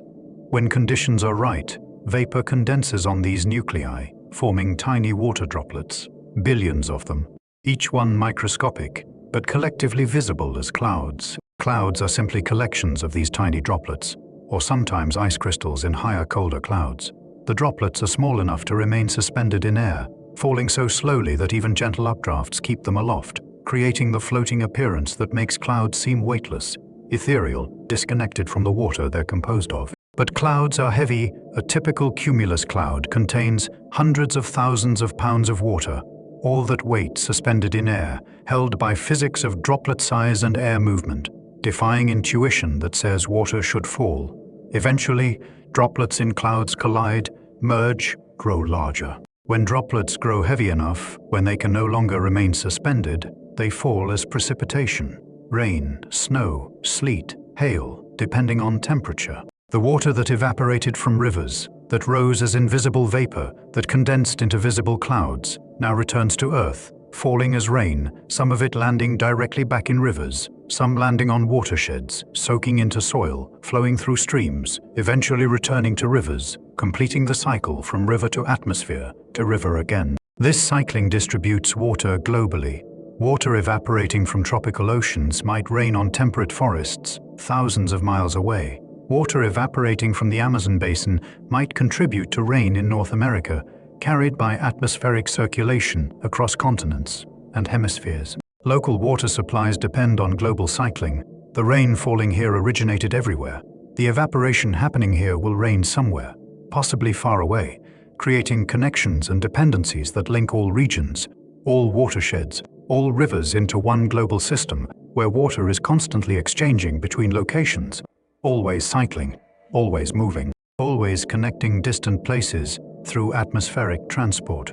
There is poetry in this water rising from rivers, traveling invisible through sky, falling as rain possibly thousands of miles away, flowing through new rivers, eventually reaching sea, evaporating, raining, flowing, evaporating again, repeating endlessly, each molecule on its own journey, but all molecules participating in the same cycle. The same endless exchange between ocean and atmosphere and land, the same circulation that has sustained life for billions of years, that continues sustaining it now, that will continue as long as Earth remains habitable, water cycling as surely as planet rotates, as certainly as seasons change, as eternally as time itself. Not all rain becomes surface runoff, not all water flows visibly in streams and rivers. Much of it soaks into ground, percolating downward through soil, through porous rock, joining vast underground reservoirs called aquifers, layers of rock or sediment that hold water in the spaces between grains or in cracks and fractures, creating underground lakes and rivers that are invisible from surface but contain enormous volumes of water, sometimes exceeding the volume in all surface rivers and lakes combined. This underground water moves, but slowly, so slowly that years, decades, even centuries can pass as water travels from where it entered the ground to where it emerges again. The speed depends on the rock's permeability, how easily water can flow through it. In highly porous sand or gravel, groundwater might move meters per day. In clay or solid rock with few fractures, it might move only centimeters per year, taking lifetimes to travel distances you could walk in hours. This slow movement means groundwater is stored water, reserves held underground, accumulated over long periods, available during dry spells when surface water disappears. Springs that flow year-round are fed by groundwater, water that fell as rain months or years ago, that has been traveling underground, that emerges when the water table intersects the surface, providing reliable water source that doesn't depend on recent rainfall, that draws on accumulated reserves rather than immediate precipitation. Rivers often receive groundwater input.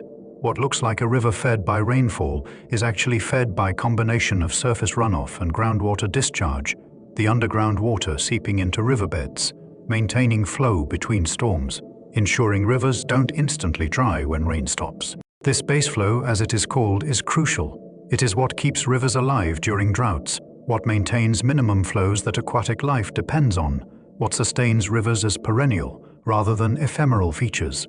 The connection between groundwater and rivers means they're part of one system, not separate resources. Pumping groundwater lowers water tables, which can reduce spring flow, decrease base flow to rivers, even cause rivers to dry up entirely if groundwater depletion is severe enough. What appears to be separate supply, river water and groundwater, is actually connected, each affecting the other, actions taken on one impacting the other, requiring management that considers both together rather than separately.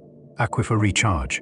Water entering groundwater from surface occurs when rain or snowmelt soaks in rather than running off. Land use affects recharge. Porous soil, vegetation, and natural surfaces allow infiltration. Pavement, compacted soil, and urban development prevent it. Maintaining groundwater reserves requires maintaining land's ability to absorb water, to allow percolation, to feed aquifers that support rivers and springs, and the ecosystems that depend on them. Some aquifers are ancient, filled during wetter climate periods, thousands or millions of years ago, now receiving little or no modern recharge, essentially fossil water like fossil fuel. Using these aquifers depletes non-renewable resource, mining water that won't be replaced on human timescales. Once depleted, these aquifers provide no more water, and the surface features they supported, springs, wetlands, rivers, disappear, sometimes permanently, demonstrating that groundwater isn't limitless, that it can be exhausted, that treating it as infinite supply leads inevitably to running out. But where recharge continues, where use doesn't exceed natural replenishment, groundwater is renewable resource, part of the natural cycle, water moving slowly through underground portion of its journey before emerging again, rejoining surface waters, continuing its flow towards sea. This underground phase might last years or centuries, but it is still part of the cycle, still water moving from where it fell to where it will eventually evaporate.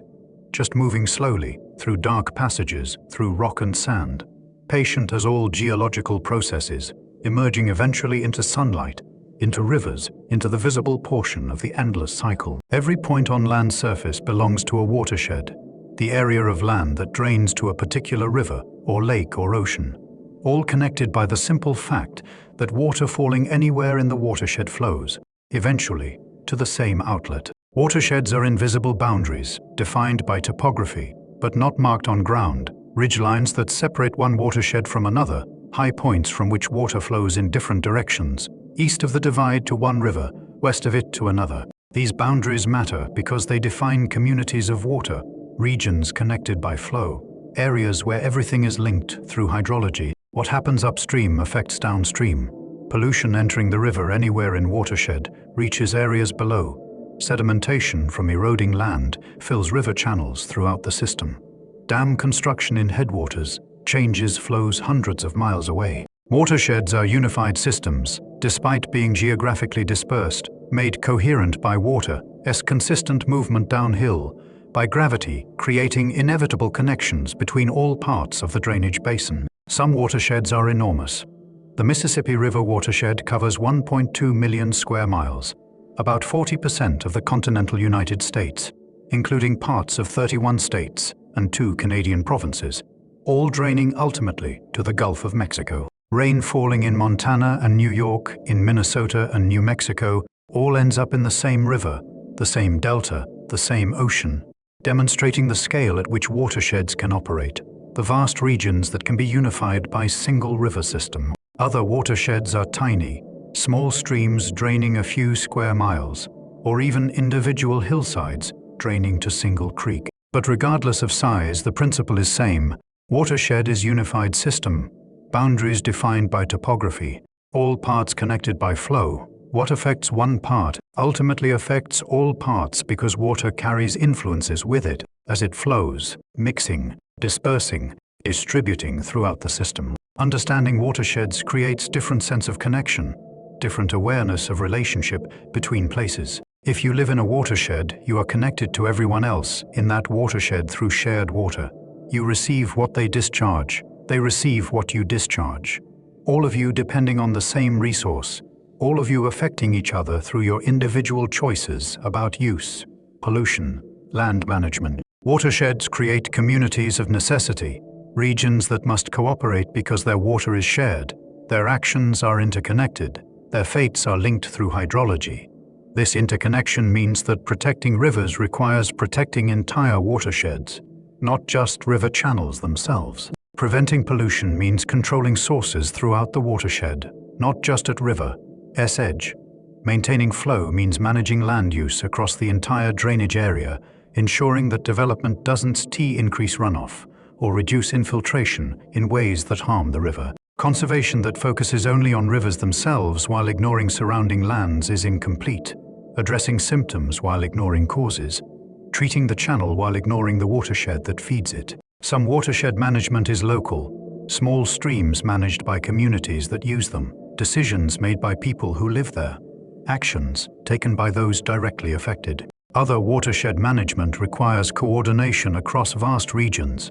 The Mississippi's watershed spans so many jurisdictions that effective management requires federal involvement, interstate compacts, negotiated agreements between entities that might otherwise have conflicting interests but must cooperate because they share water. This need for cooperation, for thinking at watershed scale rather than property or political boundaries, for recognizing connections created by water flow. These are lessons watersheds teach. They teach that boundaries drawn by humans don't match boundaries drawn by nature, that political divisions are sometimes arbitrary, while hydrological connections are real, that managing shared resources requires collective action, that we reconnected to distant places and people through pathways we might not recognize, but that nonetheless link us, make us interdependent, create relationships that persist whether acknowledged or not, uniting regions through the simple fact that water flows downhill, connecting all land at lower elevation to all land at higher elevation within the same watershed. Make it personal for a moment. The water you drink today, where has it been? What journey has it completed to reach you? The answer is everywhere, everything, always. The water in your glass has been ocean waves and mountain snow, river currents and underground reservoirs, clouds and rain and morning dew. It has been inside organisms, plants taking it up through roots, animals drinking it, bacteria swimming in it. It has been part of other humans, perhaps many times, drunk by countless people across millennia, cycled through bodies, returned to environment, purified by cycling and time, available again, ready to sustain new life. This could seem unsettling, drinking water that has been everywhere, been in everything, but it is actually profound, connecting, even beautiful. Water is shared substance, common heritage, linking all life across all time through simple fact that the same water keeps cycling, keeps being reused, keeps serving endless purposes, while never being created or destroyed, just existing, transforming, moving, being water in all its forms and locations, ancient and ever present simultaneously. The water you drink might have fallen as rain on ancient Egypt, might have flowed in the Nile, been drunk by pharaohs, used for irrigation, carried to the Mediterranean, evaporated, drifted as vapor across continents, fallen somewhere else, flowed in different rivers, eventually evaporated from the ocean you live near, fallen on your watershed, flowed through treatment plants or wells, emerged from your tap, entered your glass, and now you are drinking it, continuing its journey, your body temporarily holding water that has held itself in countless configurations before reaching you. Or maybe your water was ice, locked in glaciers for thousands of years, frozen during ice ages, slowly flowing as glacier ice, eventually melting, joining rivers, flowing to sea, evaporating, eventually reaching you through the cycle. Many steps. Or maybe it was groundwater, percolating through rock for centuries, emerging from springs, joining rivers, becoming rain, falling on your land, soaking in again, pumped from aquifer, purified, distributed, drunk by you, completing yet another phase in its endless journey. This shared water creates connection across time. You are drinking what ancient peoples drank, what dinosaurs drank, what first life on Earth existed in. The same molecules, the same substance, connecting you through the most intimate act, taking water into your body, making it part of you temporarily, to everything that is ever lived, everything that is ever needed water. This is profound communion, deeper than most religious rituals, connecting you physically through shared substance to all existence. All life, all history, all future, everything linked through water.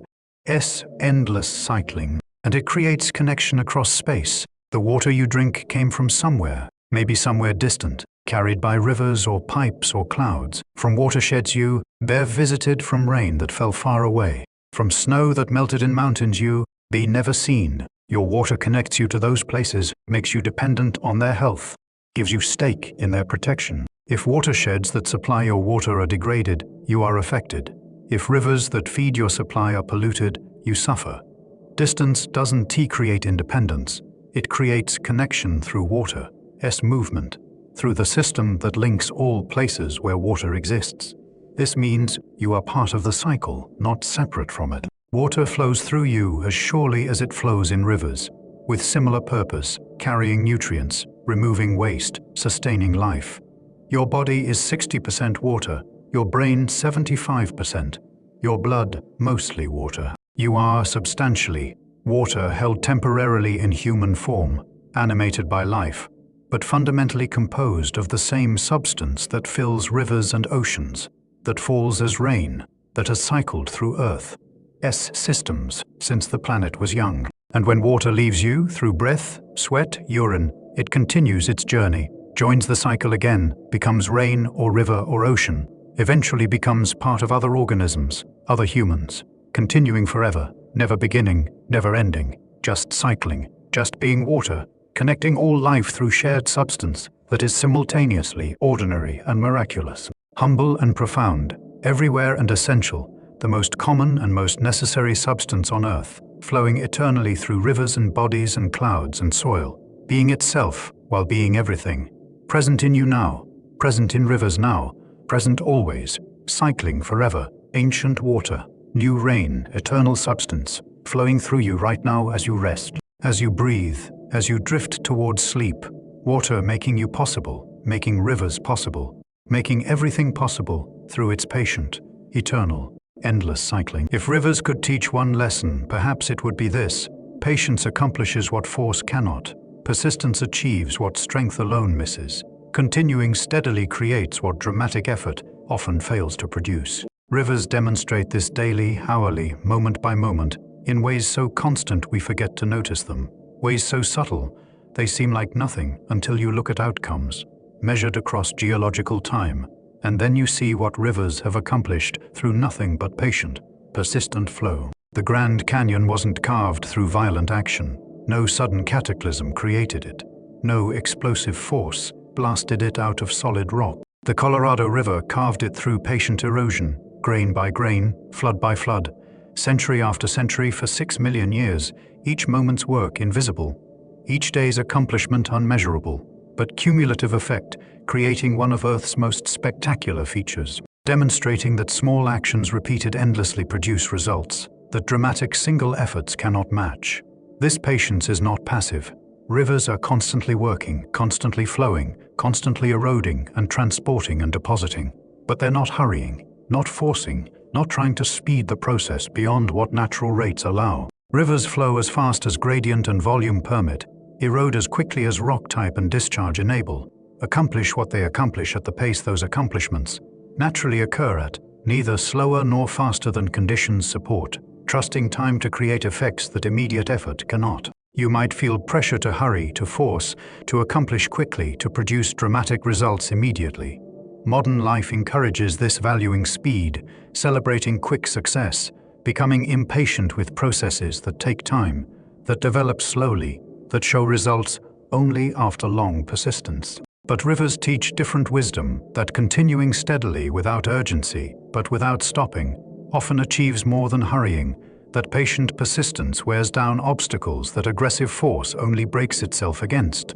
That time is powerful ally if you're willing to work with it rather than race against it. Think about what you're trying to accomplish, whatever it is, whatever matters to you. Can you approach it like a river? Not forcing, not hurrying, but continuing steadily, persistently, doing what you can do today, then tomorrow, then the next day, trusting that small actions will accumulate, will eventually create results, will accomplish over time what immediate effort cannot produce. Can you release the urgency, the pressure to succeed dramatically right now, accepting instead that real accomplishment often takes time?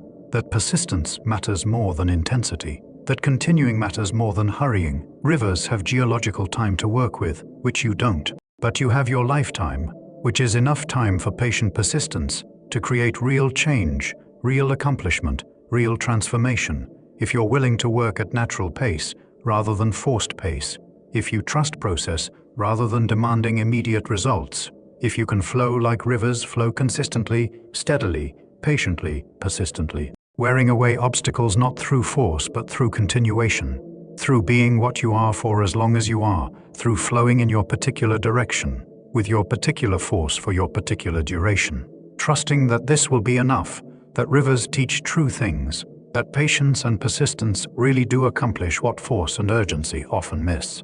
So tonight, as you rest, you can release urgency. Tomorrow's work will still be there tomorrow.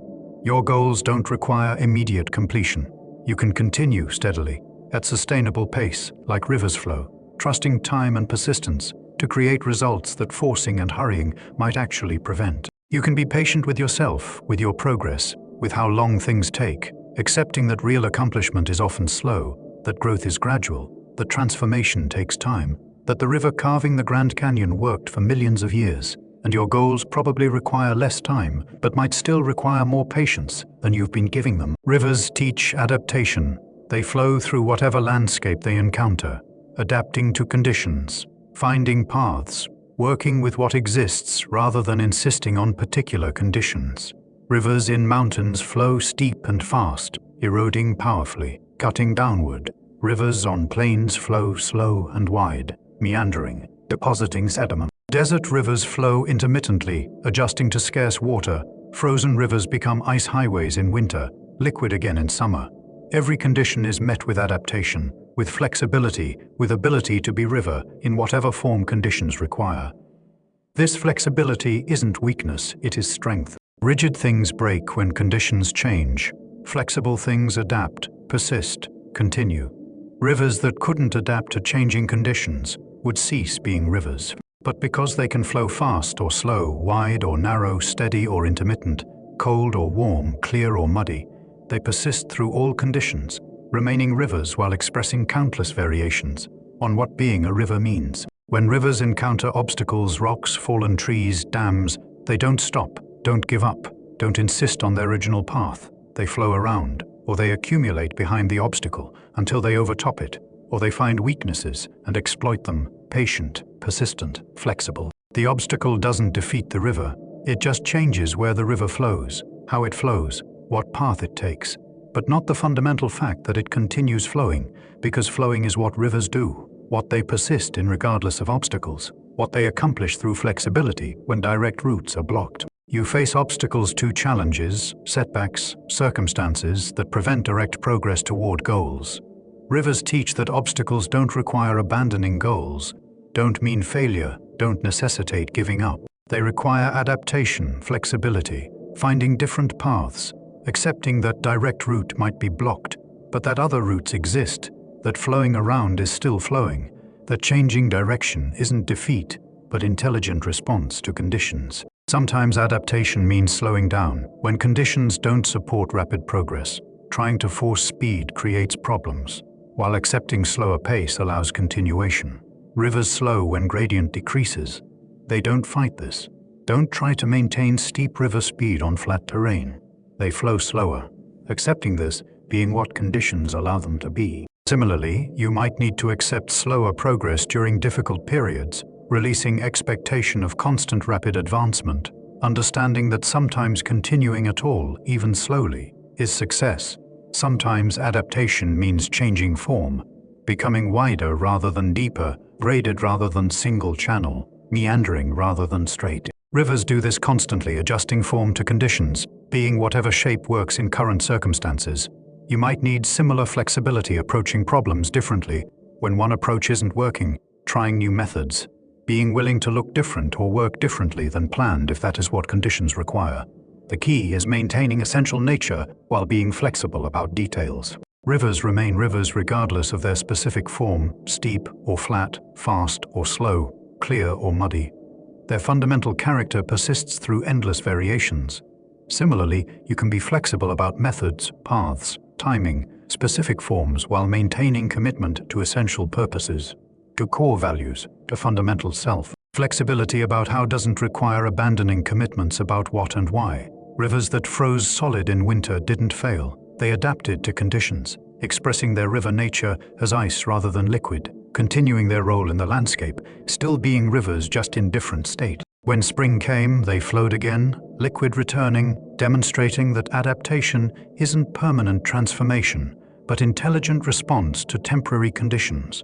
That flexibility allows survival through difficulties that rigidity would make fatal. That being what you need to be in current circumstances, while maintaining essential self, is wisdom, not weakness, strength demonstrated through adaptation rather than through resistance that breaks what it is trying to protect. Rivers give constantly water for drinking, for irrigation, for power generation, for waste disposal, for recreation, for habitat, for beauty, for commerce, for cooling, for life itself.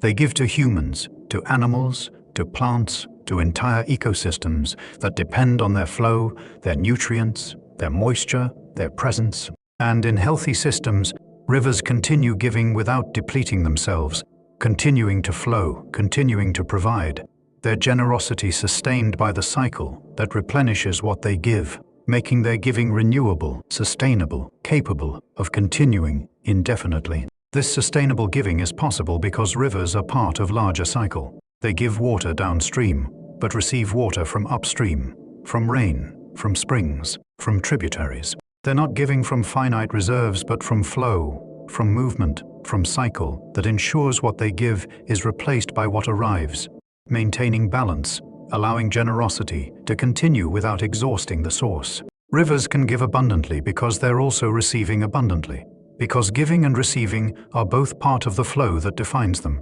This creates different model of generosity than giving from reserves, than depleting yourself to give to others, than sacrificing your own well-being for someone else's benefit. Rivers don't martyr themselves. They don't give until they're dry, don't exhaust themselves in generosity. They give what they receive, passing along flow, directing water to where it is needed, providing abundantly but sustainably, demonstrating that generosity can be natural expression of abundance rather than sacrifice from scarcity. But rivers also teach limits. When humans take more than rivers can sustainably give, rivers' depletion occurs, flow diminishes, giving becomes forced rather than natural, and the system breaks down. The Colorado River overallocated, the Aral Sea tributaries diverted until the sea itself nearly vanished. These are examples of taking exceeding giving sustainability, of assuming rivers could give infinitely, of not respecting the limits that even abundant resources have. Sustainable giving requires receiving. You must be replenished, renewed, sustained by sources that feed you if you're going to continue giving without depleting yourself. Rivers receive from rain, from snowmelt, from tributaries, from the watershed that feeds them. What replenishes you? What are your sources? What feeds you so you can continue giving without becoming exhausted, depleted, empty? Many people give until depleted, continuing to pour out resources, energy, time, care without adequate replenishment, eventually reaching exhaustion, burnout, emptiness. This isn't river-like. It is forcing a giving that is unsustainable, that leads eventually to having nothing left to give. Rivers teach different approach. Give from flow, from what is passing through you, from abundance that is renewed rather than from reserves that once depleted cannot be restored in your lifetime. This might mean giving less, matching giving to receiving rather than giving beyond what replenishment can sustain. It might mean ensuring you're receiving, actively seeking sources of renewal, accepting replenishment, allowing yourself to be filled as well as poured out. It might mean being selective giving where giving serves real purposes rather than giving reflexively, indiscriminately, to everything and everyone regardless of benefit or sustainability. Rivers give where their flow takes them, to their watersheds, their floodplains, the ocean. They don't give everywhere, to everything, without discrimination. They give along their paths naturally where their flow directs them, where their giving serves purposes, where their water is needed and used and appreciated. Similarly, your giving can be directed, purposeful, flowing along paths that make sense, that serve real needs, that create benefits rather than waste. The lesson isn't to stop giving. Rivers don't teach selfishness or hoarding. The lesson is to give sustainably from flow rather than from depletion, ensuring that giving can continue indefinitely, because it is balanced by receiving, because it is part of larger cycle rather than drawing down finite reserves. Rivers give abundantly, generously, continuously, but they do so sustainably, demonstrating that generosity can last lifetime if it flows from abundance, from cycle, from replenishment that matches outflow, from recognition that giving without receiving eventually leaves nothing left to give. Water evaporates from the ocean, rains on land, flows through rivers back to the ocean. Everything returns to source eventually, completing circles, journeys ending where they began but transformed by the traveling, enriched by the experiences of the journey, ready to begin again. This cyclical pattern appears throughout nature, seasons cycling, life cycles completing, moon phases repeating, everything turning, circling, coming back around to where it started, demonstrating that returning isn't failure but completion, that circular time is as valid as linear time, that endings can be beginnings simultaneously. Rivers flow toward the sea. This is their destination, their terminal point, where their journey ends. But it is not really ending because their water evaporates, becomes vapor, forms clouds, rains and flows in rivers again, the ending becoming beginning immediately, the arrival at sea being also departure from sea, as vapor, demonstrating that in circular systems, ending and beginning are the same moment, that termination and initiation coincide, that reaching destination is simultaneously leaving it. This could seem futile. Why flow to the ocean only to evaporate? And start over? Why complete cycles that just repeat? But this perspective assumes that linear time is the only valid time, that progress requires never returning, that going somewhere new is the only valuable movement. Rivers teach different wisdom, that circular time is natural time, that returning is completing rather than regressing, that cycles are how nature works, how sustainability is achieved, how persistence across time becomes possible. Each cycle isn't identical repetition. Water returns to the ocean, but carries sediment from mountains, has nourished life along its path, has carved valleys and built deltas, has accomplished work during its journey. The next cycle will be different paths, different accomplishments, different effects. Returning to start doesn't erase what happened during the journey. It just positions you to begin again, to make another circle, to accomplish new things even while traveling familiar paths.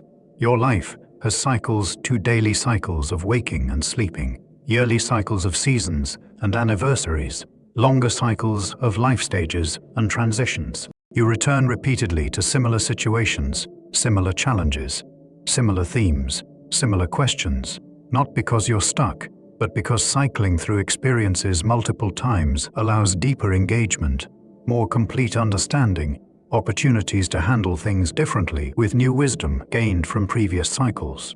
Maybe you've tried something, failed. Rivers teach that being back at the start isn't failure if you're starting a new cycle, if you've learned from the previous cycle, if you're approaching the next cycle differently. The water that returns to the ocean is different water than what evaporated. It has been through the journey. It has seen mountains and valleys. It has carried materials and sustained life. It has accomplished its river purposes before returning. Similarly, you returning to similar situations aren't the same person who was there last time. You've changed, grown, learned, even if external circumstances seem similar. Returning can be rest, completion, preparation for renewal. Rivers don't cease being rivers when they reach the ocean. They become ocean temporarily, part of vast mixing, resting before the next phase begins. You need rest too, need completion, need periods of being still before beginning next cycle, next journey, next phase. Arriving isn't failure just because another departure will follow. It is completion, achievement, fulfillment of purpose that then enables new purposes to begin. The lesson is accepting circularity, accepting that life isn't only forward linear progress but includes cycles, returns, completions that enable new beginnings, endings that are also starts, destinations that are also origins. Rivers return to the sea, and that is right. That is complete. That is how the cycle continues. You return to familiar places, familiar challenges, familiar themes, and that is right. That is complete. That is how your life continues, how you deepen, how you grow through cycling through experiences multiple times.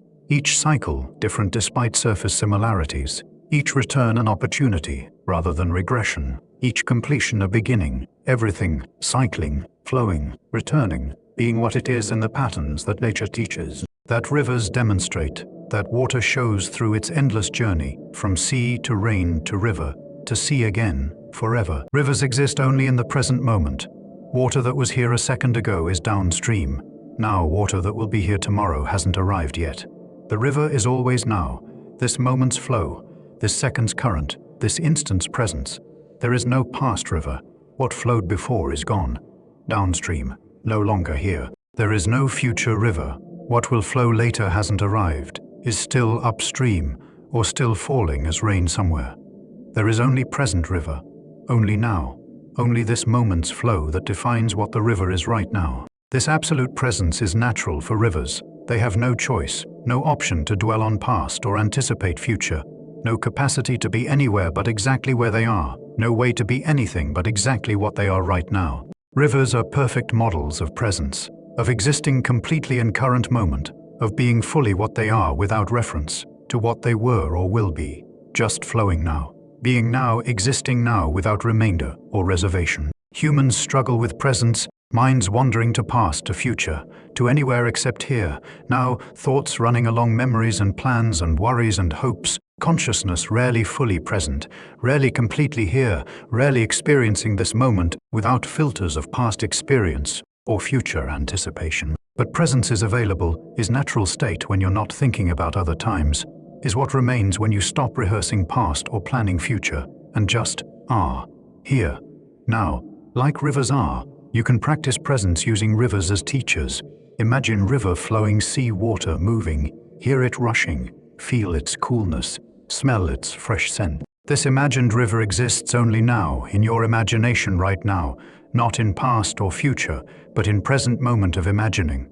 As you hold this image, you're present, not thinking about yesterday or tomorrow, but about river, now, flowing, being what it is. Or remember, rivers you've actually seen.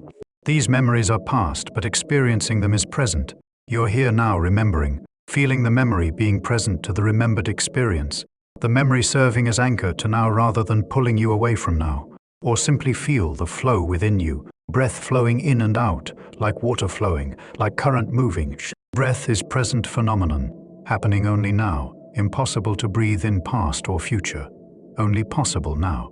This breath, this moment, this present flow that sustains you, that keeps you alive, that connects you to here, now through simple act of breathing. Rivers teach that presence is natural, that being here now is simpler than being anywhere, anyone else, that the present moment is actually easier to inhabit than past or future, because present moment is what exists, what is real, what is actually happening, while past and future are mental constructions, thoughts about what was or might be, but not actual experience, not current reality. The river flowing now is real. The river that flowed yesterday is memory. The river that will flow tomorrow is anticipation. Only now is actual river, actual flow, actual existence.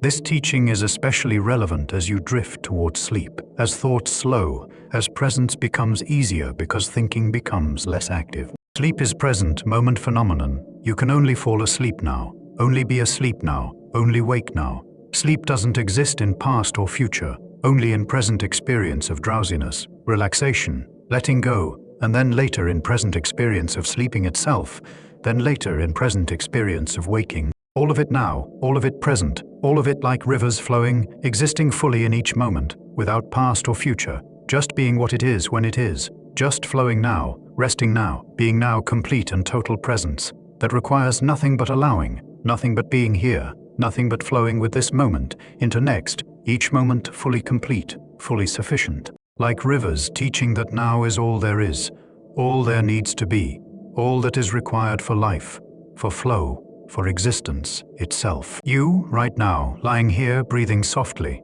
settling into rest, you are remarkably like a river, not metaphorically, not poetically, but actually, literally in ways that might not be immediately obvious, but that are profoundly true once you notice them.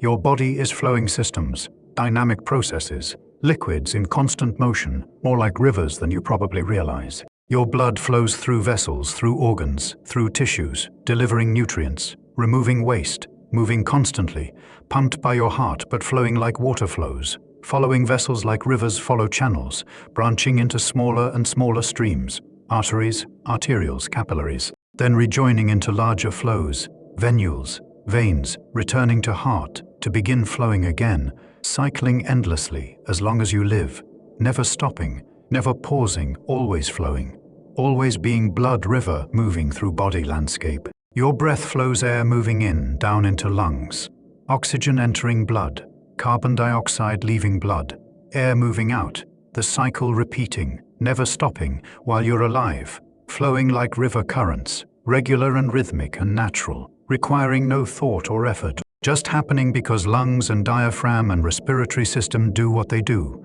flowing breath like rivers flow water, constantly, endlessly, as fundamental to your existence, as flow is fundamental to rivers. Your lymph flows clear fluid moving through lymphatic vessels, more slowly than blood but still flowing, still moving, carrying immune cells and proteins and waste materials, draining tissues, eventually rejoining blood circulation.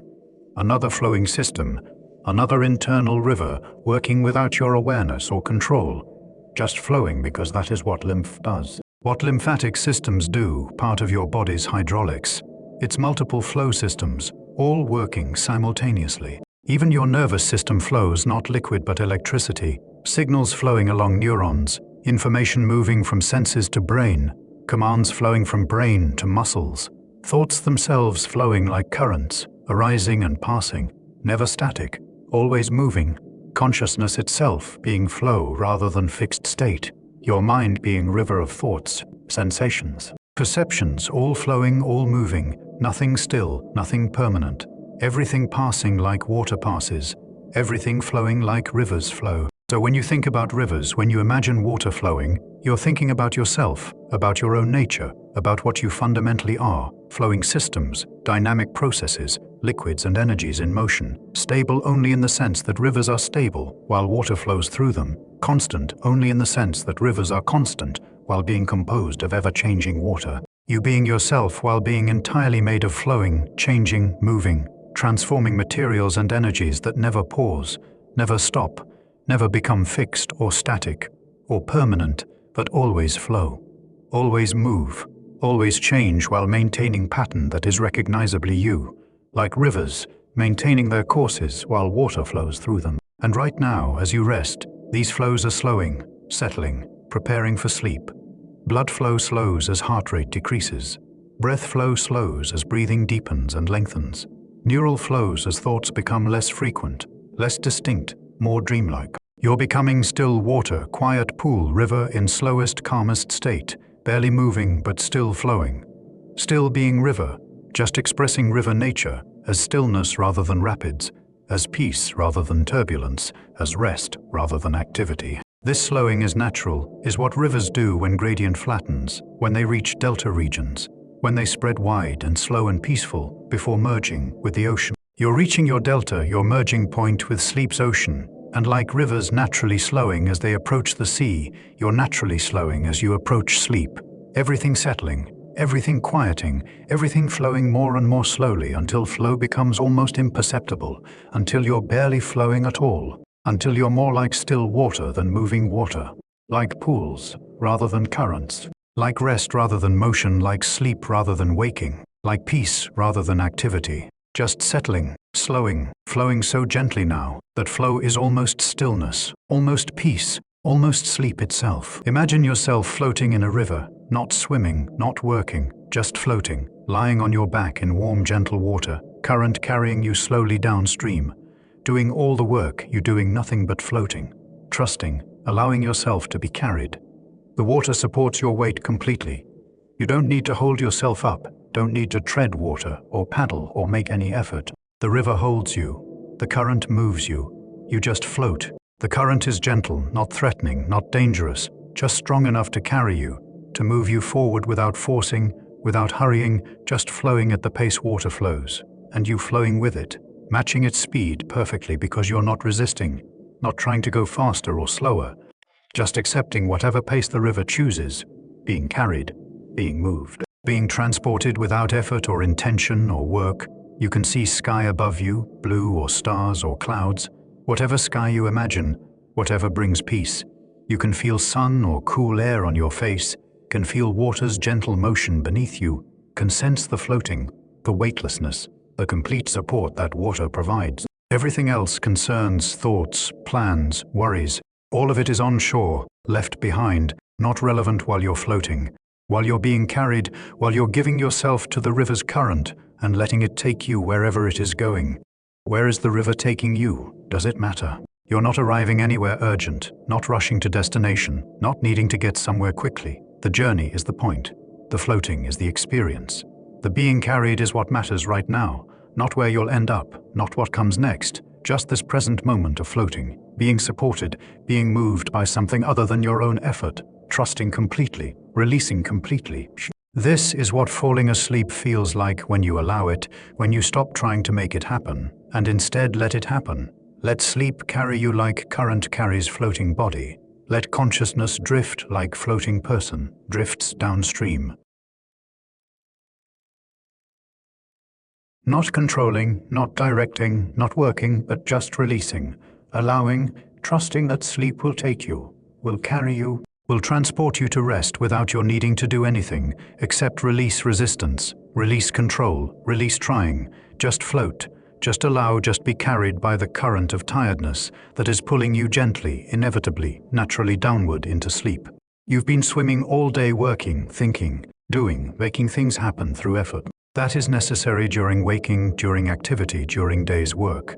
But now is time for floating, time for being carried, time for releasing effort and allowing sleep's current to take you. You don't need to swim anymore. You can stop paddling. You can stop treading water. You can just float, just allow. The current is sleep, pulling you gently but surely toward rest. You can feel it, can't you? That pull, that gentle invitation, that calling toward letting go.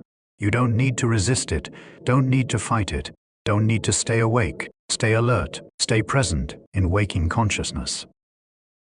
You can release into sleep's current. You can float. You can allow yourself to be carried. Sleep will take care of everything, where you go, how you get there, when you arrive. Your only job is releasing, floating, trusting. So release now. Let your body become heavy, like body in water becomes weightless, like floating eliminates weight. Like being supported means not having to support yourself. Let your mind become quiet like floating person's mind becomes quiet. Like there is nothing to think about when current is doing the work, like thoughts become unnecessary when you're being carried. Let yourself drift like floating person drifts, like movement is happening. But you're not making it happen, like travel occurs without effort. Like you're going somewhere but not through your own power.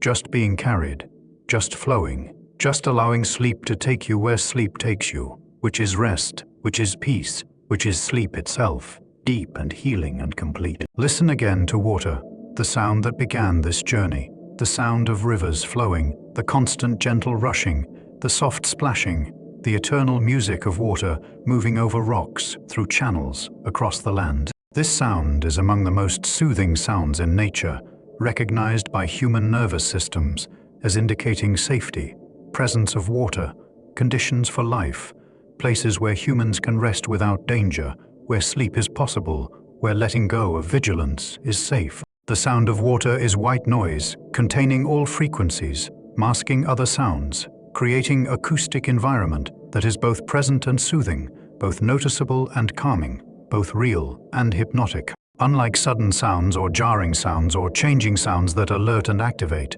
water's sound is constant, steady, predictable, creating backdrop that allows relaxation, that invites rest, that says through sound alone, this place is safe, this moment is peaceful. You can rest here, you can let go of wakefulness and allow sleep to take you. Humans have been falling asleep to water sounds for entire existence of our species, camping beside streams, living near rivers, building shelters close to water sources that were essential for survival. Every night, for thousands of generations, humans have heard water flowing as they've drifted towards sleep. The sound becoming associated with rest, with safety, with the end of day's activity, and the beginning of night's restoration. This association is deep, perhaps even genetic, coded into human nervous systems through millennia of hearing water while sleeping, making water sounds naturally, automatically, inevitably relaxing.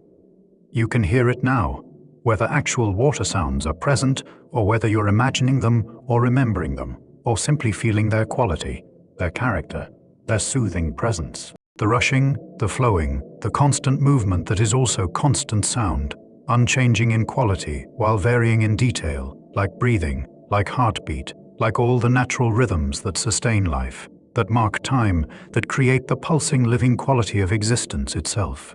Let this sound real or imagined or remembered or simply felt fill your awareness. Let it become the primary thing you're noticing, the main sensory input, the sound that is louder or more present than thoughts, than plans, than anything except this gentle flowing rushing sound of water, of rivers, of the eternal stream that flows through time and space and is flowing right now somewhere, many somewheres, rivers flowing while you rest, water moving while you're still, the world continuing its motion while you settle into stillness, into quietness, into the peace that water sounds create and invite and sustain. The sound of water is lullaby, not with words, not with melody, but with quality, with steadiness, with the hypnotic repetition of flow, of current, of water being water and making the sound that water makes, the sound that has lulled countless humans to sleep, that is lulling you to sleep right now, that is inviting you deeper into relaxation, deeper into rest, deeper into the letting go that sleep requires and water sounds facilitate, and natural sounds enable because they're safe sounds, ancient sounds, sounds that mean all is well, nothing threatens, rest is possible, sleep is near. Let the water sounds carry you, like current carries floating body, like flow carries water molecule, like rivers carry everything they hold toward the sea. Let yourself be carried by these sounds into deeper relaxation, into quieter mind, into slower breath, into heavier body, into the stillness that precedes sleep, into the peace that enables rest, into the gentle transition from waking to sleeping that water sounds smooth and facilitate and make natural, inevitable. Welcome. The river is singing you to sleep. The current is rocking you gently. The flow is carrying you home to rest. Tonight, while you sleep, rivers will keep flowing. The Amazon will discharge its massive volume into the Atlantic. The Nile will carry water through desert. The Colorado will continue its patient carving of canyons. The Yukon will flow if it is summer, will rest under ice if it is winter. The Ganges will receive its daily offerings. The Congo, the Yangtze, the Mississippi, the Danube, every river on earth will keep doing what rivers do, flowing from source to sea, carrying water, shaping land, sustaining life, being rivers, doing river work, fulfilling river purposes. Whether you're awake to witness it, or asleep and dreaming, whether you're thinking about rivers or thinking about nothing, the river's flowing regardless, needing nothing from you, requiring no attention or monitoring or management, just being what they are, doing what they do, flowing as they flowed for millions of years, as they'll flow for millions more, independent of human consciousness. Autonomous in their flowing, self-sustaining in their cycles, eternal in their patient movement from high to low, from source to sea, from rain to ocean to vapor to rain again. This continuation while you rest is deeply comforting. You don't need to make rivers flow. You don't need to ensure they keep working. You don't need to stay awake to monitor them, to verify they're flowing, to make sure they're doing what they need to do. They do it themselves, automatically, naturally, reliably. Rivers take care of themselves. Rivers do their work without your involvement. Rivers continue regardless of whether you're conscious or unconscious, awake or asleep, attending to them or completely unaware of them. And if rivers can take care of themselves, can do their essential work without your consciousness or effort or awareness, then other things can too. Your body will keep breathing while you sleep. You don't need to stay awake to ensure breathing continues. Your heart will keep beating. No conscious monitoring required. Your cells will keep doing their cellular work. Your immune system will keep defending you. Your digestive system will keep processing, all of it continuing without your awareness, without your management, without your conscious control or attention or effort. The world will keep turning while you sleep literally, earth rotating, sun rising tomorrow regardless of whether you're awake to witness it, seasons continuing, weather systems moving, ecosystems functioning, life everywhere doing what life does, none of it requiring your wakefulness, none of it pausing because you're asleep. Everything continuing in the great ongoing processes that include you but don't depend on you, that you're part of but that are so much larger than you that you're sleeping or waking makes no difference to them. The world continuing while you rest, being generous enough to include you, being vast enough to not require you, being complete with or without your consciousness attending to it. This is liberating rather than diminishing. You're not responsible for everything. You don't need to monitor everything. You don't need to stay awake to ensure the world keeps working. Rivers flow without you. Life continues without you. The great processes that sustain existence proceed whether you're awake or asleep. You can rest. Vigilance. You can stop monitoring and managing and ensuring and just sleep, just rest. Just allow yourself to be unconscious for hours, trusting that rivers will keep flowing, that breath will keep breathing, that heart will keep beating, that earth will keep turning, that morning will come, that everything essential will continue without your conscious participation, freeing you to sleep deeply, completely, without reservation, without holding back, without maintaining any watchfulness or vigilance or awareness, just sleeping fully, totally, absolutely. The rivers are flowing now. They'll keep flowing while you sleep. They'll be flowing when you wake. This constancy, this reliability, this continuation regardless of your state, this is proof that you can sleep safely, that resting doesn't endanger anything essential, that letting go completely is not abandonment of responsibility, but trust in larger systems that function with or without your attention, that hold you while you rest, that keep working while you rest, that ensure morning comes and life continues, and you wake renewed because rest happened, because sleep was allowed, because you trusted rivers to keep flowing, and they did, they do, they always do. Everything has been said that needs saying. You've learned about rivers, how they form, how they shape land, how they support life, how they cycle water, how they teach patience and flexibility and presence, and all the quiet wisdom that flowing water demonstrates just by being what it is, doing what it does, existing in its patient, eternal way. You've heard about specific rivers, the Nile, the Amazon, the Yukon, the Colorado, each one unique, each one remarkable, each one teaching something about how water flows and what flowing means and how rivers create the world we live in. But more than learning, you've been preparing for sleep, preparing for rest, preparing for the letting go that sleep requires, that rest makes possible, that peace enables. And now preparation is complete. Now it is time to stop learning. Stop thinking, stop paying attention to words and concepts and information. Time to simply rest, simply sleep. Simply allow consciousness to fade, to drift, to dissolve into the darkness that holds all sleep, that embraces all rest, that welcomes you now into its peaceful depths. Your body knows what to do. It has done this thousands of times. Fallen asleep, slept, awakened, refreshed. Your body is expert at sleep, practiced at rest, skilled at letting go. You don't need to manage the process, don't need to control it, don't need to make it happen. You just need to allow it, to not resist it, to flow with it like water flows, like rivers taught you, like all of nature demonstrates. Allowing, accepting, flowing with what wants to happen naturally.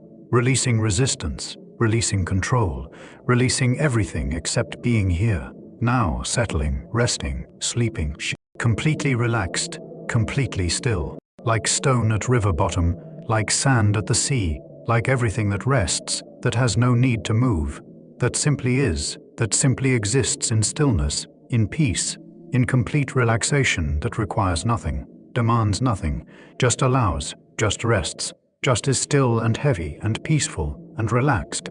So relaxed that movement is impossible. That effort is impossible, that even thinking is becoming difficult because relaxation is so complete, so total, so absolute that only resting is possible, only stillness is possible, only peace is possible, only sleep is possible, coming closer, coming now, coming soon, coming already, sleep arriving like tide arriving, like dawn arriving, inevitable and welcome and complete. Let your breath be slow, so slow, barely breathing, just enough air, just enough breath, just enough to sustain life while demanding nothing, requiring nothing, just breathing quietly, slowly, gently, like rivers flow gently across flat plains, barely moving, barely flowing, almost still, almost peace, almost like not flowing except that flow continues, minimal, gentle, quiet. Slow breath being like that, minimal, gentle, quiet, slow, barely noticeable, barely present, just enough, just sufficient, just continuing in the background, while foreground becomes darker, quieter, emptier, more still, more like sleep, more like rest, more like nothing except deep peace and stillness and rest itself. Let your mind be empty. No thoughts needed now. No plans, no memories, no ideas, no words even. These words fading, becoming distant, becoming quiet, becoming like water sounds far away, like rivers. You're no longer beside, like flowing, you're no longer attending to. Just distant, quiet, fading, going, leaving, allowing emptiness, allowing quiet, allowing mind to be blank, like peaceful water surface, like still pond, like consciousness that is hardly conscious, that is mostly asleep already, that is fading into sleep, into rest, into the deep peace that has no content, no experience, no awareness except the vague, dim, peaceful awareness that you're sleeping. You're resting, you're held by sleep, carried by rest, surrounded by peace, completely safe, completely relaxed, completely allowed to be asleep, deeply asleep, totally asleep, peacefully asleep, sleep itself. The rivers flow on, the world continues. You rest. And this is right. This is complete. This is exactly what should be happening. Rivers flowing, world continuing, you resting, everything in its place, everything being what it should be, everything perfect, everything peaceful, everything flowing into the vast eternal, now that holds all time, all being, all rivers, all rest, all sleep, all peace, all you, all this, all flowing, all resting, all being held by something larger, something eternal, something that is both river and ocean, both flowing and still, both moving and resting, both everything and nothing, both being and not being, both consciousness and sleep, flowing into rest, flowing into peace, flowing into sleep, just flowing, just resting, just sleeping now, deeply, completely, utterly, finally, sleep, rest, peace. Good night, sleep well, and wake when morning comes refreshed, renewed, having rested, having slept, having flowed through the night like rivers, flow through landscapes, like water moves through cycles, like sleep carries you through darkness into light, into tomorrow, into waking renewed. But that is tomorrow. Tonight is sleep. Tonight is rest. Tonight is rivers flowing while you rest, and you resting while rivers flow, and all of it being perfect, being right, being exactly what is, what should be, what must be, what is happening now. This moment, this breathing, this resting, this sleeping, this peace, this darkness, this deep quiet rest, that is sleep itself, that is you sleeping, that is rivers flowing, that is everything being exactly as it should be, peaceful, quiet, flowing, resting, sleeping. Now,